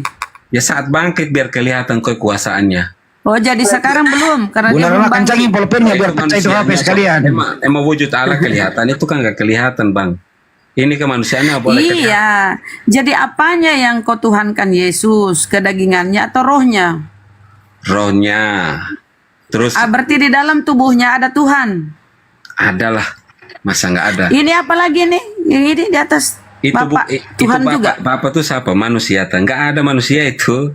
Tidak, saya kan kau bilang yang di dalam tubuhnya ini rohnya adalah Tuhan. Ini juga Ya. Tuhan. Jadi ini Tuhan, ini juga Tuhan. Menyatu itu. Bagaimana menyatu ada di bawah Iya, lagi disiram karena otaknya Bunda nggak nyampe. Orang itu Berpisah. 3 tempat berpisah, satu di Sungai Yordan, satu di awan-awan, satu dari surga. Ya, orang Bapak kamu di kan surga, begitu, dengerin. Yesus di Sungai Yordan di bumi. Ya, Roh Kudus ada di awan-awan. Terus Bapak di surga, berbeda tempat. Gitu loh, Bro. Nah, pertanyaannya yang mana yang Tuhan nih? Jajar 3 nih. Lanjut. Ini yang firman ini. Yang di tengah-tengah gambar ini. Oh, Roh Kudus yang Tuhan, Bunda. Bukan. Bisa dibaca ayatnya ini enggak? Minta tolong. Tuh, Matius Iya. 3, 13, 17 nggak apa-apa bacain aja. Iya. Ketika Yesus dibaptis, Yesus berdoa, itu bunyinya ya. Kemudian langit terbuka.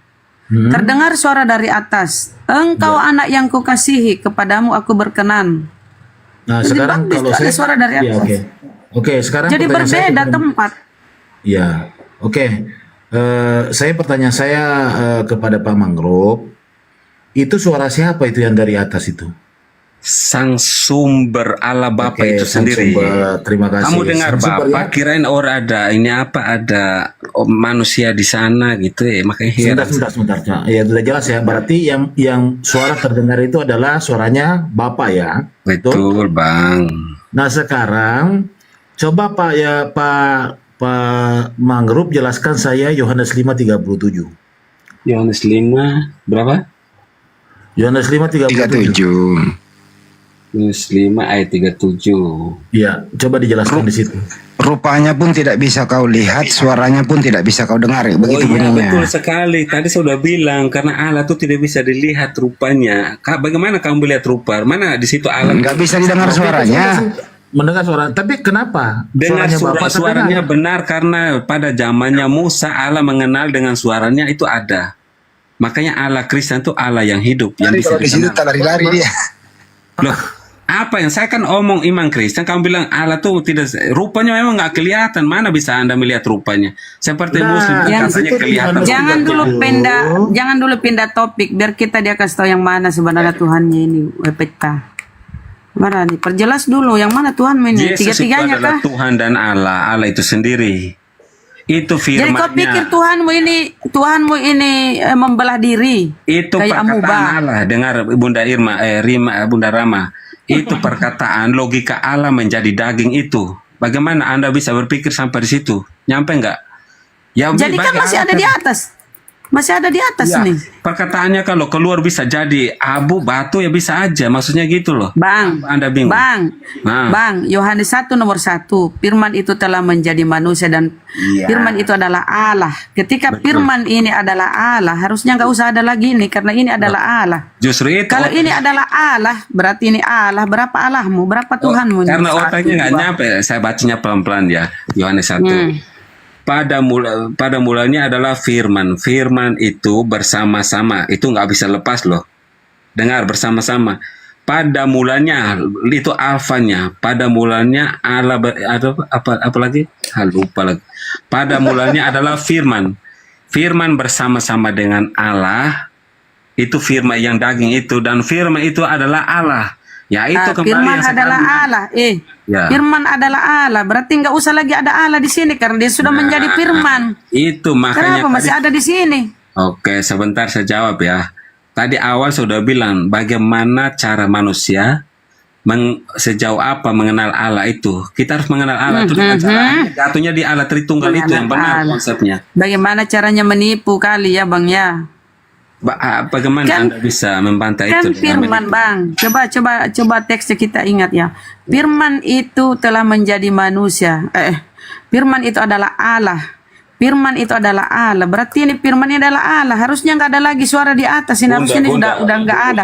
Karena sudah menjadi manusia ini berkeliling 3 tahun ini dan Bunda Rama mati. bahasanya bilang muter-muter, di bawahnya bilang mumet, semuanya pusing yang dengar kata-katanya Bunda Rama. Beneran. Itu di bawahnya katanya mumet, mereka yang di bawahnya mumet loh.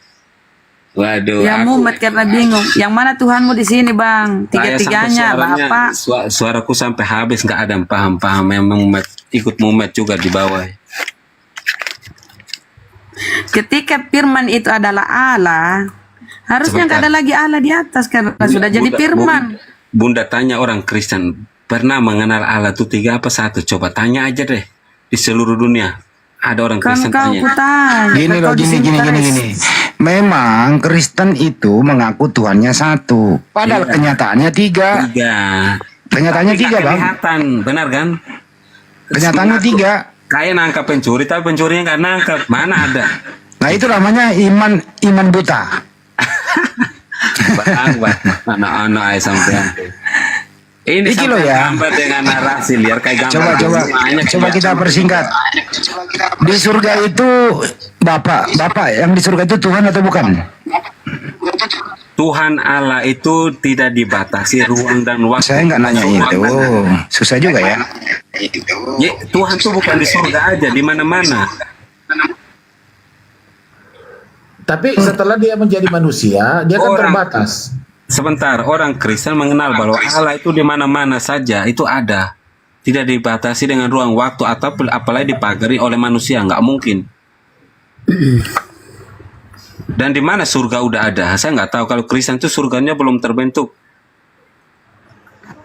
Kenyataannya ada setelah penghakiman. Itulah yang dimaksudnya surga.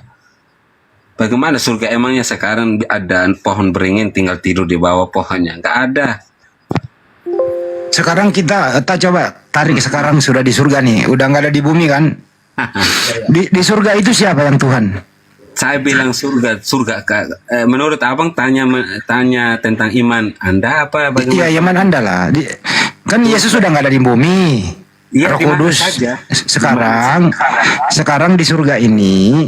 Ya ada Bapa, ada Putra, ada Roh Kudus. Siapakah Tuhanmu di surga sekarang? Satu aja, Allah sang sumber itu. Bukan Yesus.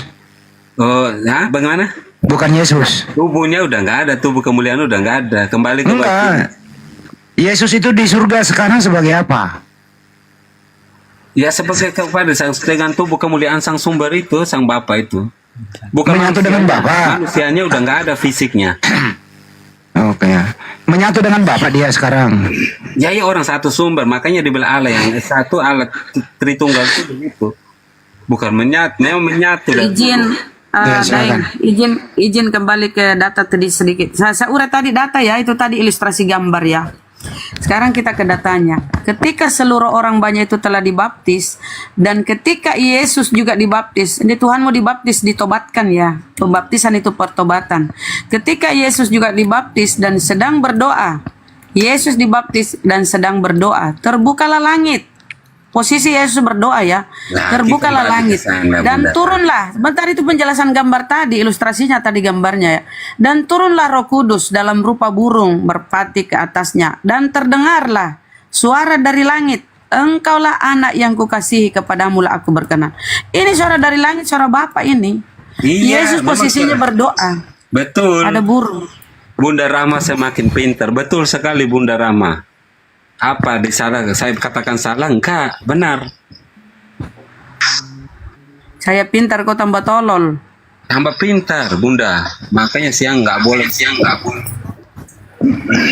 Sekarang yang menjadi pertanyaan Pak Mangrove, di situ kan Yesus yang dibaptis, ya Itu kan? kemanusiaan. Kenapa sih nggak dengar kemanusiaan? Please jauhin dari kemanusiaan sama sepenuhnya Allah tuh dijauhin kan Oke, kan memang ada di ayatnya Anda mengatakan dia mengambil rupa manusia dan mengosongkan diri, betul? Ya. Ya kan? Berarti mengosongkan diri berarti nol. Berarti di situ murni dia sebagai manusia. Oke. Tidak ada Tuhan di dalamnya kalau udah kosong. Oke. Ya kan? Makanya Ya bisa kan, betul mati. kan? Ya kan? Betul. Berarti selama Yesus di muka bumi ini tidak ada sifat ketuhanan yang melekat pada dirinya. Ya. Ya kan? Murni sifat manusia seperti Pak Mangrove, saya dan Bang Hadi, Bang Dori, semua yang ada di Komal ini. Betul? Nah, dia kekuasaannya terbatas. Ya kan? Tapi kok kenapa bisa disebut Tuhan? Ya kalau Yesus sendiri mengatakan dia berhak untuk memberikan nyawanya dan berhak untuk mengambilnya Kembali lagi. Loh, memang itu dalilnya gitu. Kita bagaimana kita bisa Bang Mangrove, kan kita sudah sepakat tadi. Kita skip. Bunda Kita dan kan udah skip semuanya, itu. aku pamit dulu ya. Aku ingin bergerak dulu. Aku Pak Denny. Iya, makasih. Ya, Ya, Pak Denny. Pak Denny. Saya gantiin sama Oten yang lain ya, Pak Denny. Makasih banyak Pak Denny. Oke. Oke, Pak Denny. Gurunda, Assalamualaikum Gurunda, udah monitor. Waalaikumsalam warahmatullahi wabarakatuh. Ada pasien akut yang hilang, Ya, Gurunda. Kanda, Masya Allah. Ya, saya lanjutin nih, mumpung saya ingat. Nggak usah lagi, kan kita sudah bersepakat tadi Bang Mangrove bahwa kita skip itu kan, tidak ada lagi itu kan. Sekarang kita kembali di situ kan. Saya tidak tahu ayatnya ayat di mana, tapi ada kalau tidak salah ayat mengatakan dia mengambil rupa manusia, mengosongkan dirinya.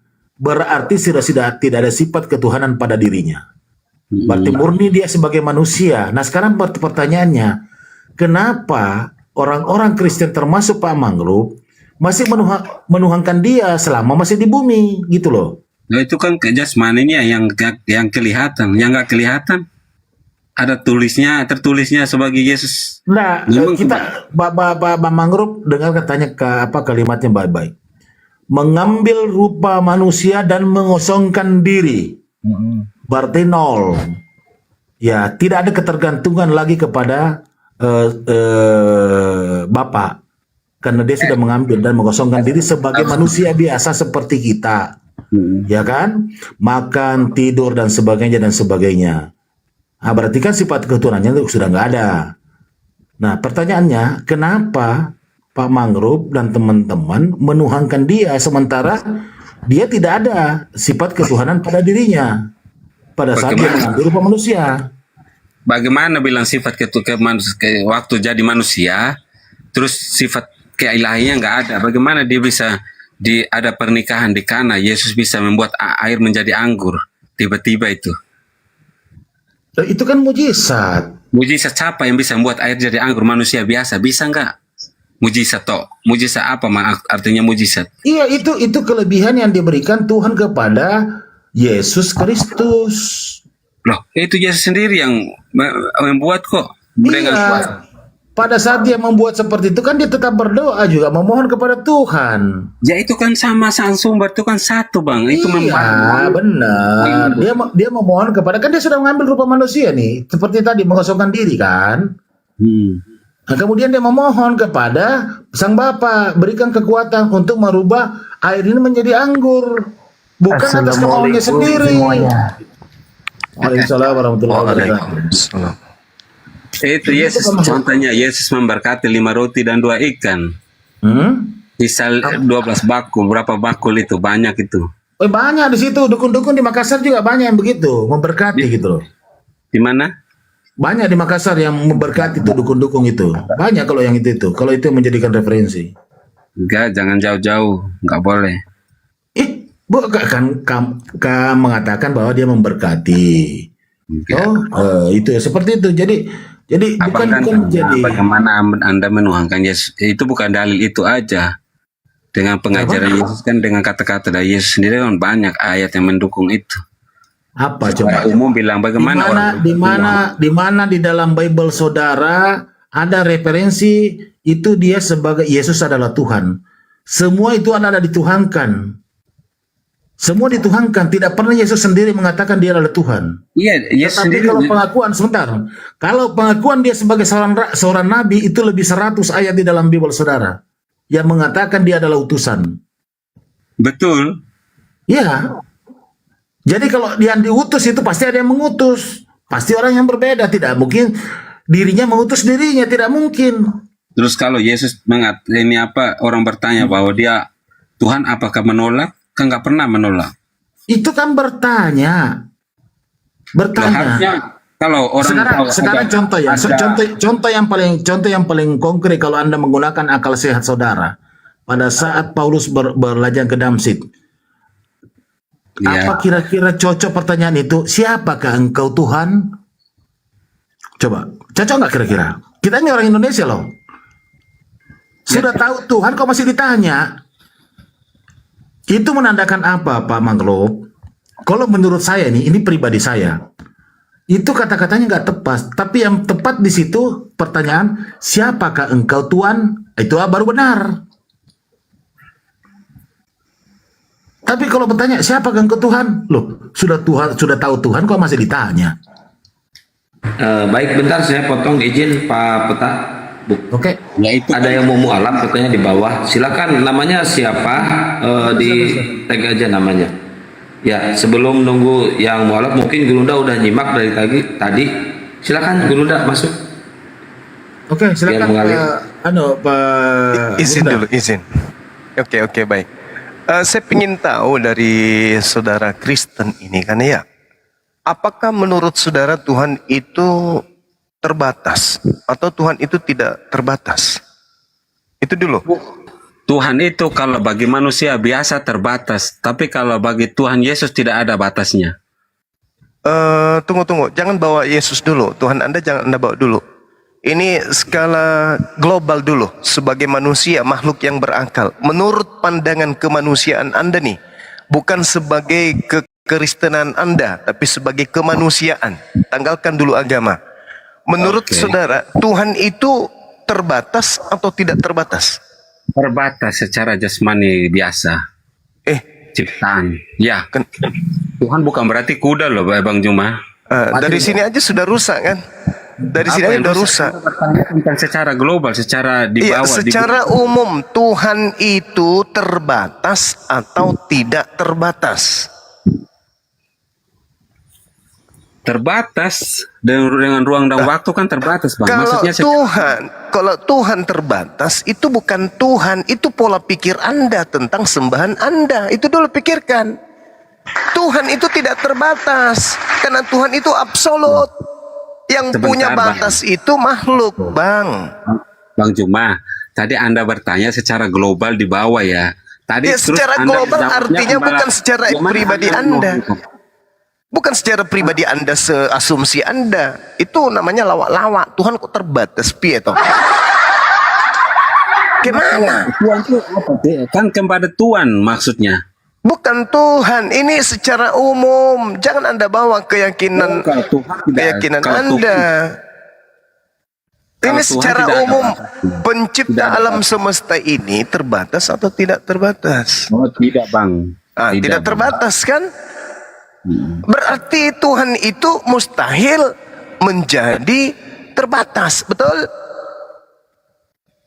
Ya, betul. Berarti mustahil jadi Yesus, kan gitu. Bagi Tuhan mana ada mustahil? Tadi Anda mengatakan mustahil jadi terbatas, tidak bisa terbatas Tuhan itu kan? Betul. Nah, tidak bisa, Tuhan itu tidak bisa terbatas. Kalau itu kan dia dari konteks secara manusianya itu kan memang terbatas, Bang. Mana ada Tuhan jadi manusia berarti Tuhan menjadi terbatas dong. Kok Anda jadi batasi Tuhan? Sekarang kok bisa ada manusia, makhluk ciptaan membatasi Tuhan? Kok bisa kayak gitu? Kok Anda bisa membatasi Tuhan itu, kok bisa? Ya, sekarang saya tanya Bang Juma, setelah Yesus mati dan bangkit kembali itu Dan dia sendiri berkata untuk Kenapa Anda memberikan membawa Yesus? Kok Anda Yesus? Apa hubungannya? Kita membahas Tuhan ini, Bang. Kita nggak membahas manusia. Yesus itu manusia, yang kita bahas ini Tuhan. Oke? Yesus itu bukan Tuhan. Itu bawa di gereja aja. Di sini kita bilang pencipta. Bagaimana? Saya nggak dapat korelasinya apa yang Anda itu bicara. Tuhan Anda di gereja. Ini kita sedang berbicara tentang harkat martabat kita selaku makhluk. Malu sama kucing, Bang. Malu sama kucing. Makanya saya kasih tahu Bang Cuma. Malu sama kucing. Kucing aja nggak menganggap manusia Tuhan. Kok ada manusia punya akal menganggap Tuhan itu jadi manusia? Itu artinya Anda cupu. Mana ada Tuhan di bumi? Ada. Coba Bang Cuma, jangan pakai Justru karena itu, saudaraku, Tuhan itu kata Anda tidak terbatas, maka jangan Anda mencari Tuhan di alam yang terbatas ini. Tuhan tak terbatas, alam kita ini terbatas, Cok. Gimana sih? Ya iya, terbatas. Buat alam ini terbatas. Saya udah bilang tadi kan. Loh, Tuhan itu tidak terbatas. Alam semesta ini terbatas. Yesus itu manusia kecil, makhluk kecil. Yesus itu. Kamu bisa compare di mana? Bang Yesus bagi semut besar. Bagi gajah, Yesus itu kecil, hanya sepaha gajah. Betul. Iya, jadi dia nggak cocok jadi Tuhan. Nggak bisa, Yesus itu jadi itu nggak bisa. Karena Yesus itu serba terbatas. Bagi gajah kecil, buktinya kalau Daud kecil bisa membunuh itu dalam hitungan detik. Bagaimana? Ya Allah ya Karim. Karena Anda bisa yang masih tataran Daud, tataran Abraham, tataran Musa, tataran Yesus, tataran makhluk. Sekarang saudara, ketika Anda diberi kuasa dari Sang Pencipta untuk membangkitkan orang mati, saudara bisa nggak? Ya nggak bisa. Kalau yang maha besar, yang maha pencipta, yang maha kuasa memberikan kuasa kepada Anda membangkitkan orang mati, Anda bisa nggak membangkitkan? Nggak bisa. Kalau Yesus bisa. Anda diberi kuasa sama Sang Pencipta untuk membangkitkan orang mati, bisa nggak? Yesus membangkitkan Lazarus. Saya tidak sedang membahas Tuhan cupu itu, enggak. Seman Anda yang cupu-cupu itu enggak bahas. Saya bahas ketika Sang Pencipta yang tidak terbatas itu memberikan kuasa kepada Anda untuk membangkitkan orang mati, Anda bisa enggak? Sekarang Anda bisa nggak bisa memintanya? Kalau saya diberi kuasa, Bang, bisa dong. Ya, Yesus kan diberi kuasa. Nah, Yesus diberi kuasa. Bahkan Yesus itu diberi hidup. Coba Anda baca Yohanes 5 nomor 20 berapa tuh? 26 ya? Yang memberi hidup siapa? Bapak, Tuhannya. Yes. Apa pekerjaan Roh Kudus? Gimana ini? Ini enggak salah orang saya berdiskusi ya? Iya, salah. Anda aja salah berkata-kata. Enggak, masalahnya gini loh. Siapapun yang diserahi tugas untuk membangkitkan orang mati, maka orang itu mampu melakukan itu. Kenapa? Karena yang memberikan kemampuan itu adalah hakikat absolut yang tidak terbatas. Itulah yang disebut Tuhan. Apa dasarnya? Sekarang Tuhan itu terbatas atau tidak? Karena iman Kristen mengatakan Yesus itu dari saya bilang jangan bawa iman Kristen, Bang. Kalau iman Kristen itu bisa diadu dengan kucing. Karena iman Kristen itu iman yang tidak bisa ditelaah dengan akal, melainkan ditelaah dengan tumit. Nah, itu baru bisa. Orang tidak bisa menjadi Kristen dalam keadaan yang sama, membahas tentang konsep ketuhanan dalam keadaan waras. Nggak mungkin, mustahil itu. Mustahil. Siapa yang nggak waras? Anda yang nggak waras, Bang Juma. Oh, bukan saudara. Waras itu artinya satu kondisi di mana manusia itu perilaku, tindakannya, pikirannya, rasa dan cakupan daripada sikap itu selaras dengan akal, insting, logika, rasio. Itu waras. Tapi ketika kita berbicara mengenai konsep ketuhanan, tak ada satupun manusia Kristen yang duduk pada perkara rasio itu. Nggak ada. Nggak ada. Lupa seketika kodratnya sebagai makhluk manusia. Seketika dia sama seperti apa ya? Seperti saya bertanya kepada seekor monyet. Kalau monyet kutanya, monyet, ya paman, Yang mana yang Tuhan? Manusia atau hakikat yang menciptakan manusia? Monyetnya paling... Kenapa demikian? Karena monyetnya terbatas, tak punya akal. Tapi sekalinya bisa aku belah kepala saudara, ku bedah kepalanya itu, ku ambil otaknya, ku simpan di kepala monyet. Monyet itu seketika akan menerangkan, manusia tak akan pernah duduk pada level Tuhan. Berarti monyet ini levelnya lebih di atas daripada manusia yang dalam keadaan Kristen. Itu fakta, Bung. Itu fakta. Betapa mulia Tuhan menciptakan saudara, dilengkapi dengan akal. Ketika Anda ingin makan, di situ ada teh kucing, ada teh ayam, di situ juga ada beras ketan campur gula merah, campur bumbu-bumbu yang lain, ada ayam gorengnya pun. Maka yang Anda pilih ayam goreng beserta dengan beras ketannya. Kenapa? Akal. Begitu ketika Anda berpakaian juga, disuruh pilih pakaian. Di situ ada daster, ada rok mini, ada celana panjang. Pasti Anda pilih celana panjang. Nggak mungkin Anda menggunakan daster apabila otak Anda pakai. Begitu juga, sabar. Begitu juga ketika berbicara mengenai Tuhan. Ada Tuhan hakikat pencipta langit dan bumi yang tidak serupa dengan makhluk, karena makhluk penuh dengan tataran kelemahan. Sementara Tuhan tak punya kelemahan. Dipilih. Ada Yesus, ada hakikat tersebut. Anda milih Yesus, berarti Anda cupu kan? Yesus jelas-jelas. Kalau dia makan tape 1 kilo, lengkap dengan raginya, perutnya bisa meledak. Yesus ke pasar nih, Yesus ke pasar, tak pakai sendal. Di jalan banyak pecahan beling, kakinya bisa robek.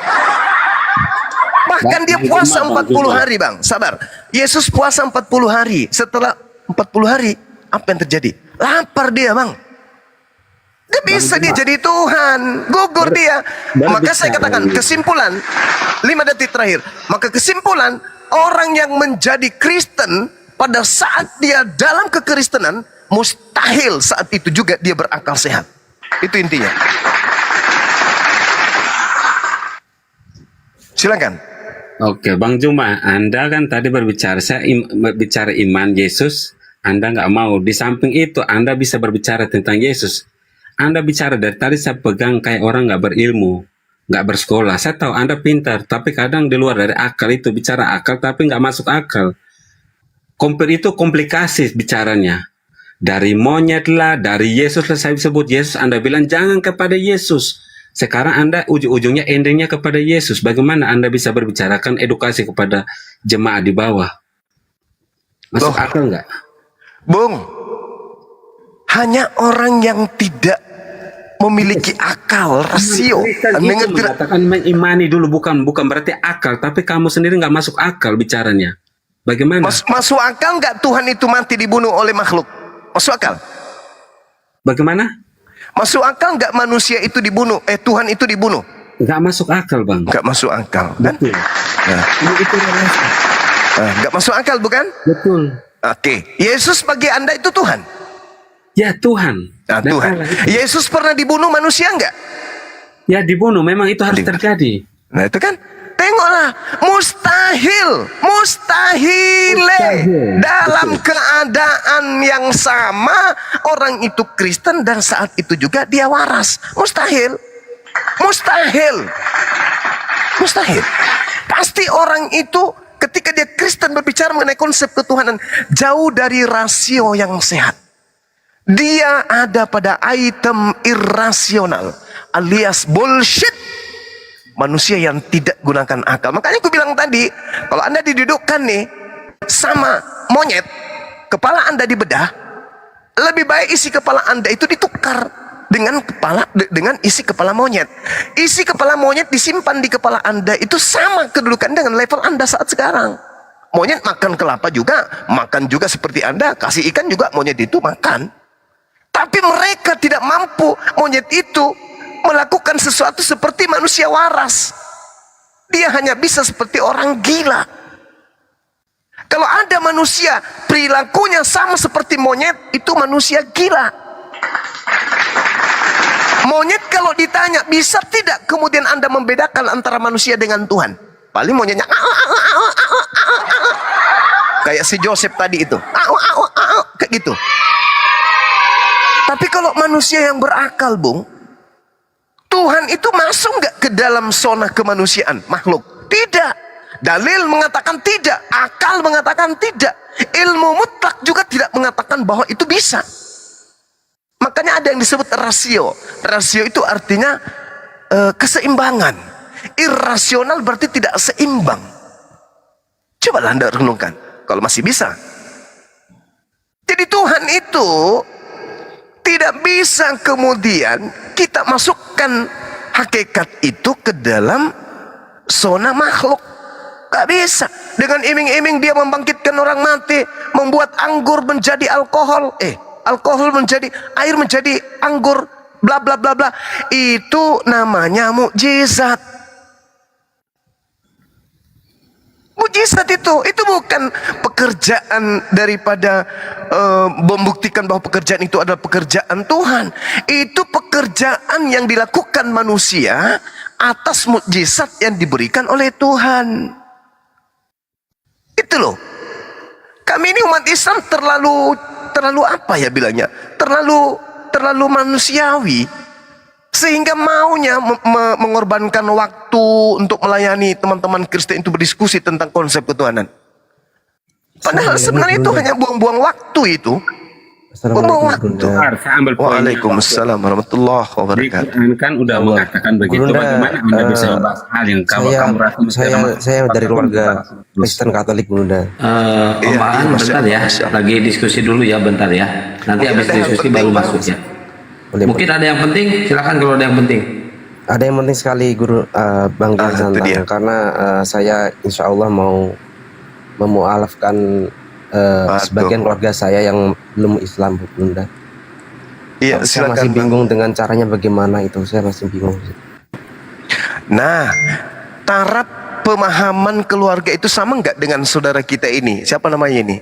Mang Krofes. Sama nggak cara konsep bertuhannya itu? Dia nggak bisa bedakan antara tangan jari telunjuk dengan jari manis.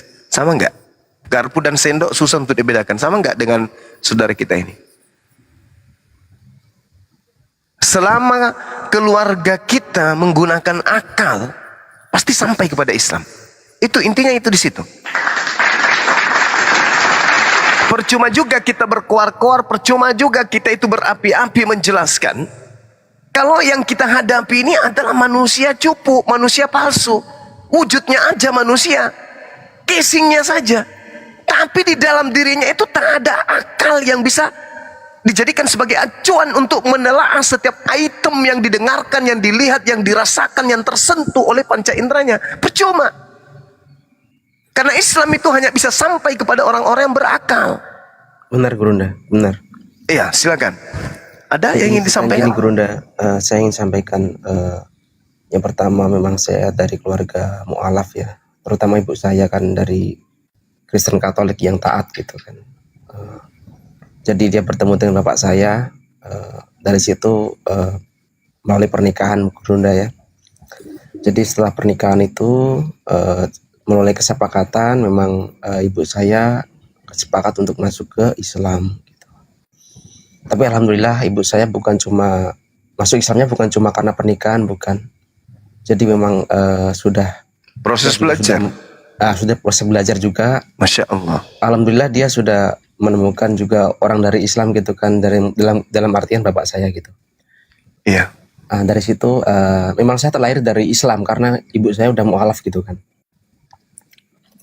Itu iya. Jadi ada sebagian dari keluarga saya, terutama mbah-mbah saya sama dalam kalau orang Jawa bilang Pak Le, Pak D sama Bu Le yang belum mengakui jika Islam itu agama yang benar gitu, Gurunda. Jadi dari situ bukan masalah perdebatan, Gurunda ya. Kita kalau saya waktu bersama keluarga ketemuan gitu kan, memang saya sering juga bahas soal agama gitu kan. Jadi soal gini. Alhamdulillah kan saya juga dikit sudah belajar gitu kan, lewat perdebatan ini saya juga ikutin Gurunda dari lama itu, Bang Juma. Alhamdulillah, masya Allah. Iya, jadi dari situ saya udah belajar di situ, dari penjelasan Gurunda itu rasional sekali gitu menurut saya ya. Dari penjelasan Gurunda soal Bible bagaimana gini, soal kerancuannya bagaimana, itu saya udah belajar. Terus perbandingannya dengan Al-Quran itu, alhamdulillah memang Al-Quran adalah kitab yang benar gitu menurut saya, Gurunda. Nah, sekarang Gurunda saya minta petunjuk kepada Gurunda, bagaimana saya menyadarkan, terutama untuk mbah saya Gurunda ya.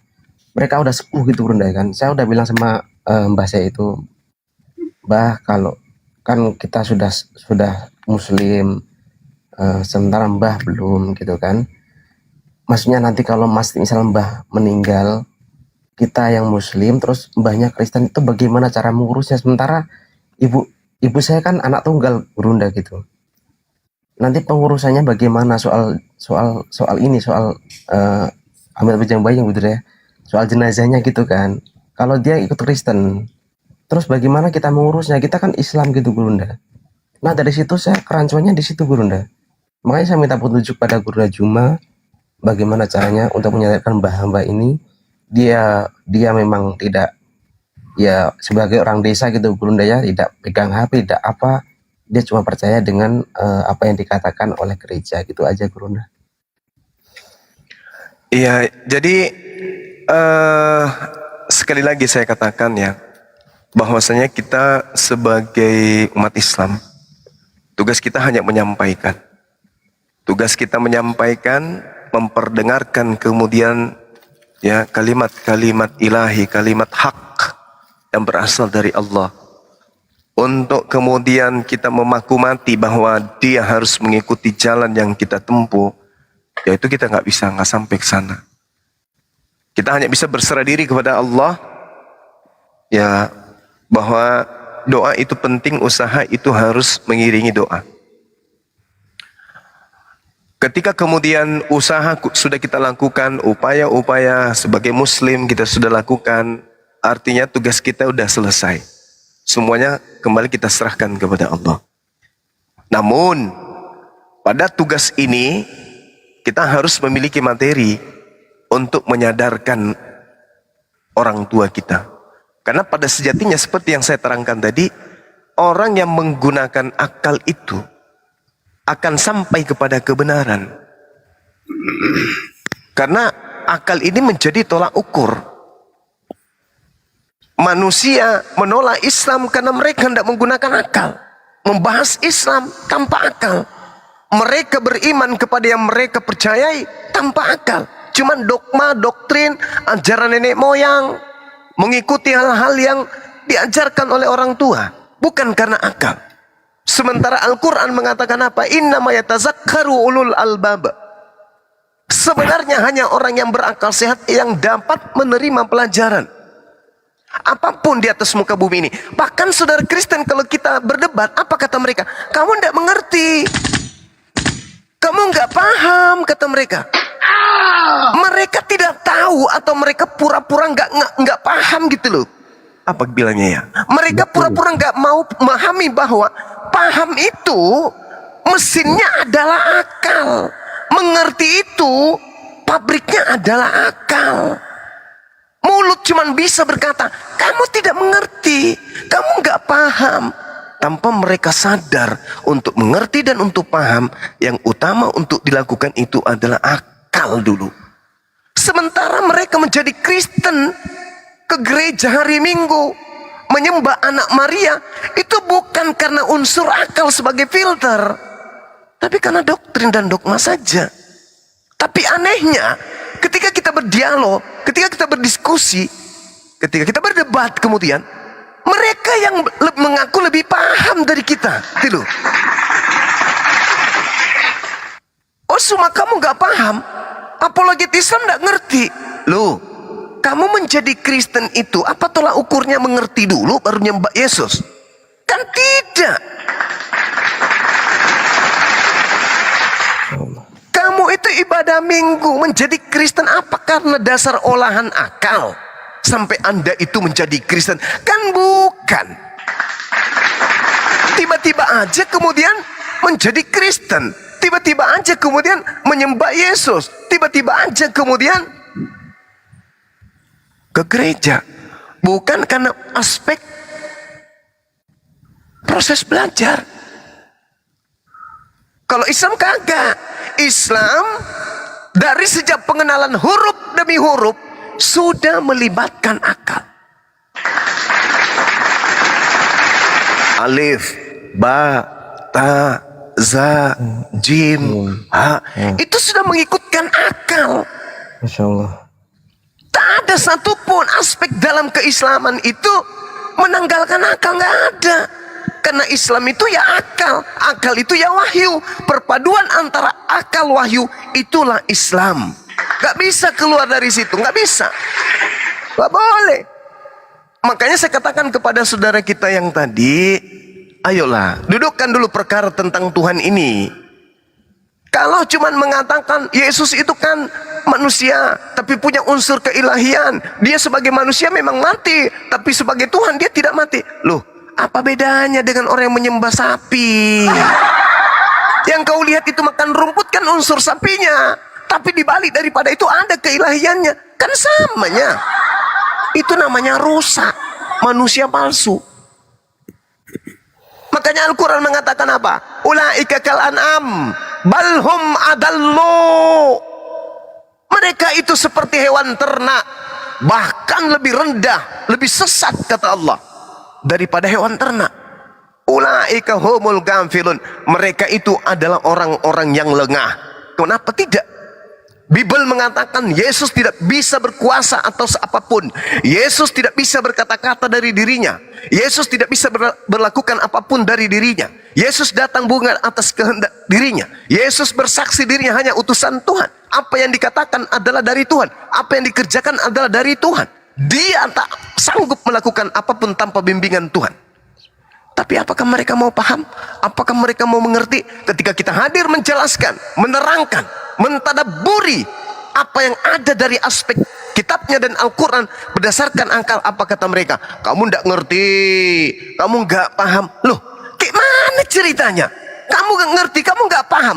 Yang dikatakan mengerti, yang dikatakan paham, itu tolak ukurnya adalah sandaran akal.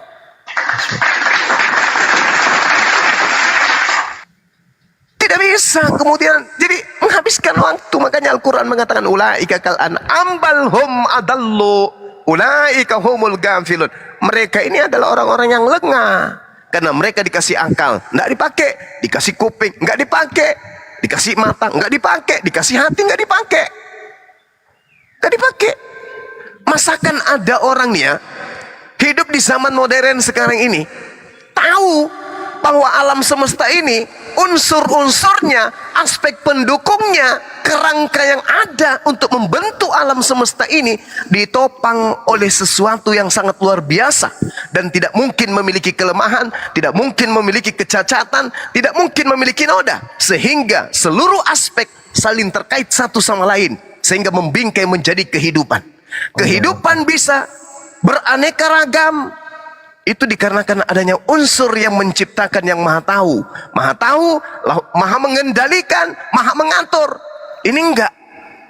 Di zaman modern mereka menyembah makhluk yang diatur oleh hakikat yang maha mengatur. Kan lucu. Lucu kan? Lucu. Nah itu dia. Jadi sampaikanlah kepada keluarga, ajak mereka, rangsang mereka kemudian untuk menggunakan akal untuk belajar Bible. Tolong bimbingannya Gurunda. Tolong iya, bimbingannya. Gimana? Nanti tolong saya bimbing Gurunda untuk saya bisa memualafkan hamba-hamba ini ya. Karena insya Allah. Ya itu tugas kita semuanya. Mereka udah uzur ya Gurunda. Saya sedih sekali melihat mereka begini Gurunda. Bisa ya, itu tugas kita. Kita pelan-pelan aja ngajarin. Sabar bang, kita pelan-pelan aja ngajarin. Jangan juga kayak seperti saya ngajarin ke orang tua, jangan. Bukan, nanti sampai di rumah kita harus menggunakan akal sehat. Wah, orang tuh bisa pingsan, jangan. Gak bisa Gurunda. Jangan, nanti dia malah melempar nanti asbak rokok melayang semua nanti di rumah. Betul Gurunda, karena waktu saya pernah mencoba Gurunda lewat begitu kan, saya bicara dari ke hati kepada keluarga saya ini kan. Tapi apa balasan mereka? Mereka bilang keyakinanmu gitu udah. Maksudnya keyakinanmu ya keyakinanmu gitu. Kalau aku ya aku sendiri gitu Gurunda. Istilahnya gitu. Mas saya bingung sekali Gurunda. Saya kan kurang ilmu gitu untuk kasih tahu mereka ini loh yang benar gitu kan Gurunda. Sementara mereka tuh nggak mau dengar apapun dari saya gitu. Dari situ saya tugas berat di situ Gurunda. Sementara saya pengen mereka sebelum mereka meninggal, saya pengen mereka dalam kondisi Islam. Gitu loh Gurunda. Intinya saya seperti itu aja Gurunda. Iya, itu dia. Makanya saya mengatakan bahwa kita hanya berusaha nih ya. Kita hanya berusaha karena orang-orang kafir itu terlepas dia orang tua kita, Al-Quran mengatakan fi qulubihim maradun fazadahumullahu marada. Dalam hati mereka itu ada penyakit. Bang Juma, saya mau tanya Bang Juma. Iya, gimana? Bang Juma, saya mau tanya tolong jelaskan ke saya tentang iman Bang Juma ya. Dengan saya hanya bertanya aja. Coba minta tolong jelaskan ke saya tentang QS Quran surah 19 ayat yang ke-17. Oke, surah Maryam. Surah Maryam ayat ke-17. QS 19 ya. Quran surah QS 19 ayat 17 loh. Nomor 17. Maryam itu ya. Sahabat-sahabat ya, surah Maryam ya. Oh ya betul. A'udzubillahi minasyaitonirrajim. Bismillahirrahmanirrahim. Fattahazat min dunihim hijaba fa'arsalna ilaiha ruhana fatamatsala laha basaran sawiya. Apa yang Anda ingin pertanyakan di situ? Allahu Akbar. Itu di bahasa Indonesia apa coba? Lalu dia memasang tabir fattahazat min dunihim hijaba. Hijab tabir yang melindungi dari mereka. Lalu kami mengutus roh kami kepadanya, maka dia menampakkan diri di hadapannya dalam bentuk manusia yang sempurna. Jadi maksud gimana? Isa itu maksudnya Isa Al-Masih ya? Dia itu. Bukan, itu adalah Roh Kudus yang datang kepada Bunda Maryam yang menampakkannya.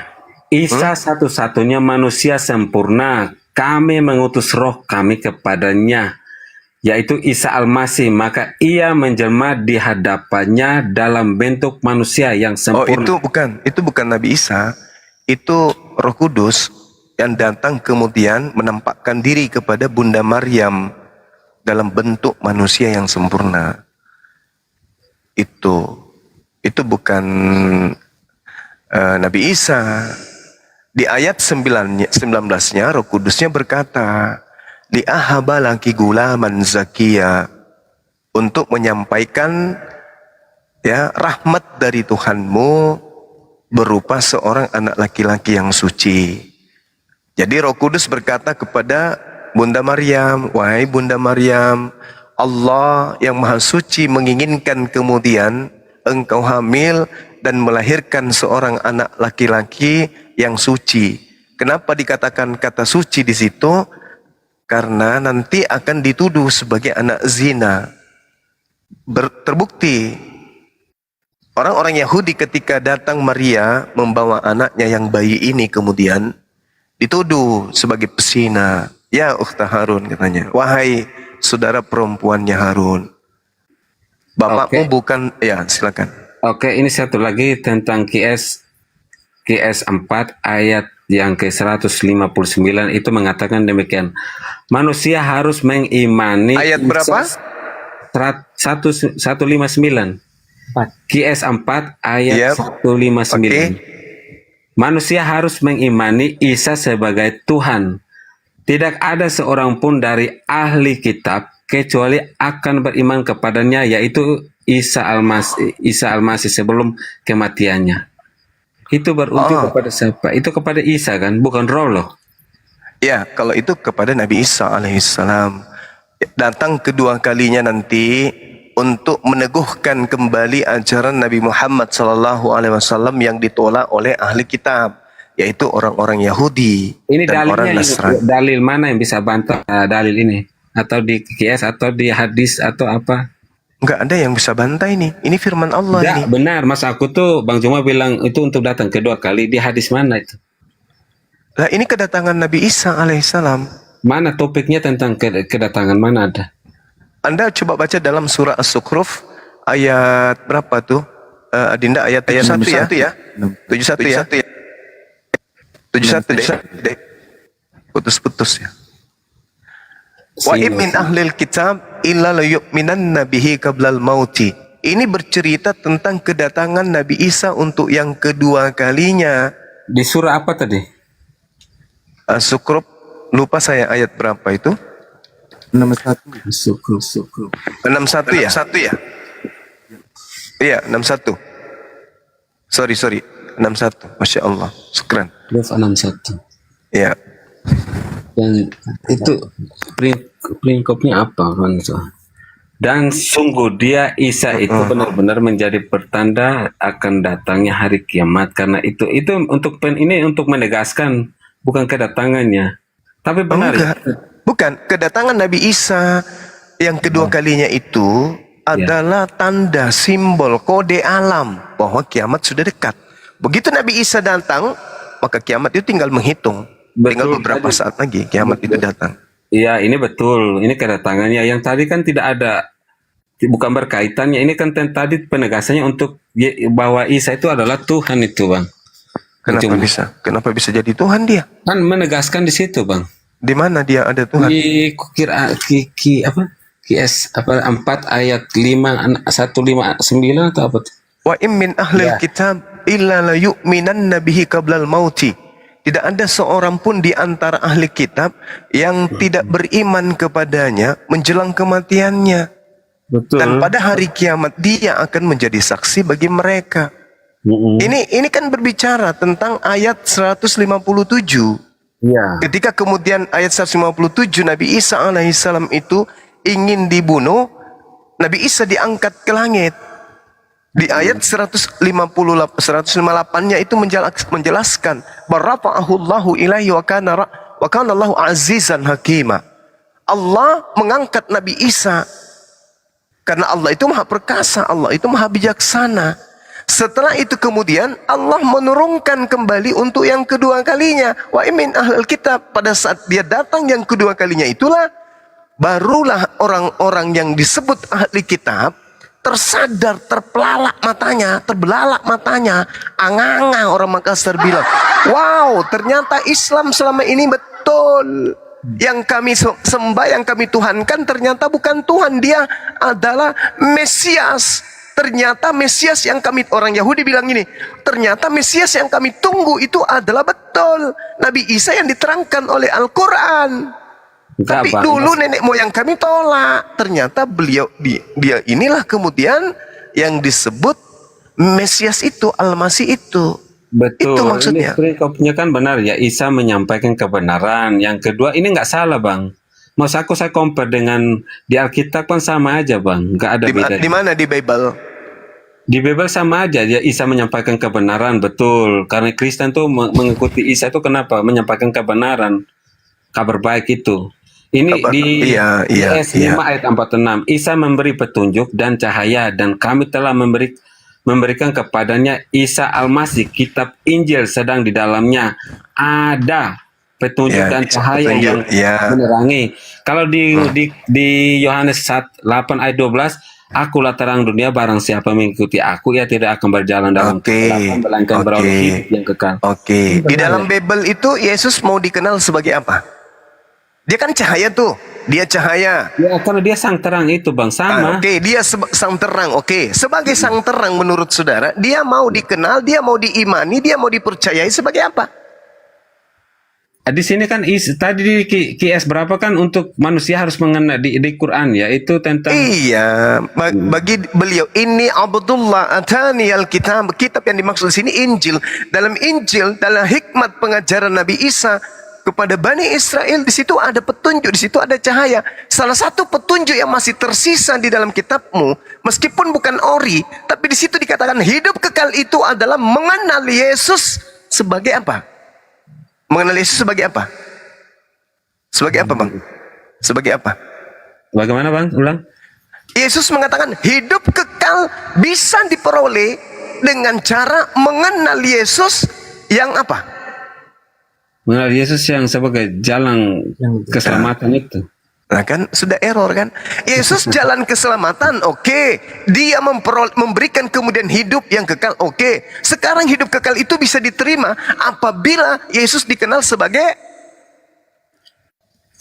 jalan lurus, jalan kebenaran, jalan keselamatan itu, Bang. Di sini pun sebagai utusan. Sebagai utusan, Bang. Dodol. Jangan. Hidup kekal itu menurut Yesus syaratnya ada dua. Mengenal Bapa yang mengutusnya sebagai satu-satunya Tuhan, mengenal Yesus sebagai utusan Tuhan. Itu baru bisa memperoleh hidup yang ini kekal. Di Al-Quran ya, dan ketuhan banyak ini ada Isa Al-Masih banyak yang mengatakan bahwa Tuhan. Ada banyak deskripsi mengenai Isa dalam Al-Quran. Banyak ayat yang menunjukkan Isa adalah Tuhan dalam Al-Quran. Mari kita lihat ya. Isa berasal dari kata Allah. Proses kelahirannya Isa sangat unik. Di mana dalilnya, Bang? Ini Bang, di QS 21 ayat 91 mengatakan bahwa Isa berasal dari roh Allah. Kami tiupkan ke dalam Maryam roh dari kami dan kami jadikan dia dan anaknya tanda yang besar bagi semesta alam. Itu dia anak. Bawahnya apa? Di situ sudah anak disebut sebagai anak manusia. Berarti dia bukan Tuhan. Sudah dikatakan di situ kan sebagai anak kan. Betul, roh Allah kan yang dikandung dari roh Allah itu. Iya. Sekarang menurut saudara, apakah manusia di alam semesta ini bisa hidup tanpa roh Allah? Terus menegaskan di QS 4. Aku tanya dulu. Saya tanya dulu abangku ini. Manusia di atas muka bumi ini bisa hidup gak tanpa roh Allah pada diri manusia? Mati, Bang. Mati kan? Nah ini kenapa Yesus dikatakan seperti itu di dalam Al-Quranul Karim. Wallati ahsanat farjaha. Kenapa? Karena menerangkan tuduhan orang Yahudi yang menuduh Maria itu berzina. Tapi apa kata Allah? Tidak, Maryam itu memelihara kehormatannya. Dia tidak berzina. Adapun anaknya, aku Tuhan yang langsung kemudian memberikan roh ke dalamnya. Sehingga aku Tuhan jadikan dia dan anaknya sebagai tanda kebesaranku bagi seluruh alam semesta. Bahwa aku mampu menciptakan manusia lahir tanpa ayah. Itu maksudnya Al-Quran. Bang Zuma satu lagi biar saya nggak nanya lagi. Oke, nggak apa-apa. Boleh nanya, yang penting ini Anda gunakan rasio. Iya, silakan. QS 4 ayat 171 mengatakan demikian. Isa adalah perwujudan firman Allah, kalimatullah. Sesungguhnya Al-Masih Isa putra Maryam itu adalah kalimatnya itu hurufnya gede ya, arti kalimatnya Allah ya. Yang disampaikannya huruf gede itu Allah kepada Maryam. Jadi firman kalimatullah dari Allah berarti itu Allah sendiri itu, Bang. Nah, gimana? Coba. Justru ayat yang Anda bawa itu yang membantah konsep doktrin itu. Al-Qur'annya mengatakan, ya ahlal kitab, wahai orang Yahudi, orang Nasrani dan orang-orang yang zalim di antara yang ada di antara keduanya, la taghlu fi dinikum. Jangan kau lebay dalam agamamu, jangan kau melampaui batas. Sesungguhnya kata Allah, innamal masihu Isa bin Maryam Rasulullah wa kalimatuhu. Jadi yang kau anggap Tuhan itu kata Allah, sesungguhnya dia itu adalah anak manusia dari seorang manusia berjenis kelamin perempuan bernama Maryam. Dia itu adalah utusanku. Itu kata Allah. Ini menegaskan di firman Allahnya, Bang. Iya betul. Dikatakan apa? Kalimatnya yang disampaikannya kepada Maryam. Kalimat disampaikan. Yohanes 1 kan? Yohanes 1 ayat 1. Iya betul. Sama seperti Matius 4 nomor 4, sama seperti Mazmur 33 nomor 9, sama seperti Yesaya 55 nomor 11, sama seperti Yohanes 3 nomor 34. Tak ada yang masalah di situ. Sama seperti Kejadian 6 nomor 3, nggak ada yang masalah di situ. Sama seperti Zakaria 12 nomor 1, tak ada masalah di situ. Kehadiran Yesus Nabi Isa di atas muka bumi ini itu karena kalimat Allah. Innama amruhu idza arada syai'an ayyaqula lahu kun. Nah, itu kalimat. Itu kalimat dari Allah. Jadi hamil kau Maryam, aku Tuhan menghendaki kau hamil. Hamil, gedebuk. Hamil, melahirkan. Kenapa? Karena kehamilannya itu Tuhan yang menghendaki. Kenapa dikatakan dari kalimatnya, dari instruksinya, dari idenya, dari gagasannya, bukan dari inisiatif seorang laki-laki untuk menghamili Maryam, tapi Allah yang berkehendak. Makanya ketika Anda membaca surah berapa tadi? Surah Al-Quran surah 19 nomor 17, itu malaikat datang. Wahai Maryam, sesungguhnya aku ini adalah utusan Tuhanmu untuk memberitakan berita kepadamu tentang kelahiran seorang anak laki-laki yang suci. Itulah yang disebut kalimah yang diantar oleh Roh Kudus kepada ibunda Maryam. Pada mulanya adalah firman, pada mulanya adalah kehendak. Kehendak siapa? Kehendak yang melekat, yang bersama-sama dengan Tuhan, yang menyebabkan kemudian Maria hamil. Makanya dikatakan kehendak itu telah menjadi daging. Oke, Bang Juma. Gitu, dari sekian ayat yang tadi saya tanya, saya rasa korelasi dengan perjanjian baru ya. Saya rasa semua, dan ada beberapa sini saya lihatnya benar ya, nggak ada salahnya. Konteksnya benar, hanya bahasanya agak ada kurang, ada lebih, memang wajar ya. Tidak pas, tapi seluruhnya hampir-hampir rata-rata benar loh. Ya, cuman Anda saja yang mendudukkan Bible itu sebagai orang Kristen. Bukan, saya mengerti saudara muslimnya mengertinya kayak gimana, tapi yang jelas tadi saya udah bilang ada penegasannya di mana, tapi Bang Juma bilang kembali ke kedatangan Mesias Isa gitu kan. Iya emang. Coba Anda lihat di dalam Yohanes 8:42. Coba Anda baca di situ. Cipurke bantan ala bedu. Jadi saya rasa di Quran tuh benar ya, jadi nggak ada salahnya. Oh ya, Al-Quran nggak mungkin keliru. Bang Juma jangan muter-muter, bahasanya benar, muter-muter, ya itu Quran loh, surah firman Allah loh. Al-Quran itu nggak mungkin keliru Quran. Bukan Qurannya keliru, Bang Jumanya yang keliru menafsirnya. Oh nggak mungkin. Bagaimana Anda nggak bisa korelasi, gimana sih? Anda mengatakan di dalam Al-Quran tadi kan, Anda mengatakan dalam surah An-Nisa ayat 159, ya, Nabi Isa datang menjadi Tuhan kan? Itu kan maksud Anda? Mana ada? Bukan ada ayat tadi QS berapa lupa yang jelas, terus Bang Juma bilang nah, itu. Buka lagi Google-nya. Ya udah Bang Juma, yang jelas salibnya seluruh. Saya bantu bukain Gurunda. Ya silakan. Saya bantu bukain. Ya. Nah, di sini dia bukanya dari sini. Saya bantu bukain, dia buka dari website penyesat kawan-kawan. Ya, ini cara dia dan cara licik orang-orang memelintir ayat Al-Qur'an. Contoh yang tadi dia bawa. Ini ada website namanya website Isa dan Islam. Website ini punya orang kafir memelintir ayat Al-Qur'an. Yang dia coba pelintirkan, dia ngambil dari sini nanya-nanyanya kawan. Semua plek banget dia pakai contoh, dia pakai kalimat apa?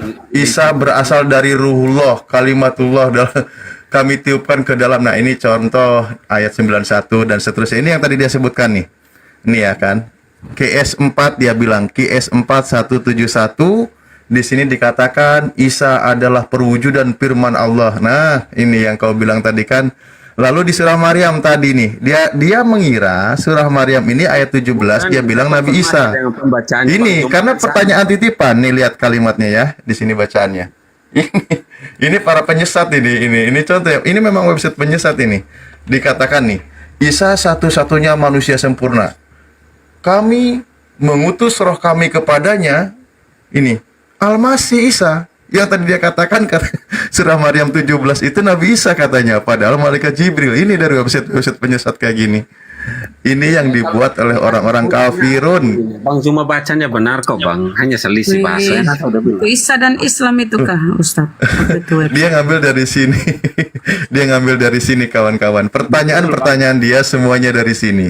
Ya. Saya ambilnya memang dari situ Bang, tapi Gitu dong, jujur. ya benar, tapi Makanya Bang kau Zuma nggak tadi konfirmasinya jelas. Hanya saya udah konfirmasi bahwa bahasanya memang ada yang keliru, ada yang bukan keliru, ada yang lebih. Iya, ini website penyesat orang-orang Kristen yang bikin website namanya Isa dan Islam. Di sini dia katakan 5 bukti Isa Al-Masih adalah Tuhan dalam Al-Quran. Coba Keren lihat catatan banget. kakinya Bang. Ini Catatan punya kaki satu Oten, punya Kristen yang berusaha menyesatkan umat Islam melalui memelintir ayat-ayat Al-Quran. Lo lihat penulisnya kan pasti ada catatan kakinya siapa? Oh, ini punya Oten semua ini. Itu ada satu orang yang kita sudah Islamkan. Ini. Nah, teman-teman WA kita. Siapa? Alhamdulillah. Teman diskusi saya dan teman diskusi Hisugi. Oh iya. Dan salah satu adminnya yang lama yang keluar dari sini si Edis TV. Ya, termasuk Edis TV. Si Edis adminnya TV. Edis. Iya. Iya, dulu dia bagian dari admin ini. Ya, inilah mereka cara menyesatkan umat Islam dan memelintir ayat-ayat Al-Quran menggunakan cara trik misionarisnya. Cerdik seperti ular, tulus seperti merpati, sehingga Al-Quran pun dipelintir ayat-ayatnya dan tidak sesuai dengan kaidahnya. Dia simpulkan 5 bukti Isa Al-Masih adalah Tuhan dalam Al-Quran. Kucluk memang ini penyesat. Mutiaranya Haleluya. Mangrove haleluya. Gak pakai Ada yang pakai menarik. akal aja Bang, Tapi saudara. ada yang menarik tadi Gurunda pernyataannya Bang Mangrove ini bahwa katanya di Bible ada kesamaan dengan Al-Quran. Berarti kan secara de facto kan Anda mengakui bahwa Al-Quran itu benar. Nah sekarang pertanyaan saya kepada saudara, kapan mengucapkan 2 kalimat syahadat? Oh itu nggak mungkin Bang. Kan kata Bang Zuma kan diskusi aja, bersyahadat untuk apa? Saya bersyahadat boleh, tapi jangan bersaksi dusta Bang Zuma. Bagaimana Anda bisa menjelaskan kepada saya bagaimana?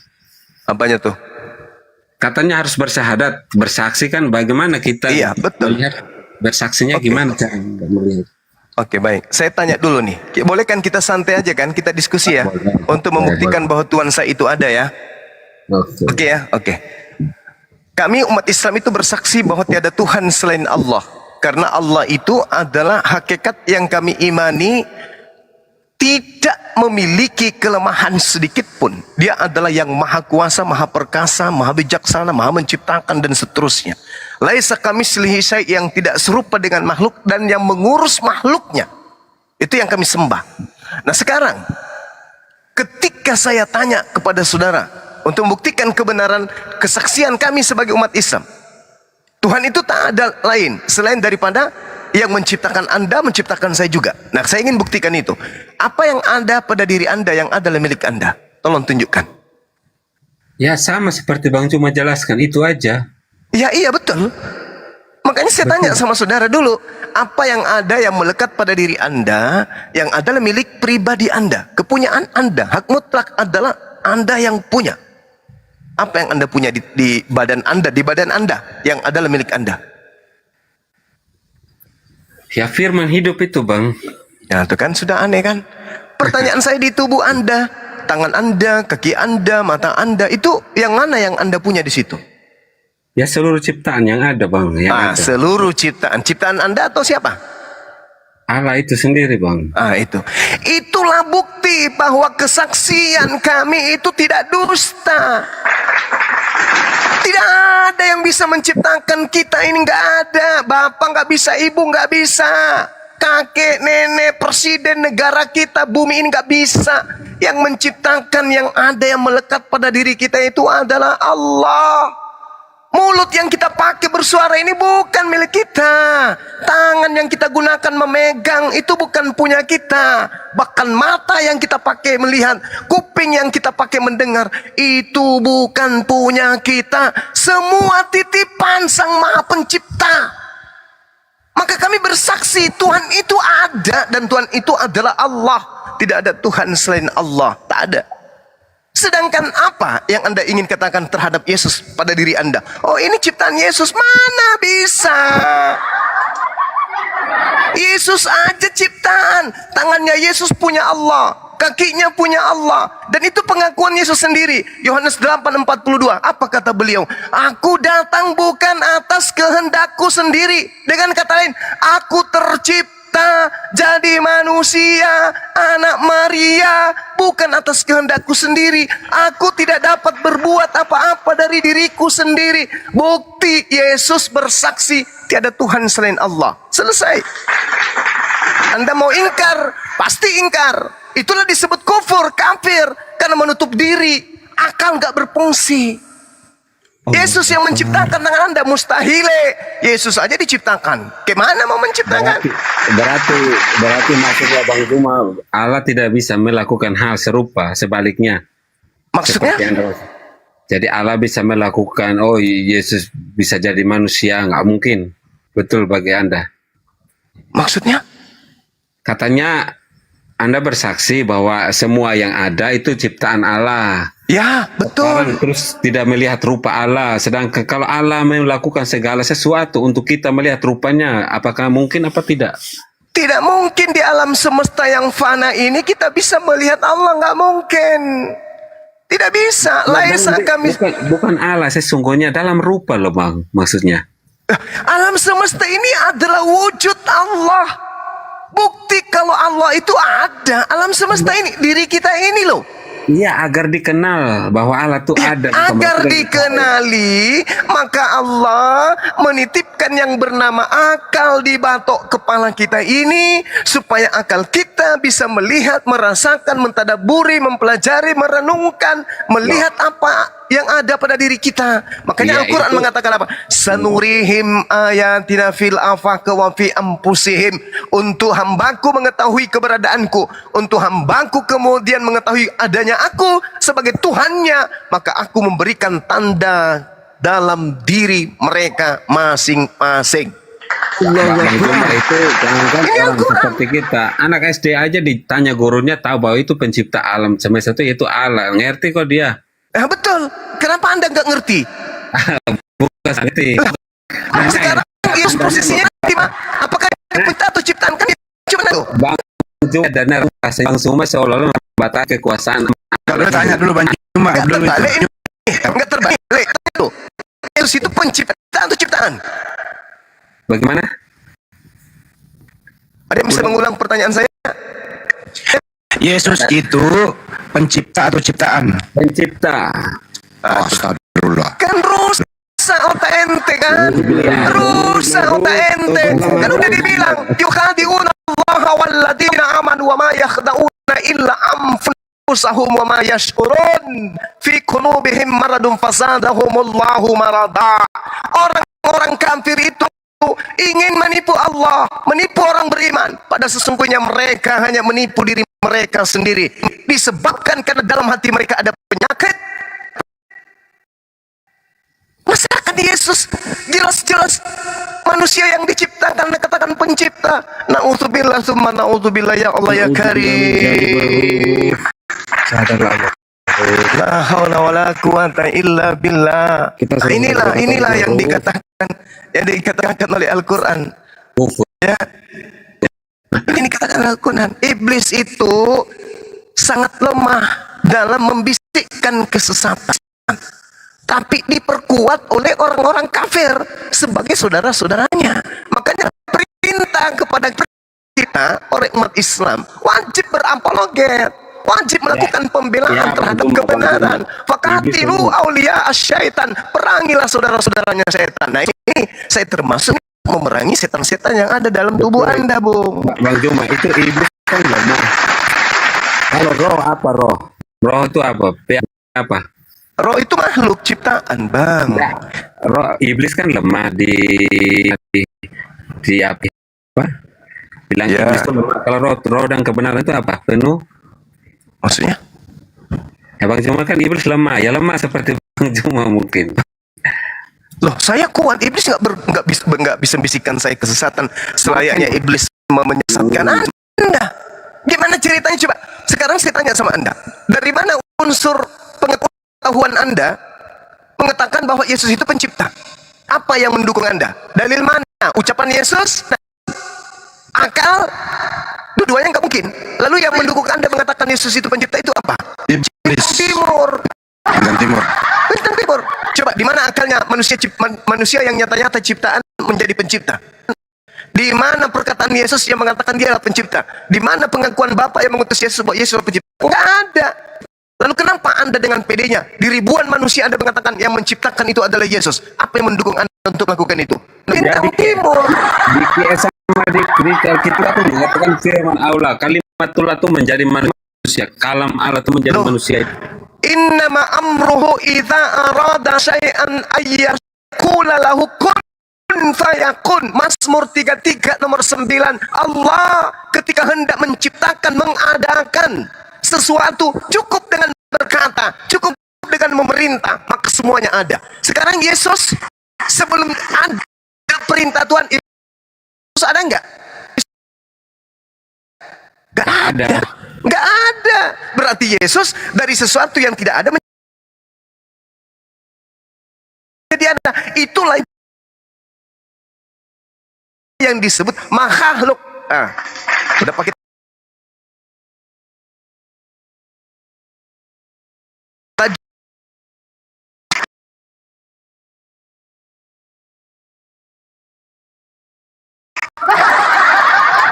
itu makhluk. Yesus itu makhluk ciptaan. Dia berubah posisinya.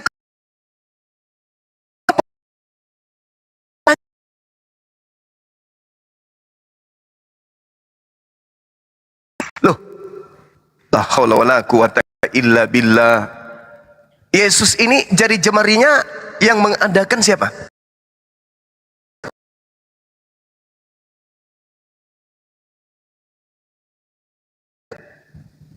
Ya itu kan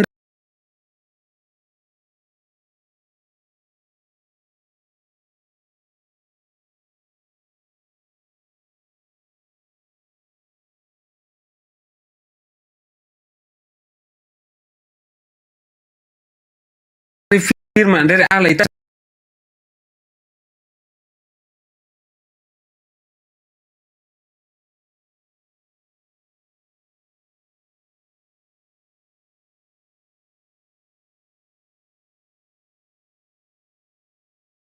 Sendiri bang. Kalau kita ini dari mana? Kita ini dari mana? Kita kan dari ibu keluar. Lengkap itu diri. Al-Quran nggak mungkin salah. Bang, itu harus lab baru, Burunda. Enggak bang, aman abang. Sudah aman sinyalnya. Bang Rob. Ya siap. Teman-teman dia gimana aman? Sebelum Bunda Maria mengandung, Yesus ada di mana? Oke, saya kasih dalilnya biar jelas. Tolong dicamkan bahasa. Gaya pakai dalil. Gaya. Si kangkung pakai dalil. Apa tuh bang? Di Yohanes 8 ayat 58. Mati meja. Bang Handi, pasang telinganya, jangan kesenggol sekian. Yohanes 8 ayat 58. Kata Yesus kepada mereka, Aku berkata kepada Moses, sungguhnya sebelum Abraham jadi, aku telah ada. Coba, mengerti bahasa Indonesia? Jadi kalau begitu terakhir saya tanya, sebelum ke Banyuma, mana lebih tua Yesus daripada Abraham? Dalam Tuhan Yesus lah. Tuhan Yesus. Yakin ya? Tadi kan udah bahasanya udah jelas ya. Iya, lebih tua Yesus. Oke. Lebih tua Yesus daripada Abraham ya? Itu dong Bang Andi, kemarin udah baik. Lagi bertanya. Iya terakhir nih, nggak apa-apa. Gue tuh orangnya santai. Jadi lebih tua Yesus daripada Abraham gitu ya? Oke. Tuhannya Abraham siapa? Yesus lah Bang. Yesus. Tuhannya Maria, Ishak dan Yakub menceritakan. Ya udah nggak apa-apa, udah cukup. Udah ya, Tuhannya Abraham Yesus ya. Ya. Terakhir, Tuhannya Pak Yusuf. Ya Yesus juga Bang. Yesus. Umat manusia itu Yesus, termasuk Kang Juma. Anaknya Pak Yusuf siapa? Anak tirinya? Ya Yesus. Jadi anak tiri, jadi Pak Yusuf anak tiriku adalah Tuhanku gitu ya? Ya betul. Oke Bang Juma lanjut. Anak tiriku adalah Tuhanku. Kalau adiknya Yesus Tuhannya siapa ya? Gak tahu aku. Adiknya Yesus punya adik lagi loh. Stadium 7 ini Bang Andi, lanjut Bang Andi, lanjut. Aduh. Jadi anakku adalah Tuhanku, anak tiriku adalah Tuhanku, abangku adalah Tuhanku. Ya udah selesai. Ustaz Alif ambil alih lah. Enggak, ini Bang Andi, mungkin Om Aan ini ada yang mau disampaikan lagi ke Gurunda. Setengah baju mau menerangkan ternyata orang sakit. Masih banyak sebenarnya Gurunda. Tapi nanti pasien lama ini, pasienku yang lama ini, pasienku yang lama. Bang Juma mau menjelaskan saya sakit, padahal situ yang kanker otak, saya nggak pernah sakit. Mang Ruf, udahlah tobat aja ke Mang Ruf. Oke, Bang Juma, mau nggak Bang Juma? Udah ngantuk ini, mau pulang rumah. Iya, pulang-pulang aja kamu Mang Ruf. Udah nggak bisa diselamatkan kamu nih. Dia ngapain di sawah Kang Mangrove? Nangkap apa? Tikus?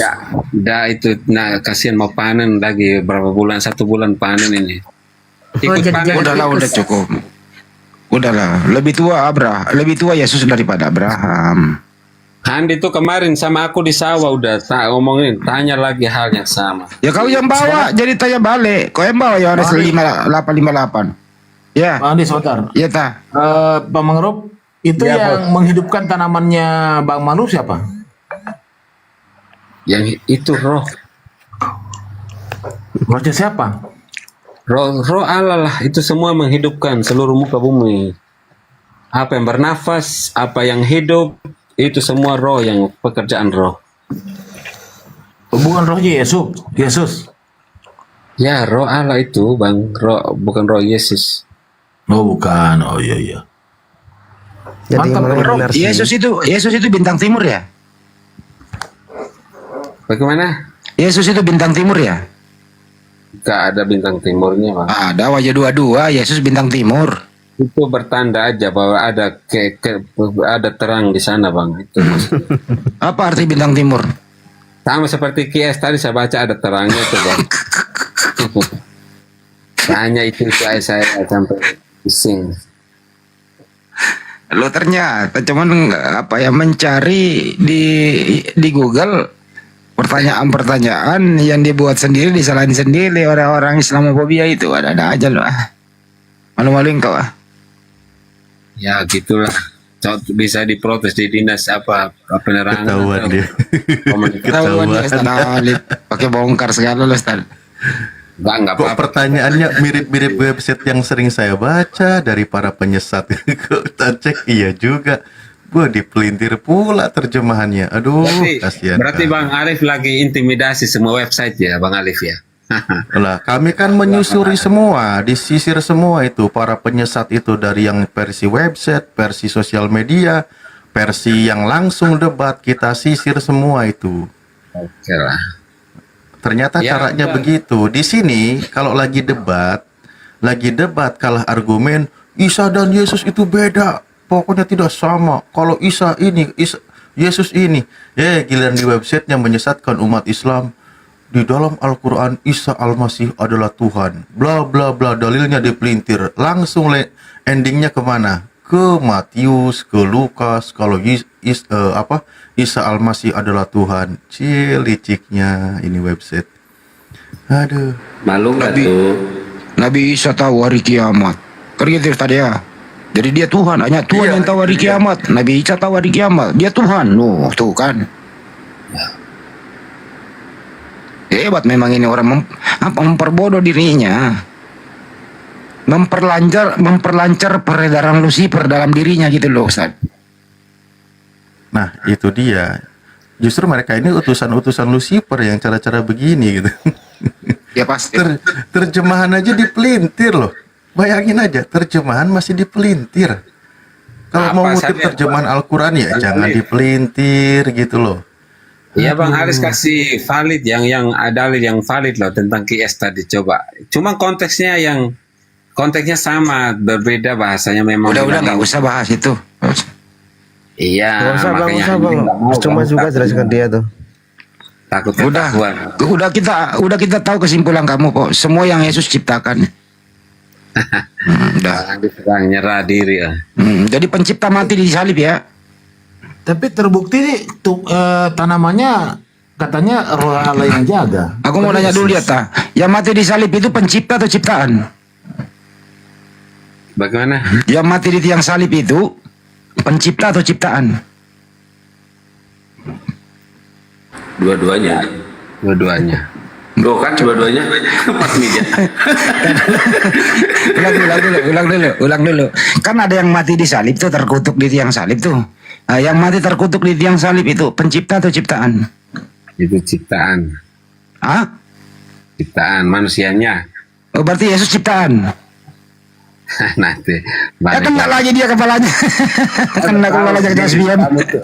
Andi, kamu tuh udah ular. Kemarin saya udah lihat di sawah ular kobra. Kena lagi kepalanya, Ustaz. Ya, Yesus katanya pencipta, giliran mati ciptaan. Gimana sih, Ustaz?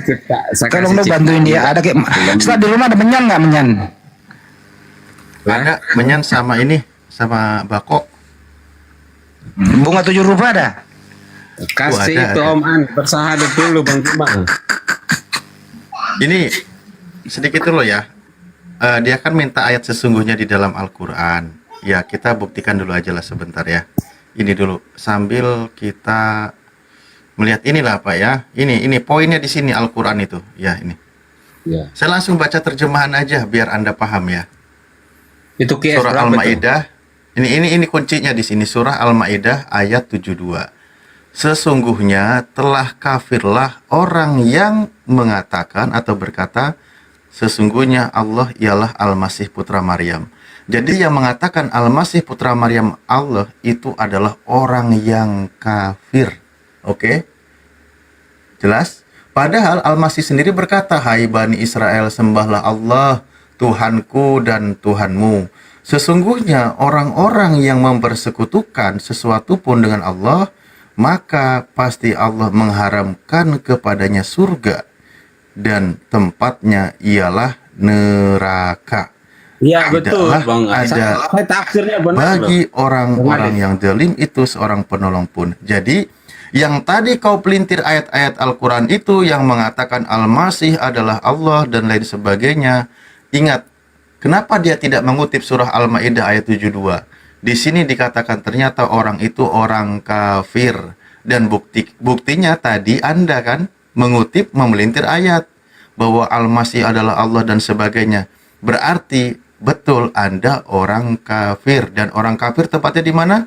Diharamkan masuk ke dalam surga, tempatnya adalah di neraka. Selamat menikmati hidangan ikan bakar di neraka, Pak Mangro. Nauzubillah min zalik. Betul Bang, itu yang dilihat terus itu situ.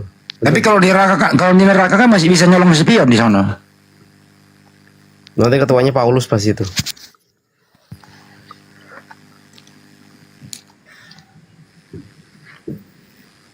Ayo Bang Rob. Yang mati di tiang salib itu pencipta atau ciptaan? Dia bilang ciptaan. Berarti Yesus ciptaan dong? Enggak, pencipta. Gimana sih kamu akalmu itu kok? Jangan-jangan di dalam kepalamu itu ada kaca spion yang nyangkut. Coba benturin dulu kepalamu, bro.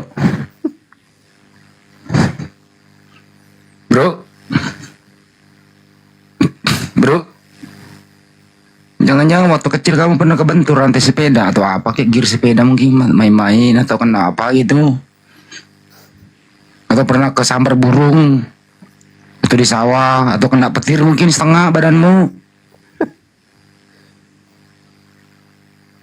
Gosong sebelah apa gimana gitu. Orang Yesus sudah diterangkan banyak. Yesus itu lahir dari rahim Maria, dari bayi, punya jari-jari mungil, keterbatasan. Dia kalau nggak balik, dia nggak bisa lihat apa yang terjadi di belakang dia. Pohon ara aja tidak berbuah di prank sama, masa ada kalau dia maha tahu. Pohon ara tidak berbuah, keprank dia, nggak ada. Udahlah bro, sekarang cuci kaki, bersihin semua, cuci tangan, pakai sarung, tidur di atas pohon. Ya, pingsan anak orang ini. merenungi nasib dia. Siapa yang tanggung jawabnya? Anak orang nangis nih. Host, tanggung jawab lo. Tanggung jawab. Si anak orang. Yang sawah dulu bos, biar ini nggak mati, sawahnya nggak digigit burung. Nah. Saya pikir kena stroke ringan. Nggak, itu di sawah itu kan ikat tali panjang terus goyang dari ujung ke ujung, bunyilah loncengnya, kabur burungnya. Ya, dikit bagi teman-teman yang ingin daftar nanti di acara family gatheringnya Gurunda Jumat tanggal 16 September ya, hari Senin nanti. Silahkan daftar ke Bang Kores ya. Kebetulan tiket udah terjual berapa tiket tadi Bang Alif ya? Barusan udah, kan dibukanya barusan tuh dari semalam. Baru 3 tiket. Tiket tersedia 300 dan sisa 297. Bagi teman-teman yang di TikTok ataupun di YouTube yang ingin hadir di acara nanti di family gatheringnya Gurunda Jumat di Sariater, silahkan hubungi Bang Kores atau hubungi Bang Handi nanti ya, atau hubungi Bang Handi bisa tuh. Jangan saya, Kores aja. Ke WA-nya, takutnya nggak tahu nomor HP Bang Kores. Ke nomor HP Bang Handi dulu. Host promosi juga cateringku di pesantren. Nggak mau, daging babi itu cateringnya, nggak mau. Saya tiap hari di pesantren loh, itu langganan tiap hari kamu tuh gimana? Nggak mau. Nggak ada babinya di situ, dapat sertifikat halal dari. Bodoh amat, nggak mau daging babi itu. Mana? Bang Alif, silakan ditambahin Bang Alif. Ya ini biar suruh dibawa dulu dia istirahat ya Pak Mangrove ya. Istirahat dulu di bawah. Siap. Oke, siap. terima Makasih kasih. Bang Ali, Ya. Bang Jumat. Ya, semoga besok lekas sembuh ya. Udah waktunya udah berikan, makasih. Ya, Om Aan juga silakan istirahat dulu Om Aan, besok dilanjut ya. Mungkin udah cukup Om Aan.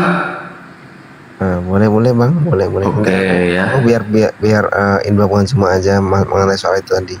Oke, siap. Nanti naik lagi ya kalau misalkan udah peak ya. Gimana bang? Nanti infokan lagi kalau misalkan udah peak mau bersahadat ya. Aku udah bersahadat bang, udah Islam bang. Enggak, temennya tadi. Bukan temennya, mbah saya, bukan temen. Oh, mbah ya. Siap. Itu tadi. Kalau aku emang keluarga mu'alah bang. Jujur. Oh iya, mantap, keren. Istiqomah terus ya bang. Insya Allah bang, insya Allah. Jadi tadi saya kan tanya naik ke sini kan emang mau tanya pada Gurunda gitu kan, bagaimana, bukan trik sih, saya juga bingung menjelasin bagaimana tuh caranya, bagaimana untuk menyadarkan keluarga saya yang masih belum mau menerima Islam, itu aja sih. Karena saya kan juga masih awam gitu kan, jadi saya masih butuh sebuah pencerahan gitulah, bukan petunjuk ya, pencerahan gitu.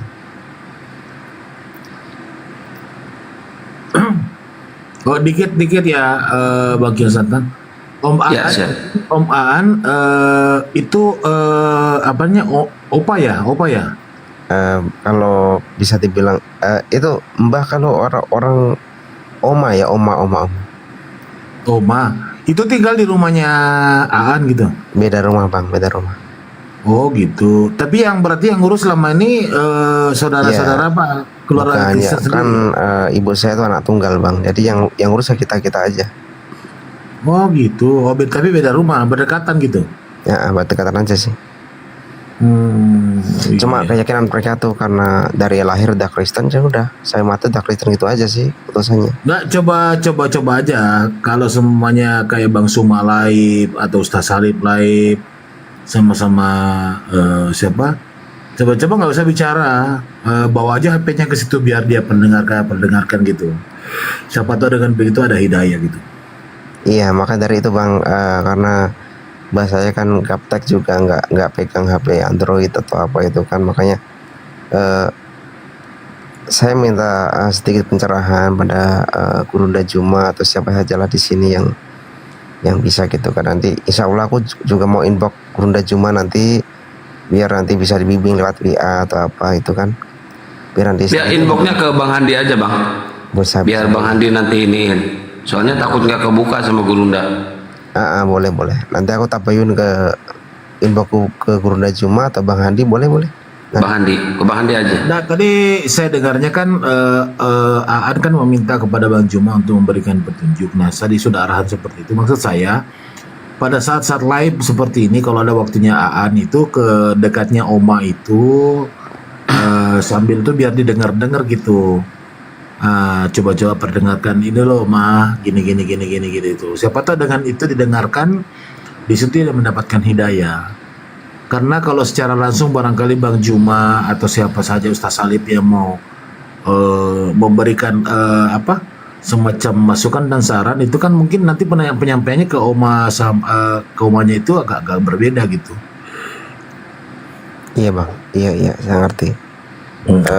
Kalau saya kan cuma bagaimana bang ya, karena emang keluarga bang ya, jadi saya nggak bisa keras-keras juga kan untuk menyampaikan ini kan. Jadi saya butuh sesuatu yang logis karena saya juga setelahnya masih awam untuk di ini kan. Jadi saya butuhkan untuk sesuatu yang logis agar bisa menyadarkan Mbah Said tadi gitu. Insya Allah bang ya. Karena saya udah tabayun, udah berusaha terus bang. Bukan setiap hari juga sih, maksudnya udah setiap pertemuan gitu saya udah coba menyadarkan begitu. Saya sudah coba untuk kasih ini, tapi mereka kan emang pada dasarnya orang desa gitu kan bang. Jadi mereka secara lahir dari Kristen ya harus mati dari Kristen gitu aja sih. Intinya mereka di situ yang bikin saya susah. Iya.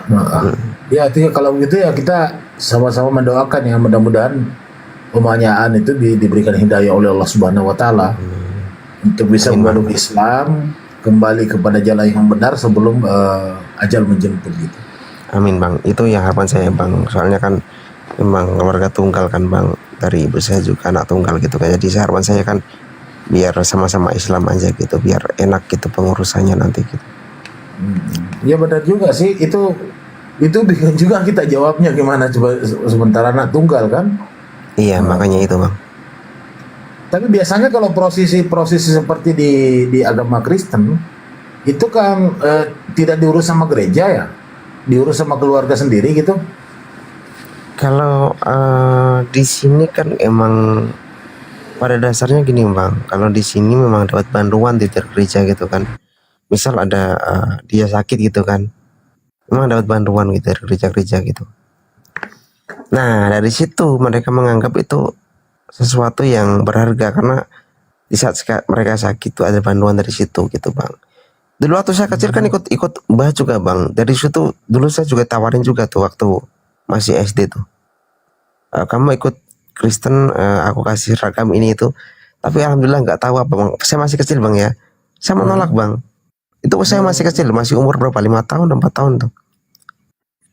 6 tahun itu saya masih bisa menolak bang. Padahal saya udah tahu, saya Islam dari situ bang. Udah Islam sih karena ibu saya kan mualaf waktu nikah sama bapak saya kan. Nah dari situ kan ibu saya pergi ke luar negeri cari nafkah gitu kan. Bapak saya juga sama pergi ke luar negeri gitu. Saya diikutkan ke Mbah. Nah dari situ ada dari pihak gereja mau apa sih istilahnya? Jadi kalau saya sekolah sini gratis, nanti kalau ikut Kristen gitulah intinya. Iya. Maaf ya, Ustadz Alif tadi kena report, barusan ngasih kabar ke grup, nampilin data yang tadi langsung kena report tuh. Apa? Gitu ya? Iya, akunnya. Kena report tuh, nampilin data yang tadi. Kayaknya langsung pada kepanasan tuh, hotel-hotel langsung report. Padahal cuma data itu doang ya, tapi kok sampai di report seperti itu. Naik lagi Ustadz Alif pakai akun lain.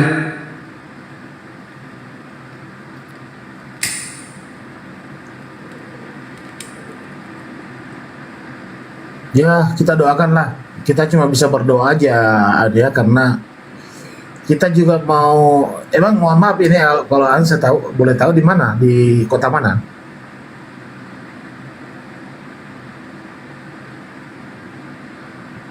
Oh turun dia.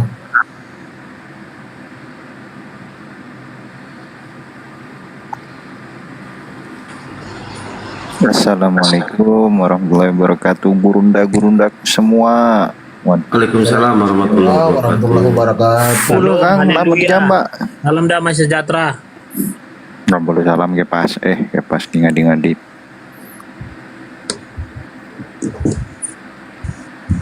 Ini tadi Pak Madu ya, Pak Ustadz Madu ya. Ya, silakan. Ada pertanyaan, any question? Anda bertanya, Alkitab menjawab. Nggak mau, males.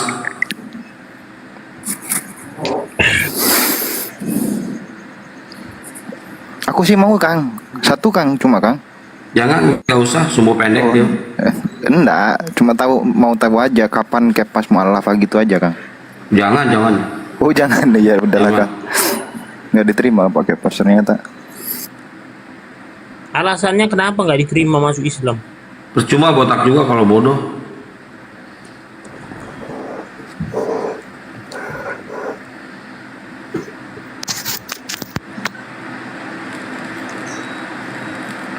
Bangke pas. Oh iya, manggilnya bagus teman-teman di bawah. Masa tik mental bro.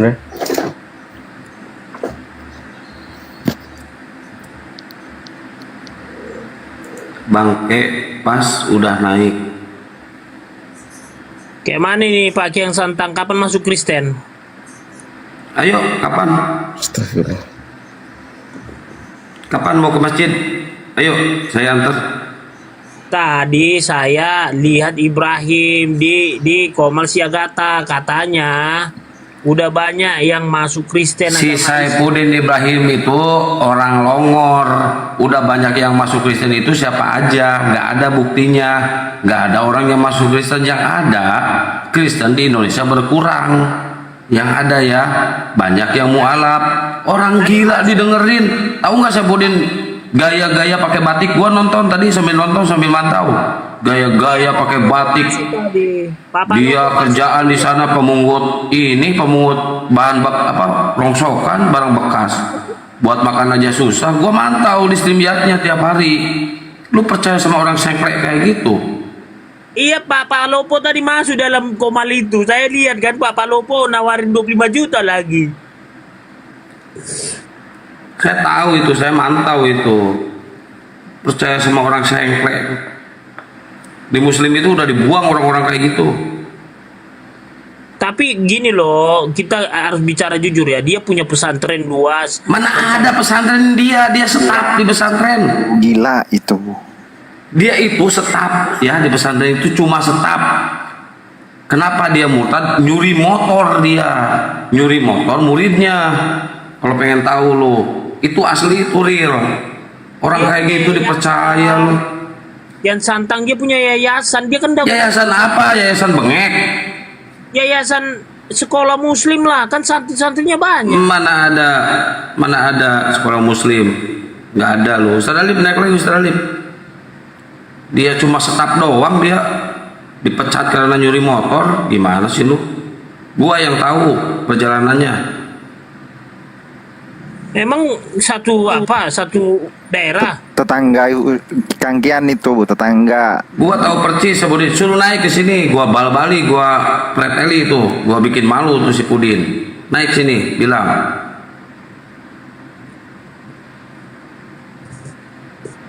Lu percaya sama orang kayak gitu lu?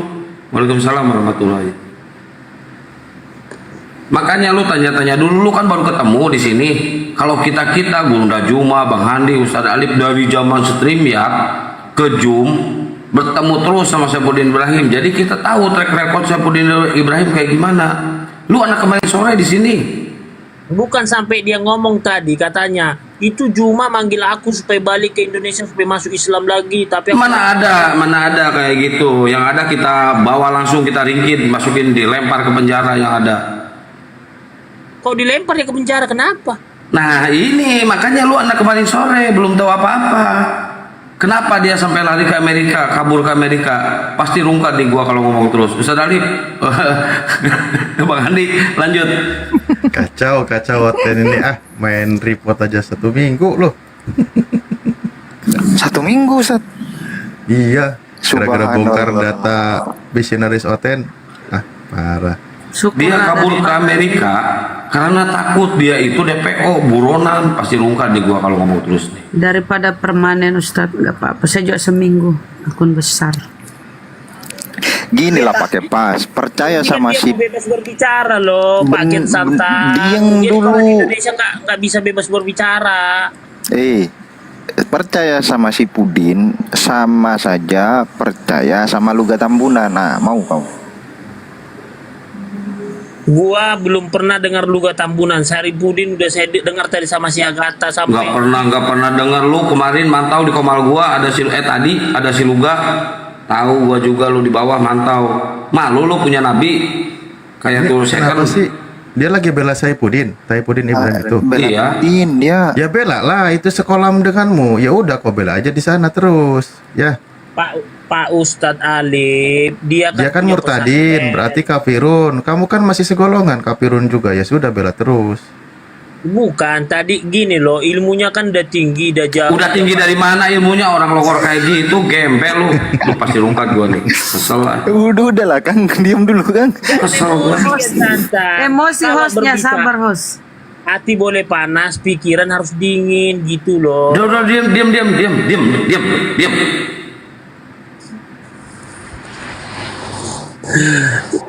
Udah. Kepas, kenapa kau belum sadar-sadar juga sih masih menuhankan anak orang? Kenapa? Gimana Kamu ya nggak Bunda tak- ya? Kamu nggak Bunda. takut ini tiba-tiba mati? Bunda. Masuk neraka loh. Iya Bunda, gimana? Yang punya ilmu tinggi aja, yang bisa bahasa Arab sampai bingung saya tadi. Enggak, dia itu tolol. Dia itu tolol. Malas sholat, malas puasa.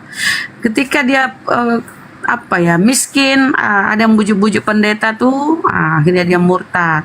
Mulai dia menghujat, suruh hapus 300 ayat dalam Al-Quran. Makanya dikejar-kejar, dia buron kabur ke luar negeri deh.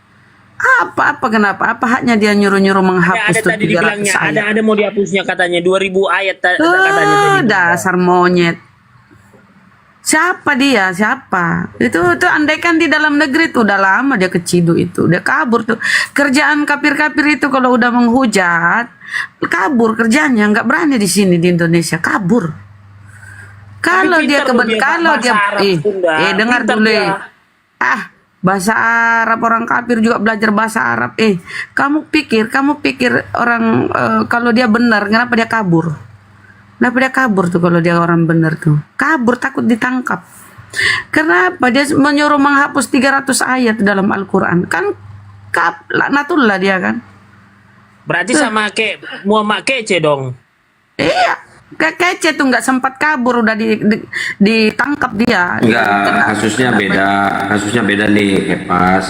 Kalau si Kace kasusnya beda sama Saipudin Ibrahim. Saipudin Ibrahim sebenarnya dengerin dulu, diam dulu kok botak.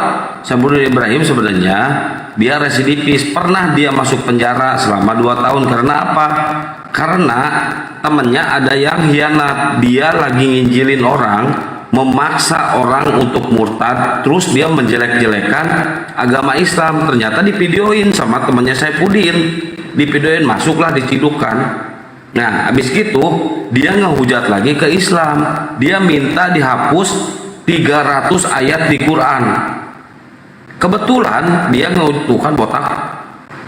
Silo anjir. Astagfirullahaladzim. Makanya gua bilang percuma lu botak tapi bulu lu botol lu. Kau melebihi Paulus jeleknya. Besari jelek kali rupanya kau. Kan udah gua bilang dari kemarin-kemarin. Pertama, lu ditutup lu. Ulang dulu Kepas. Wih, betul-betul botak Kepas sih. Si Kepas ini pertama ke TikTok ini berantem dulu sama saya, Bunda. Makanya saya udah tahu bahwa dia itu BOTOK. Dia kan mantan pernah di penjara juga kan. Makanya dia itu nggak mau nih, kepalanya harus pelontos. Ayo buka dulu Kepas ya. Jangan nanti HP retak Silo. Cukup Bunda. Jangan kayak si Blender, dia ngomong tapi nggak kenal kita wajahnya. Kalau tapi Kepas saya tahu wajahnya gimana. Kepas, rupanya kau sudah tua. Ayo sadarlah, jangan menuhankan anak orang. Jadi kau mati gimana dong? Udah tua aku tengok Ayolah. Saya kan rekarnasi dari Petrus. Petruk loh. Astagfirullahaladzim, sadarlah kalian ya. Kalian itu menuhankan dewa. Ayolah Kepas. Mirip itu ya, mirip Paulus lah Kepas. Kepas, Mau dengerin pesan saya Pudin Ibrahim? Silakan, boleh, Pak boleh. Ustadz. Dengerin Boleh, ya. boleh. Ini suara ya, dengerin. Bisa masuk Kristen, di Kristen aja banyak penipu, di Kristen saja banyak sekali yang menyakitkan hati saya. Bayangkan alat-alat di gereja saya ini yang baru saya beli diambil anak rohani saya, si Yopi, Novin, kerjasama dibawa ke Yayasan Bethesda katanya. 2 hari diangkut alat-alatnya. Di Kristen sudah banyak jahat, nggak usah masuk Kristen karena orang-orang di Kristen aja banyak yang jahat. Nah, dengerin tuh. Pelayan Tuhan dengan menipu gurunya di situ. Itu di Kristen. Coba diperbaiki di Yayasan Bethesda itu. Bu Desra, kamu sebagai ketua umumnya yayasan itu. Kalau nggak bisa perbaiki, nggak usah melayani, nggak usah sombong, nggak usah bawa-bawa nama Saifuddin Ibrahim. Biar tahu semuanya. Ada musiknya Ustaz Alif itu, Ustaz Alif. Udah. Kalau di saya di HP satunya itu nggak ada musiknya. Kristen. Baik Pak Banyak Ustadz, penipunya. nanti saya konfirmasi dengan Pak Ibrahim nanti di Ya, silakan. di Komal Kata, kalau memang itu benar. Nah, itu video dia kok. Tipu-tipu dia Ya, itu nanti bang. saya konfirmasi, Jangan. mungkin kan itu potongan Pak Ustadz. Kan Kok potongan? Ya kan nanti saya tanya dulu, saya kan bukan orangnya sumbu pendek, saya tanya dulu kedua belah pihak, apakah ini benar baru saya bisa- Emang benar, lu bukan orang sumbu pendek tapi pala pendek lu.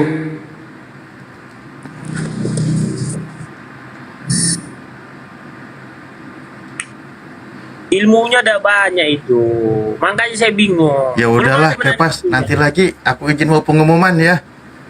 Buat Pengumuman apa? acara besar aja api. Ah. Ya udah, Kepas diam dulu. Kalau lu ngomong terus gua kick lu. Oke. Baik, terima kasih yang masih menyimak, ada 2.700 orang. Alhamdulillah, bulan depan genap sudah api berdiri secara resmi 1 tahun. Insya Allah akan diadakan family gathering Yayasan Apologet Islam Indonesia dalam rangka Milad Api yang ke-1. Ya, akan diadakan di Bandung. Nanti dihadiri oleh para petinggi API, di antaranya Panglima kami yaitu Gurunda Bang Zuma, dan para guru yang lain yang hadir di sini, dan juga yang ada di berbagai pulau di negara kita. Insya Allah akan hadir ke acara family gathering tersebut. Bagi yang ingin mendukung acara ini, suksesnya acara ini, berjalannya acara ini, karena di situ juga selain tentang family gathering, kita juga akan mengadakan evaluasi dan langkah ke depan seperti apa perjuangan API, bagaimana semakin kuatnya ya langkah API dalam mencegah pemurtadan, penyesatan dan sebagainya, seperti yang tadi kita tampilkan, bagaimana kita coba bantah mereka secara offline, kita ajak diskusi. Walaupun sudah 3 kali kita mengajak para pendeta, namun ternyata tidak ada yang berani. Tapi ya sudahlah, tidak apa-apa ya. Nanti juga ketemu jodohnya. Mau secara online kita diskusi, ayo dan sebagainya. Bahkan website penyesat dan para penyesat yang lain, sebisa mungkin kita bantah. Nah, itulah yang akan diadakan family gathering nanti di Bandung bulan September bulan depan. Insya Allah tanggal 16. Bagi yang ingin turut berpartisipasi dalam acara ini akan diadakan ketutup sebentar, maaf. Oke.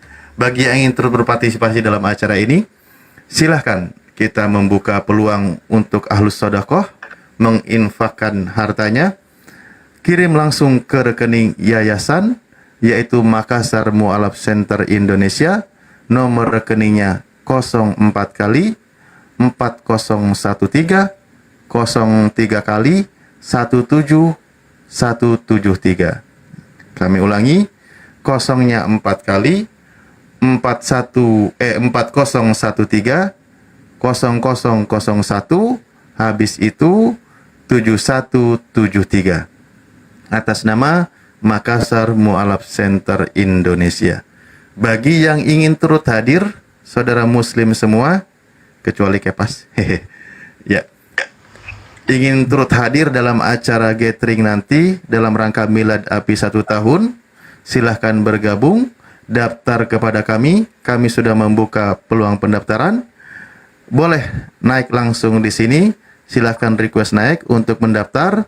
Mengenai pendaftaran tentu transfer ke rekening yang tadi disebutkan, yaitu Bank BTN ya, Bank BTN atas nama Makassar Mualaf Center Indonesia di nomor 0-nya 4 kali 4013, habis itu 03 kali 17173. Bank BTN atas nama Makassar Mualaf Center Indonesia. Bagi yang sudah melakukan transfer, boleh kirim bukti transfernya ke saudara kita Ahikores di nomor telepon 0813, habis itu 3753, setelah itu 4473. Saya ulangi, konfirmasi ya bagi yang sudah melakukan transfer, baik Ahlus Sodakoh, para agnia, ataupun yang melakukan pendaftaran via transfer, konfirmasi ke nomor rekening Ahikores, ke nomor telepon Ahikores di nomor telepon 0813, habis itu 3753, setelah itu 4473. Oke, terima kasih. Silakan dilanjut. Ya, silakan bagi teman-teman yang ingin daftar, silakan naik. Tak, lu mau ikut nggak, Tak? Ya boleh lah, kalau ada waktu dan kesempatan diberikan Allah, kenapa enggak? Allah. Meskipun dia tua, aku pingin itu Ji tak pala tuh. Kalau kayak gini ngomongnya, bener kan? Biarlah tua dia tuh. Semua kan atas izin Allah. Iya. Lu kalau open camp kayak 2 second ya? Insya Allah, artinya mudah-mudahan kalau diizinkan Allah kita datang. Kalau nggak diizinkan Allah kita nggak datang. Terus Yesus taruh di mana? Hidup ini misteri Bang Hendi. Makanya Bang Hendi kita bilang insya Allah, nggak pernah kita bilang kita pastikan, karena apa? Hidup ini misteri, kali aja nanti pagi aku mati kan? Iya, tahu. Tapi kalau lu kayak gitu Yesus taruh di mana? Emang Tuhan Yesus nggak Allah? Ya enggak lah. Jadi apa dong? Anak Maria. Iya, anak Maria, dia kan rekarnasi. Kena lagi deh. Coba lu open cam dulu nih, gue mau lihat pala lu. Tadi ulang-ulang kayak kuis saja, pertanyaan diulang-ulang. Udah, open cam lu tuh second. Kayaknya Akbar ini ya, apanya nih ya? Nggak mau open cam, gua turunin lo, gua kick lo. Jangan, dia orang baik kok. Jangan. Kok suka kali main kiki aja kayak baik tapi ngeselin deh. Nggak apa-apa kan dolim sama orang ngeselin deh. Enggak. Dia mau open cam dia. Open cam dulu coba. Pakai pas. Open cam pakai pas. Penasaran tuh 2.600 orang penasaran. Ya, apa itu dibuatnya? Aktifkan kamera kata hostnya. Ya aku yang nyuruh itu. Gurunda aja dibuat di sini yang paling besar. Gurunda kita Bang Juma. Gua hitung sampai 3 nih. 1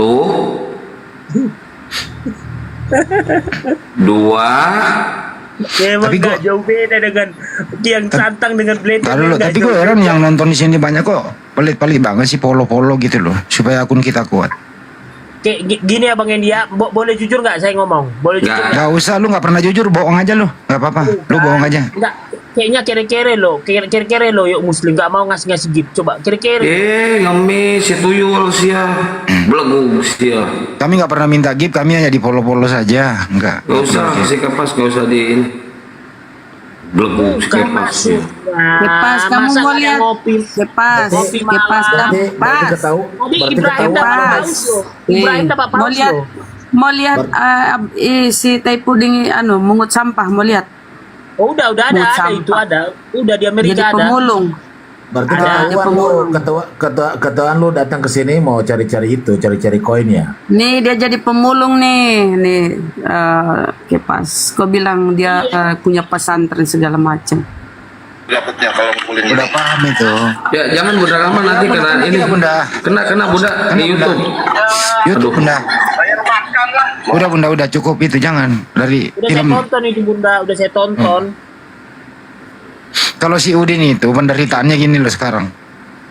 Udah kurus, donaturnya pada pergi, istrinya pergi, ya istrinya pergi, terus harta-hartanya yang pernah didapat di Jakarta dikuasai oleh istrinya, terus istrinya bersama anaknya si Kaci. Ya. Nah sekarang kira-kira apa lagi dia ya di sana ya? Jadi pemulung. Itu lepas. Bayangkan waktu dia jaya banyak sponsor. Giliran menjadi DPO kabur ke luar negeri. Yang bikin sponsor kaburnya itu mantan pebulu tangkis yang ada di Amerika sana. Tapi sekarang nggak ada lagi gunanya, udah kayak sampah, nggak ada lagi yang mau bantu dia. Saya himbau kau Pas, kumpulkan dana biaya, kasihan dia loh kalau sakit. Itu rambut aja nggak dicukur-cukur loh, udah 6 tahun setengah gitu loh. Ya kumpulin lah duit buat dia, kasihan loh. Enggak, tadi dapat paus Pak Ibrahim, mungkin besok udah cukur dapat paus dia. Ya mudah-mudahan lah bisa cukur gitu loh. Ada juga punuk itu di punggungnya gitu loh. Ada benjolan gede di punggungnya. Kok tahu? Ya orang dia pernah kasih lihat. Udah saking dia udah nggak waras, masa mobil diajak ngobrol? Mobil diajak bicara gitu. Dia berdoa kali supaya selamat, maksudnya mendoakan Kagak. Mobil, kalau aku nggak punya uang besok aku mau jual kau, kata dia gitu. Dia jangan ngobrol. Lu tahu nggak nama istrinya siapa? Belum. Iya, Sarah Ayu namanya istrinya. Nah sekarang istrinya ada di mana? Di mana? Ya di Indonesia lah, ninggalin dia. Dulu kan bareng dia sono kabur. Ya saja pulang. Istrinya nggak mau masuk Kristen sama anaknya, kan ada videonya juga sama anaknya. Kagak, istrinya udah oten kok. Istrinya Kristen duluan. Gimana sih lo? Oh, di luar istrinya. Iya lah. Nah, setelah habis anaknya belum. Udah denger, kalau anaknya enggak lah. Anaknya kan udah gede 2. Iya. Ada anaknya yang terakhir dari istri barunya itu. Bos, jejak Allah bos. Itulah menandakan bahwa kalau seandainya Saifuddin Ibrahim itu adalah membawa agama yang benar, pasti 2 anaknya ikut. Tapi buktinya enggak. Si Saddam malah mau nyadarin itu apa Saifuddin. Yang paling parah itu si Udin ini gitu loh. Dia punya anak-anak rohani, dia bikin gereja katanya. Marah-marah dia, jangan masuk Kristen. Kristen itu katanya kurang bagus itu. Masa semua alat-alat saya dicuri, diambil. Gitu loh. Ya tadi diputerin sama Ustaz Alif. Udah diputer ya? Udah. Banyak di video Saifuddin itu. Sampai dia bilang gini, Bang Andi, saya sekarang kalau pengen ke kamar mandi ada itu videonya. Coba aja buka Facebooknya itu, gimana cara curhat. Istri saya diambil orang. Istri saya diambil anaknya si Kace. Itu lo bayangkan kayak Pas, kasihan tuh. Makanya Pas, lu kumpulin lah orang-orang. Transfer lah ke dia itu lo. Udah nggak bisa, gosok gigi aja udah 6 bulan 2 hari belum gosok gigi. Kan di sana odol mahal. Terakhir kemarin di sana kan juga banyak gereja Bang Hendi. Di sana kagak ada yang menolongin, kagak bisa bahasa Inggris. Emang Bang Hendi tahu dia nggak bisa bahasa Inggris, dia kan orang pintar. Ya elah bisanya cuman sikira beraba. Nggak bisa kayak Pas, kan kita tahu. Jadi kok bisa di Amerika dia betah sampai berapa tahun ya? Udah ada 5 tahun. Ya pakai bahasa roh. Oh berarti dia kayak orang Yahudi minta roti dari langit turun. Mana ada minta roti dari langit, dia mulungin ini bekas ini sampah-sampah gitu. Barang bekas dia jual. Uangnya masih banyak itu, kan mungkin dijualin dia itu tanah-tanah waktu dia berjerih payah mulai dari muda sampai dia tua itu murtad. Lu kagak pernah dengerin sih dia menangis Bombay sedih. Aku ditinggal, sekarang aku tinggal sendiri. Istriku, anakku, aku tinggal sebatang kara.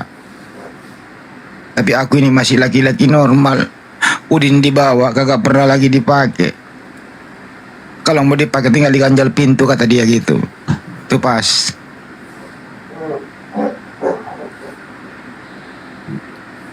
Ya dia kan udah nggak ke situ lagi pemikirannya tentang yang di bawah perut. Udah Lu mah nggak tahu, dikasih tahu lu ngeyel lu.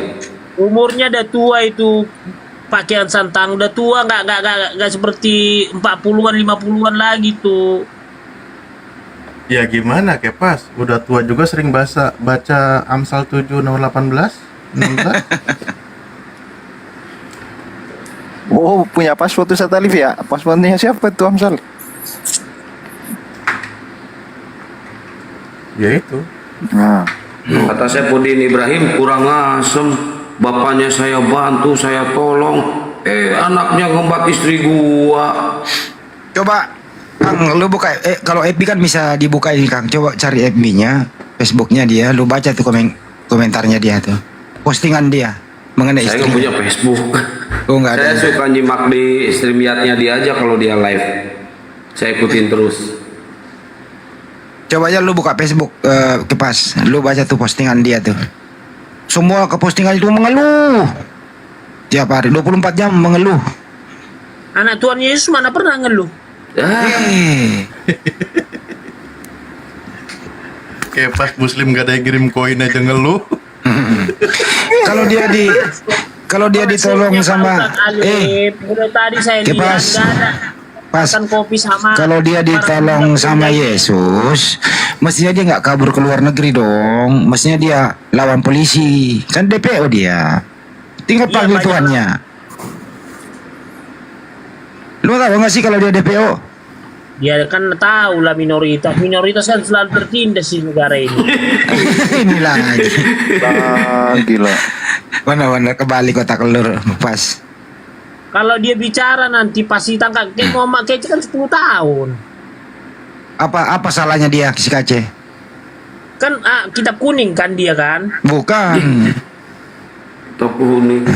Nah di dalam persidangan bisa buktikan nggak ucapannya? Enggak. Ya, Enggak. Bisa nggak? Pada intinya 10 tahun lah dia. Ya bagus lah kalau di dalam. Lu tahu nggak waktu di Mabes Polri diapain dia? Iya dibuat apa? Benar partai dikasih makan kotoran. Bagus nggak tuh? Ya nggak boleh lah begitu, gimana sih? Ya suka-suka orang lah. Daripada dia menista juga. Iya tapi kan yang membalas kan hanya Allah, bukan manusia. Allah kan bilang, dengar dulu Bang Hendy, Allah itu yang bisa membalas dosa-dosa manusia, kesalahan manusia, bukan manusia. Jangan menghakimi manusia. Ya terus siapa yang kalau begitu melanggar dong tata cara bunuh Tuhanmu? Tunggu dulu yang tadi. Ya balikin kan langsung ke situ kena kan? Ini loh Bang Hendy, kita kan mestinya tentara Romawi ini jangan bunuh Yesus. Mestinya Yesus sendiri yang bunuh diri kan gitu karena dia Tuhan. Mestinya nggak usah pakai alat bantu gitu loh. Kita akan membaca buku adab. Saya di dalam juga baca fikih adab. Saya baca juga kok. Fikih Ustaz. Ih, saya baca kok fikih sama adab waktu di dalam kan ada Al-Qur'an saya baca. Fikih, adab, Alkitab saya baca. Maksudnya di dalam apa lu? Jelasin dulu dalam itu dalam apa? Kan waktu saya dikondisikan Dalam polisi. waktu di penjara Kan dia dalam Saya sel. kan gak ada handphone. Dikasih Pak apa itu Pak Bambang. Ini pakai pas apa ini Pak? Ini ada Kepas, makanan mau apa sih? Kangkung apa tuh kalau di penjara ke orang di penjara? Makanan Janganlah apa makanan. dalam? Jangan masalah makanan nggak bagus. Dulu kamu di penampungan berapa? Pas dia dengerin. Kamu dulu di penampungan berapa hari? Nggak ada saya di penampungan. Nggak mungkin semua orang di penampungan dulu baru kamar. Ada Pak Hendy, demi Allah, demi Rasulullah. Ngapain lu bersumpah-sumpah nih? Dia langsung Bang Andi karena berat itunya. Yang dia lakuin berat. Dia mencoba mau memeras Kapolsek. Jadi langsung dilempar tuh ke dalam. kan saya bilang kan rusuh itu tiga kali di Rutan Salemba, terus saya dikirim ke lapas, tapi dibilang lapas lagi. Kalau Bang Kepas lagi buat keonaran di penjara, kami kirim Bang Kepas ke Nusa Kambangan. Disitulah saya menjadi pusing, makanya saya bertahan, nggak ada lagi buat keributan. Dulu di mana ditahan, di mana dulu? Kan 8 bulan setengah saya di Polres Jakarta Pusat, nggak dikirim-kirim. Wih, lamanya, kesian ya. Bentar dulu. Terakhir di lapas mana? Nggak pernah ke lapas. Kan gini ya, 8 bulan setengah saya di Rutan Polres Jakarta Pusat, terus 3 bulan saya di Rutan Salemba, 3 bulan saya di Lapas Cipinang, baru bebas. Kalau Pak Kepas buat rusuh lagi, Pak Kepas nggak dapat remisi, Pak Kepas akan kami kirim ke Nusa Kambangan. Gaya rusuh, padahal bukan rusuh dia. Gaya, gua tahu lu kasus lu. Mau ngomong ibu lu di sini botak. Ini lu lagi rusuh lagi nih, lama-lama lu diambil lagi nih. Tapi udah lewat PB-nya ya. Berarti dia penipuan ya, host? Enggak, ada ayam lewat belakang rumah, dia embat tuh ayam. Yang punya ayam lapor. Kagak, Bunda Rama belum denger juga. Dengerin dulu. Ada ayam, Bunda Rama lewat belakang rumahnya. Pas lu diam dulu. Biar Bunda Rama paham, jangan langsung dipotong. Ada ayam lewat belakang rumahnya. Terus ya begitulah sama ayam. Yang punya ayam marah karena Astagfirullahaladzim belum selesai. Itu di bawah ya, pencabulan nih. Siapa jangan bilang? ngomong kayak gitu Bunda Rama, ini lagi nanti rungkat Bunda. Oh, oke. Nah, yang punya ayam itu marah. Kenapa? Karena ayamnya itu udah 6 tahun kok nggak nelor-nelor. Terakhir diperiksa ternyata ada yang membuahi barengan nih. Ya itu. Ya melapor lah yang punya ayam gitu. Kepas. Nggak ada stream, Kepas. Kasihan. Makanya kan saya bilang, ketemu saya sama Napoleon Bonaparte di Lapas Cipinang. Ya kan udah cukup bahas itu ya. Cukup. Oke, yang dan kembali sekarang open cam lagi, gue mau lihat pala lu. Tunggu dulu. Tadi yang saya bilang, bahwa ketika dia sudah mengenal Yesus dengan benar, pasti dia tidak mengeluh. Ya udah, pala lu gue mau lihat dulu sebelum gue tidur. Kata hostnya kayak lu kayak tuyul second katanya. Biasakan diskusi, jangan menyerang pribadi gitu loh, supaya iya gue mau lihat doang. Kemarin kan lu masih ada rambut, sekarang udah habis sama sekali. Saya tunjukin aja Bang Andi. Nih. Saya gedein diri saya sendiri ya. Direkam coba lah, direkam coba. Nih teman-teman, ini si botak nih. Apa itu?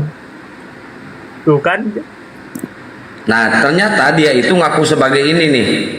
Nah jelas ya ngaku sebagai ini ya. Saya bermin ya. Nih langsung diciduk weh itu. Ngaku sebagai udah cukup ya. Udah. Jadi kasusnya udah tahu kan? Astagfirullahaladzim. Kalau saya mah masalah berita-berita kayak gini cepat nyampainya kalau ke saya, woi. Baca putusan banyak linknya ya Akang ya. Iya, makanya jangan nipu-nipu. Kalau ke saya gak berani, makanya si Kepas kalau ke saya. Udah yang kita bahas yang lain aja. Tapi kan sekarang udah nggak berbuat lagi dong. Memang nggak ada perbuatan, memang dikondisikan kan gitu.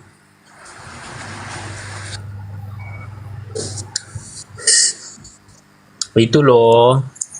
Mau masuk lagi nggak pakai pas? Oh lanjut. Kepas. Kamu nggak ada rencana nuntut ini tentara Romawi yang menyalibkan Yesus? Semuanya loh itu. Udah jelas perang salib itu kan bentuk pembalasan kematian Tuhan Yesus, perang salib itu. Tapi kan mereka nggak pakai Roh Kudus, Roh Allah. Buset dah. Oh itu kemana-mana. Wah rohnya banyak berarti bisa tadi. Kan sudah dilakukan pembalasan kepada tentara Romawi itu, kata Ustadz Alif. Kan udah dilakukan perang salib itu kan, perang salib itu kan bawa mereka. Jadi saya yang dibawa. Bukan, tuntut ke pengadilan. Pengadilan dunia PBB. Wah. Oh iya, dia kan LSM Ustaz Talib ya. Iya, makanya saya bilang tuntut aja tuh yang memfitnah Yesus dan menyalib Yesus gitu loh. Itu bukan fitnah, itu bukan fitnah yang disalibkan. Memang sudah saatnya, kan kata Yesus 3 kali dia berdoa di Gunung Getsemani.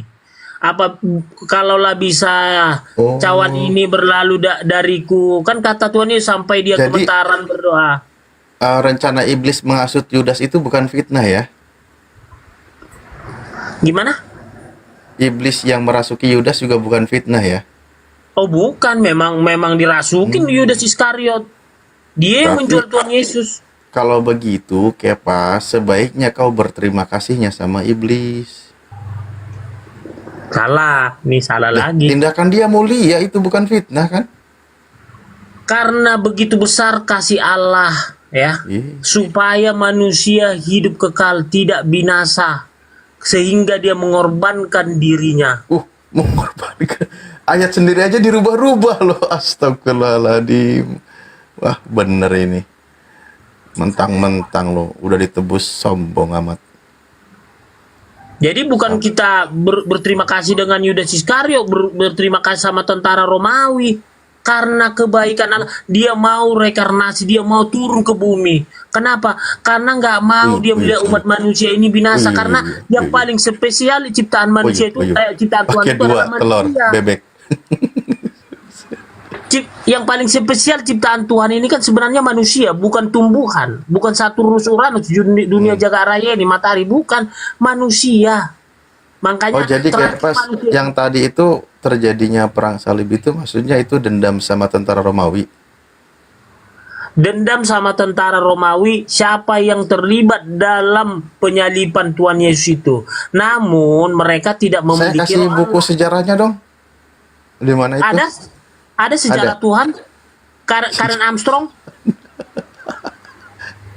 Ternyata itu balas dendam kepada tentara Romawi yang menggantung Yesus. Aduh, ya Allah. Kan ada itu buku Karen Armstrong, sejarah Tuhan. Makanya saya tahu Islam itu Sejarah mendiang Tuhan gitu maksudnya. sejarah Tuhan, kapan Tuhan mati, bagaimana Nah, masa itu. depan Tuhan. Masa depan Tuhannya buram. Kan itu Ya Allah, banyak. kepas. Astagfirullahaladzim. Kasihan nasib Tuhan, turut prihatin. Turut prihatin. Kenapa kali Aduh. Tuhanmu itu? Mendingan nggak usah ngobrol, aku pakai pas, ngeri aku. Tuhannya tuh dianggap apa ya? Lebih rendah dari manusia yang sempurna.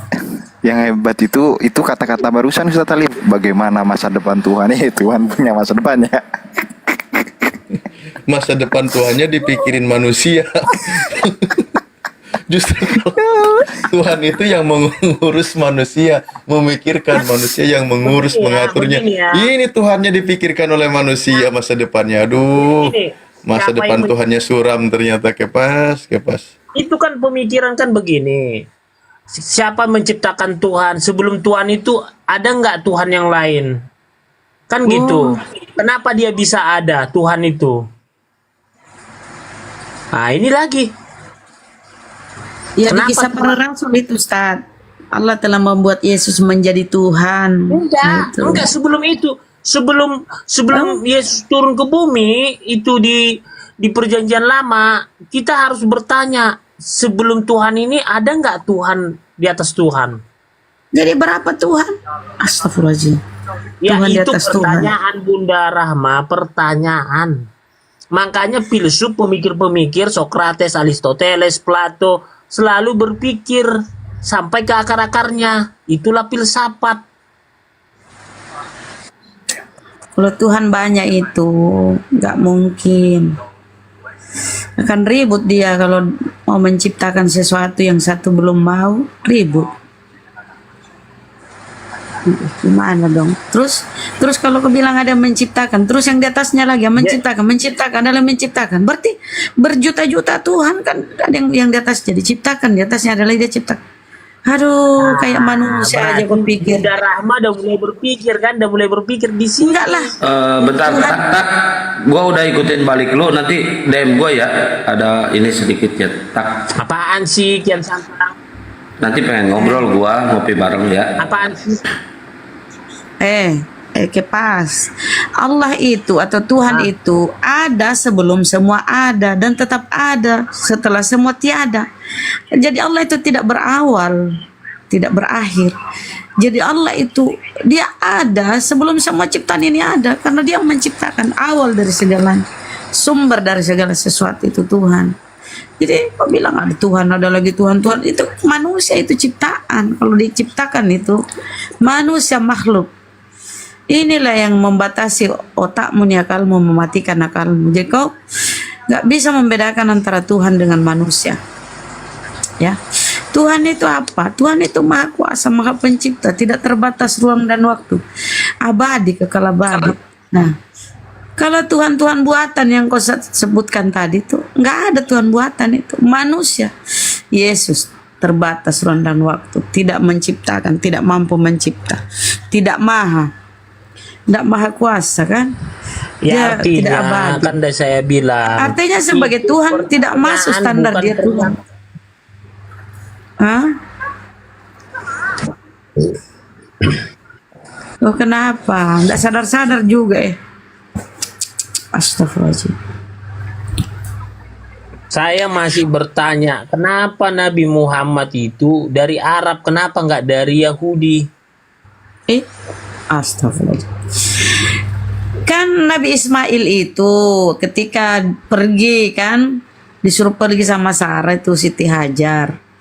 Hajar itu membawa anaknya kan pergi mengembara di padang gurun kan. Akhirnya sampailah nanti ke Arab sana. Di sana dia bersanak famili, melahirkan 12 raja. Kau tahu kan dia di ini. Tapi kalau kita merujuk kepada Bible, Abraham itu tinggal bersama Ismail dan Hagar. Kita baca di Bible ya. Ketika Sarah meninggal, sebentar Kepas, dengar dulu. Fakta bahwa Abraham tinggal bersama Hagar, Ismail. Ketika Sarah meninggal, Sarah mamanya Ishak, ketika Sarah meninggal, maka datanglah Abraham menangisi Sarah. Itu fakta bahwa Abraham tidak tinggal bersama Sarah. Dia tinggal bersama Hagar dengan Ismail, maka dia membangun Ka'bah. Kalau di kami kan yang meninggikan bangunan Ka'bah itu Ismail dan Abraham dengan anaknya Ismail. Jadi baca tuh literasi Biblemu. Siapa yang dikorbankan, Abraham tinggal di mana. Itu baca itu. Jangan cuma kau ikuti doktrinnya pendeta-pendetamu. Saya baca di Alkitab, dan saya tuntas saya baca Alkitab dari Kejadian sampai Wahyu, bahwa yang dikurbankan itu adalah Ishak, bukan Ismail. Aduh, orang otakmu ini buntu sekali. Ketika turun dari Gunung Moria itu Abraham, setelah dia mengorbankan anaknya tapi diganti dengan hewan kan, dia turun dari Gunung Moria itu tidak ke tempatnya Sarah, tapi dia ke Berseba. Dia kebaca tuh Biblemu, Abraham ke Berseba. Nah, di mana Berseba itu? Di gurun tempatnya Hagar bersama anaknya. Ketika disuruh pergi kan sama Sarah, dia mengembara di gurun Berseba. Aja tuh. Ketika turun dari Gunung Moria setelah mengorbankan anaknya yang diganti hewan, pergilah Abraham ke Berseba, gurun Berseba. Baca itu di Bible. Dia tidak ke tempatnya ini, apalagi namanya tempatnya ini Ustaz, tempatnya Sarah, Gunung Sindur. Bukan Sindur, Tangkuban Perahu. Jadi saya rasa kalau jawaban buat Kepas itu nggak masuk Bunda Dia. Saya yakin dia nggak mau mikir. nggak masuk ya. Kenapa Nabi Muhammad dari bangsa Arab kan gitu? Nanti kalau dari Bani Israel lagi, nanti kau bunuh dituhankan lagi, repot pula kan? Nabi terakhir aja Nabi Isa dibunuh, udah dibunuh, dituhankan dalam versi Kristen. Makanya Tuhan ngambil dari suku yang lain itu biar nggak dibunuh, aman. Di bangsa Arab nggak dituhankan seorang nabi yang melakukan mujizat. Lah itu nabi terakhir Nabi Isa di Bani Israel udah dibunuh, dituhankan. Begitu Kepas. Terima kasih Gurunda atas pencerahannya, Gurunda. Langsung bisa masuk, langsung bisa masuk. Berarti Ustadz Alif ini memang penjinak Kepas berarti Ustadz Alif ya? Enggak, aku lagi mikirin masa depan Tuhannya Kepas. Masa depannya suram, Ustadz. Jadi teman-teman netizen yang masih 2000 lebih, ingat ya, insya Allah ya, tanggal 16 September ya, akan diadakan gathering bersama Gurunda dan kawan-kawan API, dirangkaikan dengan HUT API yang pertama. Hari jadi API yang pertama ya, spektakuler ya. Dan akan apa ya? Kalau dan saya kita datang akan diusir nggak di situ? Kalau saya datang diusir nggak di situ? Enggak, yang penting kau bayar tiket. Dan ada tiketnya untuk menghadiri ya saudaraku ya. Tiketnya itu 350. Berupa apa yang didapat dari 350 itu yaitu buku, kaos, dan makan. Itu ya teman-teman ya. Jadi sekarang silakan ya booking tiketnya. Nanti Itu persediaan termasuk ini habis. juga kan? Termasuk tiket masuk, dapat kaos API, buku Free Palestine, makan, kopi break, foto bareng sama Bunda Rahma. Wih, ada lagi foto bareng. Wih, banyak kan. Bentar dikit. Tak, lo masih di Jakarta kan ya Tak? Iya, Jakarta. Janganlah panggil namanya botak, itu kan ada namanya itu Kepas. Biasa, Bang. itu kan abang kita itu Kian Santang itu. Secara umur kan abang kita itu. Kita lu lebih tua dari gua lu. Kau tua kok. Tengok muka muda tuh. Saya udah biasa kalau sama Kepas, saya udah biasa. Nanti kita ada dikit obrolan sama Kepas ya. Aman, lumayan buat dapur. Gak usah bang Kian Santang, udah gak enakan ini kalau udah kayak gini. Malu-malu kucing lu. Wih, gak usah bang Kian Santang masalahnya. Masya Allah, Bang Bos. Ada barakallah. Ada udang di balik batu ini. So enggak. Gua isap juga ginjal lu ini. Mau gua isap lu ginjalnya. Sekalian lah sama tulang-tulangnya. Yang penting halal Bang. Kepas yang penting halal ah. Kalau dia ngisap ginjal saya, ini saya mulai kecil makan B2 terus haram loh Bunda. Oh iya haram, haram nggak jadi. Astagfirullahaladzim. Kepas, makanan kesukaanmu itu kah? Iya, mulai kecil. Dengar di dalam Biblemu itu di Imamat 11 itu haram, B2 haram. Kemudian di Yesaya 66 B2 itu makanan persembahan para dewa. Dia menjijikkan, itu binatang menjijikkan sama seperti tikus. Baca tuh Yesaya 66. B2 dan tikus binatang menjijikkan dipersembahkan untuk dewa-dewa. Itu. Nah, kemudian kalau kita melihat apa yang Yesus lakukan, ketika ada orang kesurupan setan itu dimasukkan ke babi. B2 itu. Kenapa kalian itu kadang kesetanan kalau diskusi? Karena makananmu itu. Makananmu mengandung setan. Saya kalau baca tuh di nggak pernah saya kesetanan. Malah saya senang. Orangnya baik-baik kok semua Islamnya. Iya, karena kau belum kita ini, karena kau nggak menghujat. Kalau kau menghujat, kalau kita serang kamu pasti kau mulai menggigit. Nah, kalau si Kepas tipenya bukan tipe penghujat kalau si Kepas. Kalau saya menghujat apa yang saya dapat rupanya kan nggak ada. Iya tapi keren. Karena kau banyak Kepas, karena kau banyak makan babi B2 itu enggak beda Bun. Oh dia tidak makan. Enggak makan cuma beda tipenya, beda tipe penghujat sama enggak. Iya, Kepas tahu, ini tapi aku tahu Akang dia tidak menghujat, udah sering diskusi, tapi otaknya nggak mau kebuka tuh. Kalau masalah itu tentang keimanan biarin aja nanti juga insya Allah kedepannya kalau udah ada nemu hidayah, dia ini orang pintar, orang terpelajar, cuma belum dipakai aja isinya. Sorry, keceplosan. tertutup Iya. oleh lemak-lemak itu kan. Bagi pas. Adik saya kan 3 masuk Islam. Bukan adik yang Amin, jauh, adik Masya kandung. Allah. Ya tahu itu. Alhamdulillah. Sepupu lu ada juga kan yang syahadat kan? Sepupu lu juga kan? Semoga Ah, kalau mulia sepupu ya. banyak Kang, ya yang sadat ada, yang aku nabi ada juga itu sepupunya Pak. Enggak, sepupunya si Kepas. Saya tahu itu ada. Sepupu saya 1. Satu, Terus tuh. adik saya 3. Oh, berita pokoknya biodata si Kepas udah gua pegang aman Kepas. Jadi ngapain saya Lugat Tambunan apanya pakai pas Lugat Tambunan? Lugat Tambunan itu kan kalau dia mengaku nabi itu dikarungin aja, masukkan aja ke dasar laut. Kan saudaramu pakai pas. Saudara kalau merasa nabi nggak boleh loh Pak Ustadz. Loh, kan saudara pakai pas. Saudara pun Walau saudara kalau gitu ya nggak ini juga, nggak diakui juga toh. Enggak diakuin saudaranya nih. sama seperti Gurunda. Gurunda kalau merasa nabi kan dia kemarin kan bilang saya nggak mau merasa nabi karena apa? Saya tahu kapasitas saya sebagai apa. Nah ini yang itu di Islam itu nggak ada merasa nabi. Nggak ada. Penutup para nabi itu Rasulullah Nabi Muhammad SAW. Nggak ada yang merasa kalau di Islam. Kau ini nggak ada. Iya, karena itu kan dibilang Gurunda Bang Juma kan dibilang saya tahu saya sebagai apa. Makanya kalau si Logu tadi merasa nabi, dia udah keterlaluan. Logu lu gak lu ganti-ganti nama orang lu. Kalau di Karesteng itu bisa tidak terbatas. Yang membawa Advent itu kan siapa namanya sih?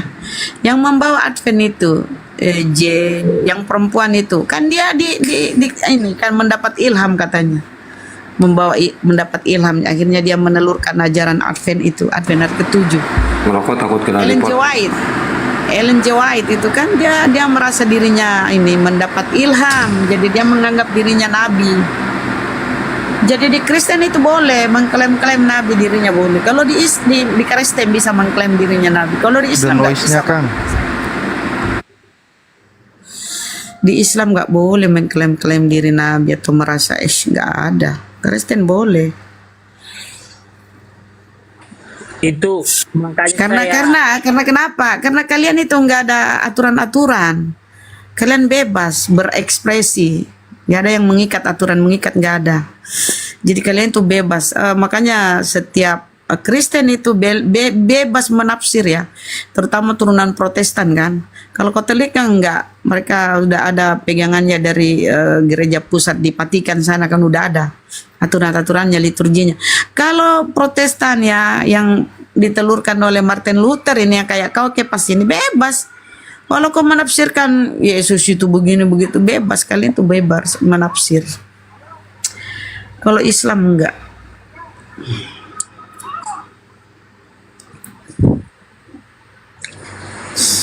Apalagi kau tadi mau bertanya ya Kepas ya? Enggak. bukan saya kenapa tidak pernah benci dengan Islam karena Islam itu mengajarkan kebaikan Bunda. Iya, memang. Bagus. Islam itu kebenaran.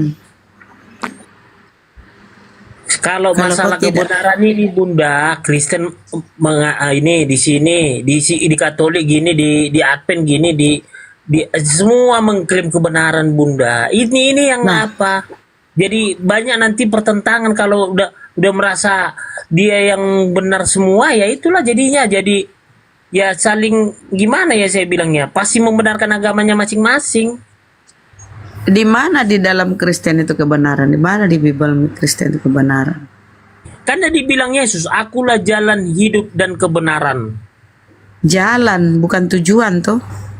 Way Tujuan of life, apa? artinya jalan kehidupan, artinya langit baru, bumi baru, artinya ketika nanti masa penghakiman itulah.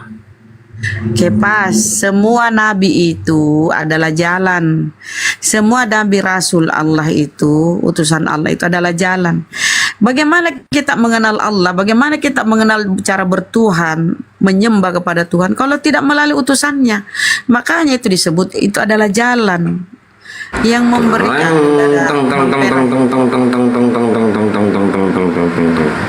pasti gitu nih. Tiap ada Bang Kores ada, si Papa Jahat pasti ada di bawah loh. Kenapa ya? Tritung tung tung tung. Tritung tung tung tung tung tung tung tung tung tung tung. Tiap ada Bang Kores si Papa Jahat pasti ada aja ngikut terus loh, aneh loh. Assalamualaikum warahmatullahi wabarakatuh. Waalaikumsalam warahmatullahi wabarakatuh. Si Said diusir bininya, nggak usah jadi cowok, mending potong titit. lanjut. Bahasa apa ini? Udah gede suaranya pakai nyanyi kayak gitu pula. Aduh. Gimana itu kok ada hujan? Noise Kang, apa yang noise nih Kang? Ya Pas, saya mau nanya lo. Pas. Ya Pas. Silakan Bang. Kira-kira lo kapan ada rencana meninggalkan dunia ini? Hai, mati dong. Kehendak Allah. Siap. Kehendak Allah. Hah? Kehendak Allah. Oh, belum ada rencana. Kehendak Allah, nggak ada rencana. Allah yang maha tahu, maha segalanya. Oke, udah satu pertanyaan udah. Yang kedua, rencana kapan makan babi lagi? Hampir tiap hari. Oke. Yang ketiga, rencana ngembala babi kapan? Udah tuntas dulu waktu saya SMP, saya melihara 30 ekor babi. Oke. Keempat, bagaimana cara membunuh babi? Untuk apa membunuh babi? Saya nggak pernah membunuh hewan apapun. Berarti kalau lu makan babi, lu makan hidup-hidup? Ya kan dibeli dari apa? Dari pasar. Ya, cara membunuhnya gimana? Saya nggak pernah membunuh binatang. Jangankan apa? Nggak pernah saya bunuh binatang. Benar? Iya. Maksudnya itu kalau babi itu kan hidup, terus masa langsung dikulitin kan enggak, dia disembelih kah, dia apakah gitu, caranya gimana? Yang saya lihat ayah saya ketika mensembelih binatang itu berdoa dulu, baru pakai pisau yang tajam, ada asamnya, darahnya ditampung untuk dimasak. Caranya gimana? Ya caranya ya dibaca doa. Iya, apanya di kakinya, kaki potong langsung apa lehernya apanya gitu? Leher lah. Oh, leher. Doanya apa? Semoga Bang Kores buka WA. Semoga apa? Semoga makanan ini menjadi darah dan daging. Oke. Pertanyaan terakhir, Pas. Ya. Pertanyaan terakhir, lu yang bertanya, lu yang jawab.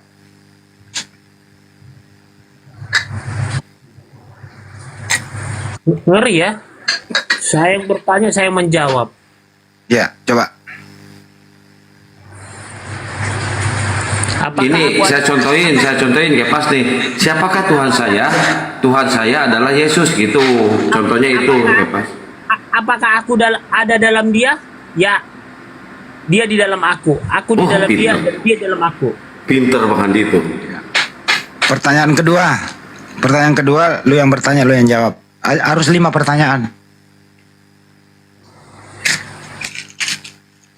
Apakah kau guru dan Tuhan itu? Ya, kau sudah menyebutkan aku guru dan Tuhan, itulah aku. Yang ketiga. Apaan? Baru 2, tiga lagi. Apakah Yesus itu Tuhan? Ya, Yohanes 13 ayat 13. 4. Bagaimana Tuhan turun ke bumi? Kenapa Tuhan turun ke bumi? Filipi 2, 5-11. 5. Emang lagi lucu-lucunya si botak ini. Dia mah manut sama gua. Emang lagi lucu-lucunya lu tak. 5. Ntar gua kasih gift ntar ya, gift lu pasti naik. 5. Dianggap hiburan aja, hiburan. Iya. Ntar gua kasih gift, tenang aja, gift lu pasti naik. Apakah Yahudi bertentangan dengan Kristen? Ya, bertentangan karena mereka tidak mengakui Yesus itu Tuhan. Bonus, bonus, 5 lagi bonus. Aduh, udah lah, capek lah. Cukup 10 lah pas lu. Aduh, nggak pernah lu ngecewain gue lu ya. Ya udah kalau gitu gak usah dikasih gift teman-teman, gak usah, nggak jadi. Kawan-kawan kasih gift sama Bang Kian Santang ini, Bang Hendi nih. Masa masih 200, saya 64. Gimana sih? Saya baru datang. Kopi-kopi lempar ke atau paus. Lempar ke kepalanya gelasnya. Saya bingung loh, benar nih ya, mohon maaf ya. Kayaknya kere-kere semua yang nonton 2003. Nggak usah kayak gitu lu, enak kayak gitu lu, gua. Tuh kan marah kan? Tuh kan marah, Bang Kencatakan langsung marah kan, coba. Jangan ngina muslim lu.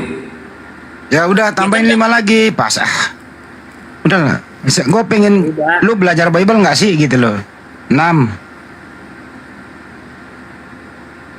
Maksudnya? Ya tambahin lagi 5 bonus sampai 10. Penyaliban apa gitu loh. Baru 5 tadi 6. Apakah Yesus itu anak Bunda Maria? Ya. 7. Apakah Yesus itu anak Yusuf? Ya. 8.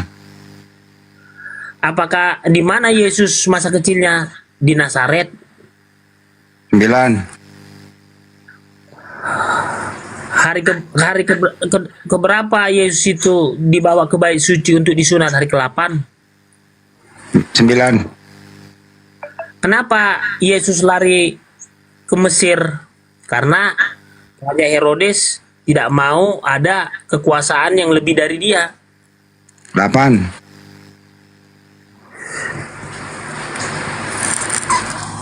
Siapa yang tidak percaya Yesus itu bangkit? Si Thomas. 9.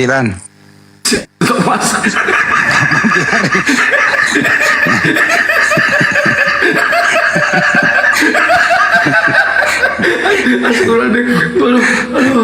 Sampai ngaca juga.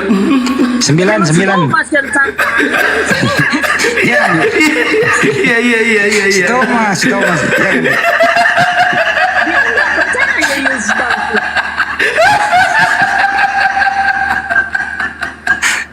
Astagfirullah. Aduh sakit perut. 9.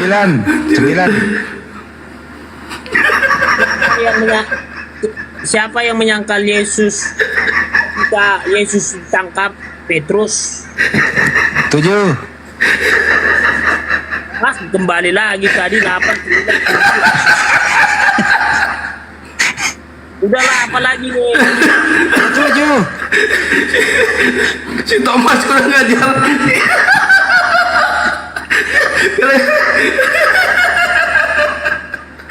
Kurang ngajar si Thomas.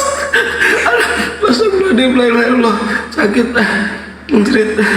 Kalau gitu saya kasih pertanyaan, si Thomas itu anak siapa sih? Thomas itu kan murid Yesus. Ya Allah, ayo Gusti Agung. Ya Allah. Iya, si Thomas itu anak siapa? Iya, dia kan keturunan orang Yahudi, Thomas. Kan murid Yesus kan keturunan orang Yahudi. Dia sekolah di mana dulu dia itu anak? Santo Thomas.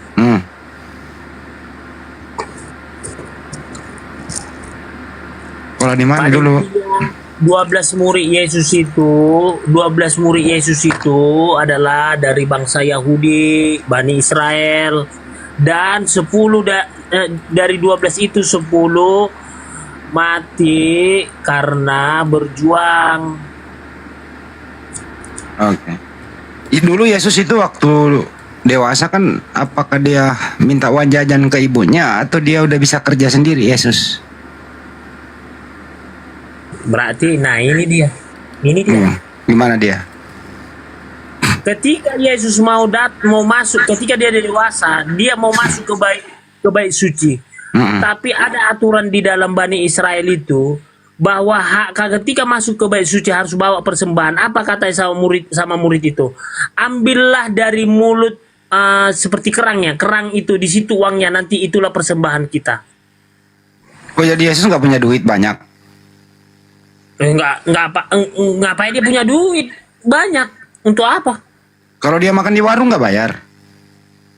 Orang dia kenyang mulu. Oh, nggak perlu makan? Pernah Bukan lapar. makan sekedarnya aja. Pernah lapar.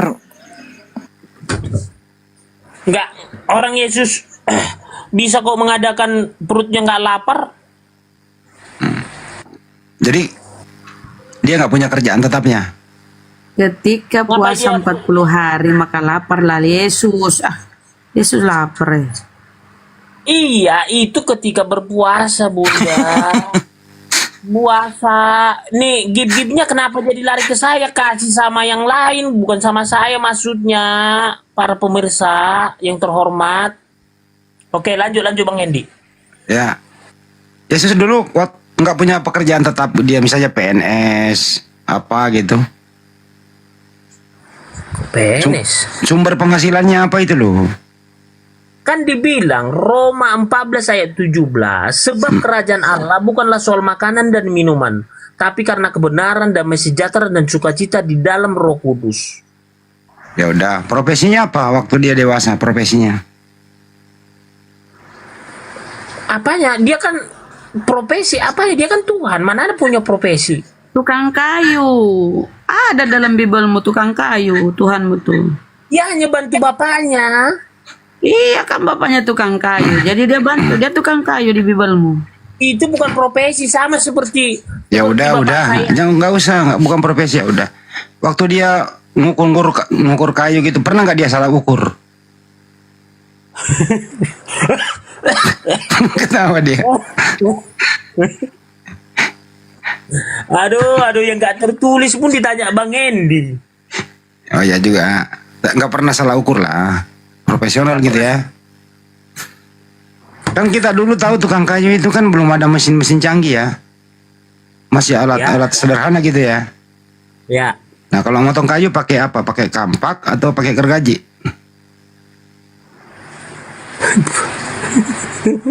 Ini udah habis pertanyaan atau apa gimana kok sampai segitunya pertanyaan ini?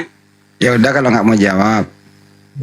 Itu kayu salib itu terbuat dari jenis kayu apa, Mas? Ada nggak kira-kira pertanyaan yang lebih? Ya kalau nggak bisa jawab bilang aja nggak bisa gitu loh. Kita lanjut. Ya nggak tahu lah. Ya oke, nggak tahu. Apa yang dikerjakan Yusuf pada waktu itu bapaknya? Siapa nama tukang yang kerja yang bikin salib itu? Kalau secara detail ya nggak ada ditulis di Alkitab, tapi ada sejarahnya siapa yang mengerjakan apa itu kayu salib itu. Siapa? Orang mana? Pada intinya manusia. Oke, manusia. Itu kan ada pakunya, itu paku berapa senti kira-kira ya? 12.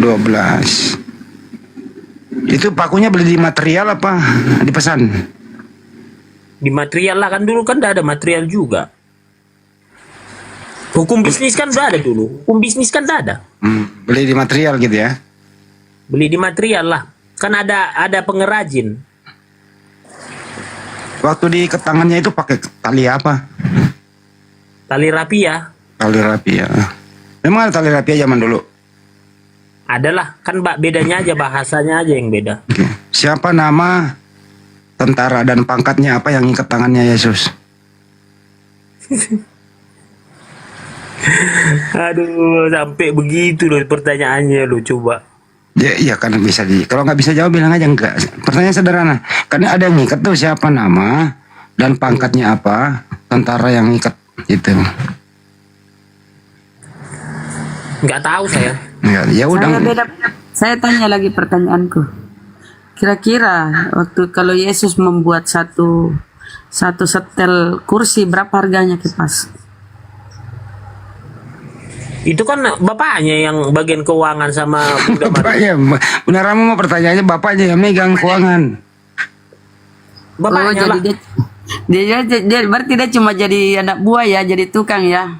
Bantu-bantu doang kan ya. Ya, dia kan ini berbakti bukan sama ibu dan bapaknya. Kipas. Ini bukan kayak ini tukang kayu. Jadi Yesus kerjanya itu bukan PNS Bang Handi. Tukang kayu. Tapi dia bukan pegang keuangan ya.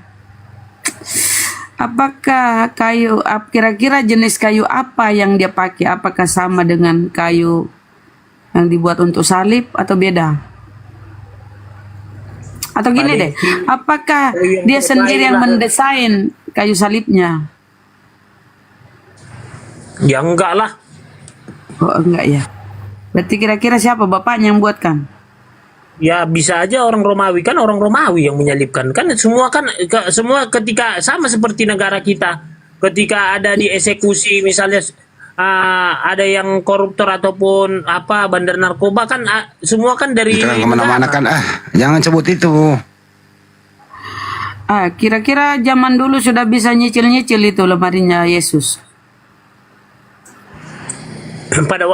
Pada waktu itu udah ada sistem cicil mencicil. Oh sudah ada ya. Oh bagus ya. Berarti ketika ada pesanan masuk, diambillah nih tukang Yesus ini kan tukang kayu nih. Jadi saya bayangkan nih Yusuf bapaknya itu laku bayar.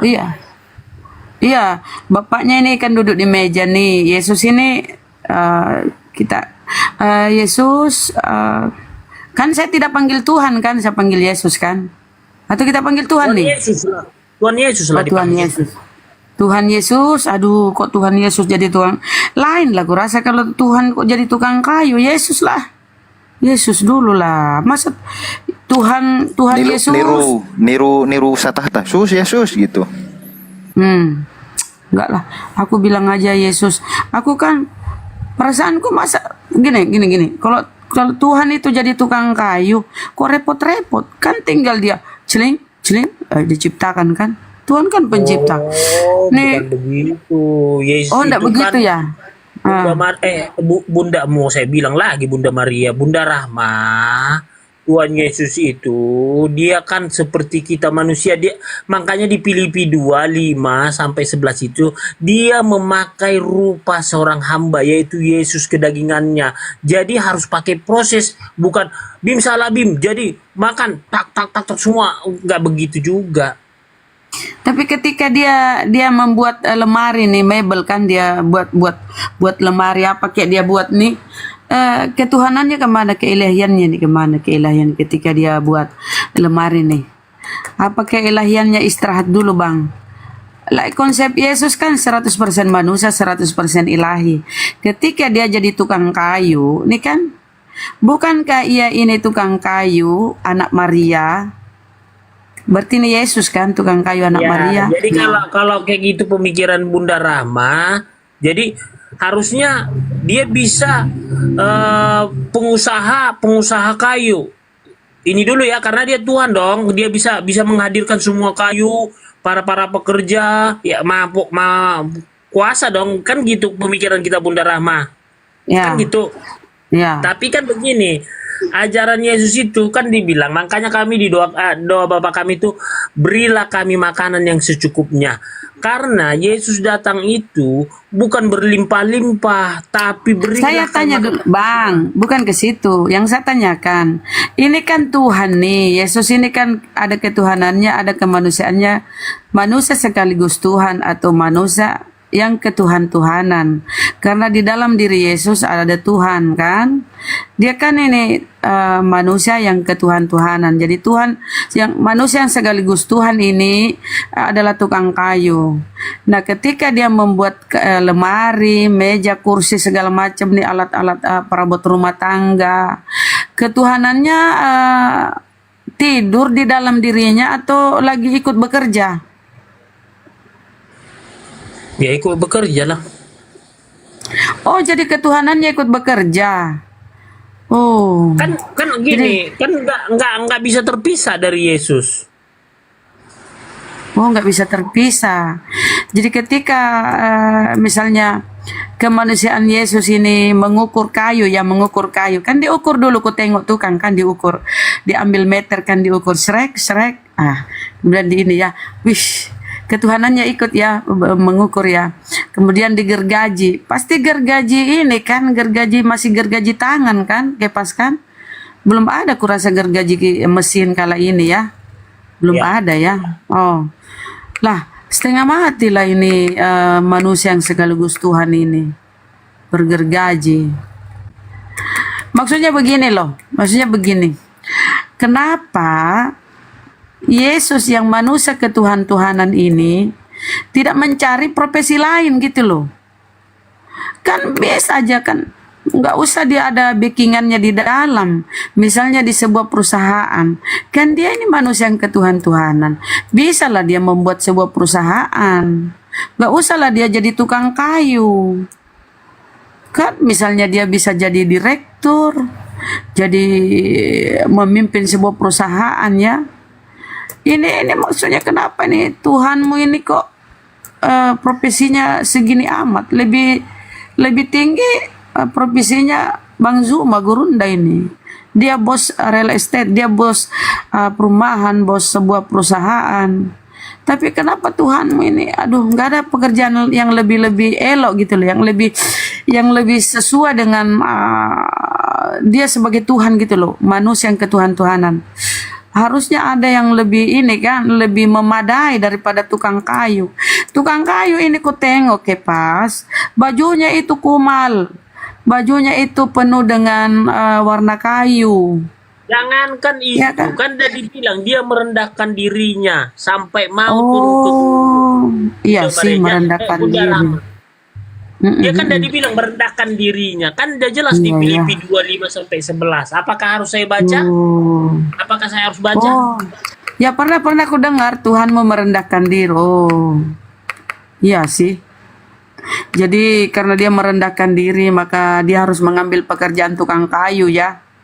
Jadi ibu-ibu yang mau pesan lemari, kursi, menemui manusia yang sekaligus Tuhan ketuhanan ya. Oh, Emangnya jadi pengrajin kayu itu emang hina? Kan enggak rendah. tapi coba kau bayangkan dulu Bang Kepas ya. Misalnya nih Yesus yang manusia ketuhan-tuhanan ini lagi ngerjain nih kayu nih. Apa kau nggak kasihan ini ya Tuhanmu ini loh? Coba kau bayangkan dulu keadaan. Kau bayangkan dulu. Terusnya saya minta belas kasihan sama Tuhan Yesus. Enggak gini. Coba kau tengok ya Bang ya. Tuhanmu ini dalam keadaan dia merendahkan diri. Ada Cina Baban dibilang ini pertanyaan kocak umat tukang cabul. Maksudnya tukang cabul siapa tukang cabul? Sabarlah kau netizen. Ini kita ngobrol sama ini masalah kedudukan Tuhannya. Tadi aja dia prihatin sama Tuhannya. Bunda Rama, ini kan pertanyaannya Kita ini kan urai. umat tukang cabul. Tukang cabul. Maksudnya tukang cabul siapa? Maksudnya umat tukang cabul. Entahlah, nanti ku bahas percabulan di Bibelmu, nangis dia. Gak usah lah, kita bahas dulu Tuhanmu nih yang profesinya tukang kayu. Ini bukan ini data ya. Host, besari dulu host. Nanti dibilang di bawah kita mengade-ngade. Host, izin host. Host lagi makan ya, lagi tidur. Coba ya teman-teman di bawah. Jangan kau pikir kami mengade-ngade. Bukankah ia ini tukang kayu? Ia ini tukang kayu. Anak Maria. Siapa anak Maria? Yesus. Jadi dia ini tukang kayu, bukan mengade-ngade. Jadi kita bahas ini karena kenapa dia tukang kayu? Dia merendahkan diri. Kalau dia meninggikan diri, harusnya dia jadi direktur kan? Dikisahkan dia direktur lah apa sebuah perusahaan. Ini dia merendahkan diri. Bunda, mohon maaf saya potong Bunda. Terkait dengan profesi ini Bunda saya potong ya. Yang dimana ketika Yesus berpuasa 40 hari 40 malam, dia dicobain oleh iblis. Dia pencobaan yang kedua, dia akan diberikan segalanya, semua yang ada di bumi ini, tapi dia menolak. Apalagi, aduh, kalau tukang kayu ini profesi, sedangkan bumi aja dikasih semua kekayaan. Tapi begini loh, Kepas, merendahkan diri jadi tukang kayu. Kasihan kali ku tengok Tuhanmu ya. Andai aku bertetangga Tuhanmu, ku suruhlah berhenti jadi tukang kayu. Udahlah, kau masuklah di perusahaan ini. Situ lebih bagus loh, pakaiannya rapi loh, bersih. Misalnya jadi karyawan di sebuah perusahaan kan, perusahaan elektronik gitu. Tukang kayu kumal pakaiannya Kepas, baru bajunya itu berwarna apa ya kalau tukang kayu ku tengok ya. Ya Allah, apalagi zaman dulu kan, kayu itu kan diserut-serut tuh kayu kan, nggak ada mesin. Pastilah aku tengok ini tuh Tuhanmu ini, aduh kena ini ya, ampas kayu lah segala macam. Kasihan juga ya, merendahkan dirinya sungguh keterlaluan, sampai-sampai harus tukang kayu. Nggak ada lain apa, yang naik-naik dikit lah Kepas. Kan prihatin aku. Iya Bunda, terakhir kali zikir kapan? Terakhir kali zikir kapan? Kau nggak kasihan ini kondisi Tuhanmu tukang kayu, nggak kasihan kah? Bunda terakhir kali zikir kapan? Sebagai manusia Kepas, apa kau nggak kasihan, nggak prihatin? Cek satu cek. Masih ada lu Kepas? Silakan Bang, silakan. Enggak, lanjut aja. Saya bawa beres makan. Jadi mereka bilang karena dia merendahkan diri, maka dia mengambil pekerjaan jadi tukang kayu. Tapi Yesus ini sebagai ada keilahiannya, tetap ada ilahinya di dalam. Jadi yang tukang kayu ini adalah manusia yang ketuhan-tuhanan. Karena masih ada Tuhannya di dalam diri Yesus. Sekalipun merendahkan diri, tapi masih ada ketuhanannya kan? Masih ada ilahi-ilahinya kan? Pas kan? Pas. Oke, pas. Oke, kita selesai, kita bahas ini ya. Mungkin dia udah ini. Udah nangis nih Kepas, perasaan aku tengok Kepas nangis ya, saking ininya kasihan sama Tuhannya yang tukang kayu. Nggak apa-apa Kepas, kita ganti bahasan ya. Ya, bentar Bunda, mungkin ada ini Bang Kores, silakan. Ini masalah Bandung, Bang Kores. Bang Kores monitor. Oi. Ya. Silakan. Pas, lu mending ke rumah papa di sorga Pas. Terus balik lagi ke sini, kabarin lah di sana gimana gitu. Udah pada jadi belum rumahnya gitu. Nah, sementara itu aku infokan dulu soal Bandung ikhwan ya, tanggal 16 September jikalau kalian ingin ketemu Gurunda sebelum kalian meninggal. Nah, inilah waktu yang tepat. September 16 2024. Gak usah lah gitu, ikut-ikutan ya Iwan. Bang, gak usah ikut-ikutan meninggal. Kulun nafsin daikotul maut. Kenapa kita ingin? Ya, jadi ayo berjumpa ikhwan, ayo berjumpa tanggal 16 September di Bandung gitu. Insya Allah besok kita spill tempatnya dan juga flyer ya ikhwan ya, insya Allah gitu.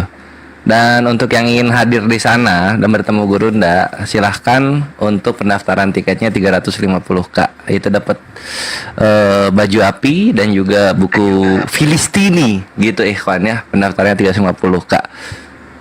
Dan untuk yang ingin memeriahkan acara juga bisa langsung aja infak sodakoh ke rekening MMCI. Ikhwah Uma Fadila, ikhwah. Jadi cewek cowok bisa.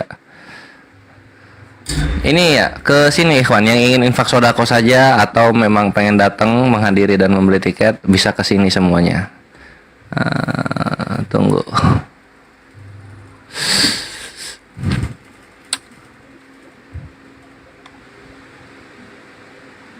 Bisa ke rekening MMCI, banknya BTN.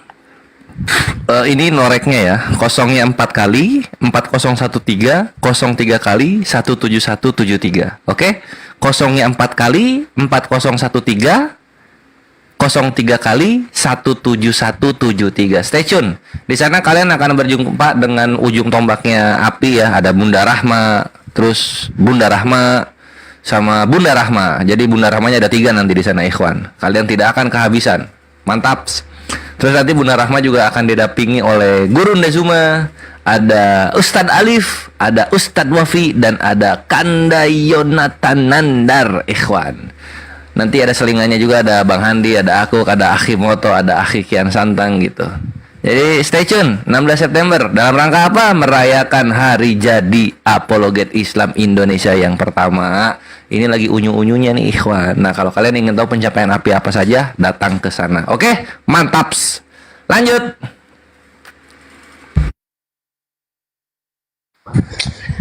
Apa Kipas? Masih mampu kita bahas Yesus yang merendahkan diri Kepas. Yesus itu Tuhan, nggak boleh sembarangan loh Bunda. Lah, itu kan data tadi. Kok sembarangan? Kita pakai data-data loh. Nah, ini kita lagi ya. Sedikit lagi kita ke sini Kepas. Ketika Yesus merendahkan diri dan dicobai iblis. Kau bahas tadi kan? Tuhan kami tuh saking merendahkan dirinya, dia dicobai iblis. Belum selesai itunya Bang Kores ya, yang bisa ditampilkan biar netizen tinggal screenshot. Oke ya, Kepas. Nah, di sini kita lihat ya bagaimana Tuhanmu merendahkan diri sampai dibawa-bawa oleh iblis. Ya, ketika Yesus dicobai, dibawa oleh iblis, naik ke gunung, naik ke bumbungan bait suci. Kira-kira pikiranmu gimana Kepas? Kok sampai Tuhanmu ini dipermainkan sama iblis ini, kenapa? Coba apa yang bisa kau sampaikan di sini? Jelaskan, silakan. Jadi kan Yesus itu kemanusiaannya di surga. Jadi wajar Yesus itu dibawa, tapi dia mengatakan, ketika iblis mengatakan, jika kau anak Allah, jadikanlah batu ini jadi roti. Ketika itu Yesus lapar. Apa kata Yesus? Jangan kau cobai Tuhan Allahmu. Jangan kau cobai, bukan dibilang jangan kau cobai anak Allah, enggak, dibilang jangan kau cobai Tuhan Allahmu. Saya bahas di sini, kenapa Tuhanmu dikerjai iblis? Sementara ini pun tidak pakai cawat ini. Kenapa nih? Nggak sopan sekali nih. Kok harus nggak sopan perasaan ini kok? Ini Tuhan yang dia bawa-bawa ini dia tidak pakai cawat ini. Coba ini kurang ajarnya nih si iblis ini. Ini kan yang dibawa Tuhan ini. Tuhan dibawa nih kok nggak pakai cawat, kenapa? Tapi kan nggak menang iblis itu, nggak menang. Dasar iblis. Iya, menang enggak, tapi dia sudah dibawa kemana-mana. Gimana harga diri Tuhanmu itu loh? Kok sampai dikerjai sama iblis? Iblis kan kita tahu itu siapa itu iblis. Iblis itu kan seorang yang jahat. Emang hanya Yesus saja. Itu Nabi Ayub aja dicobain iblis. Kan kata Tuhan. Ya, hanya nyawanya yang nggak bisa kau ambil. Ya maksudnya gini loh, ini kan Tuhan. Tuhan itu kan harus bergengsi dong. Masa dikerjai sama iblis, dibawa digendong kemana-mana, nggak pakai lagi cawat. Kan lucu nih. Aduh ya Allah, nggak ada benar nih harga diri Tuhanmu ini. Kok bisa dia ini? Astagfirullahaladzim. Coba kau ini berpikir. Ini kan manusia yang Tuhan ada Tuhannya nih, ketuhanannya. Dibawa oleh iblis, tahu kan iblis makhluk jahat kan? Kok bisa dia dikerjai sama iblis? Apa Tuhanmu sudah hilang harga diri, Bang? Nggak ada wibawanya Tuhanmu, nggak ada wibawanya sama sekali. Coba berpikir pakai akalmu, Bang. Baik Bunda, terima kasih atas pencerahannya. Yang dimana sudah jam 2:30, mohon maaf. Besok kita sambung lagi ya Bunda, saya mau tidur Bunda. Jangan dulu, biar kita selesai. Coba kau berpikir, kalau dia Tuhan, kok ngapain dia dicobai sama nggak mampu dia menerima kenyataan Kepas. Ini teman-teman Oten di bawah ya. Kalau dia betul-betul ini Tuhan, kok bisa dia dikerja sama ini yang jahat ini, iblis? Itu artinya dia ini manusia. Salam artinya, kenal semua. Iya Bang, sebentar saya selesaikan dulu narasi Bang ya. Itu artinya dia manusia. Dia manusia karena memang itu iblis, kerjanya iblis. Manusia menggoda kita supaya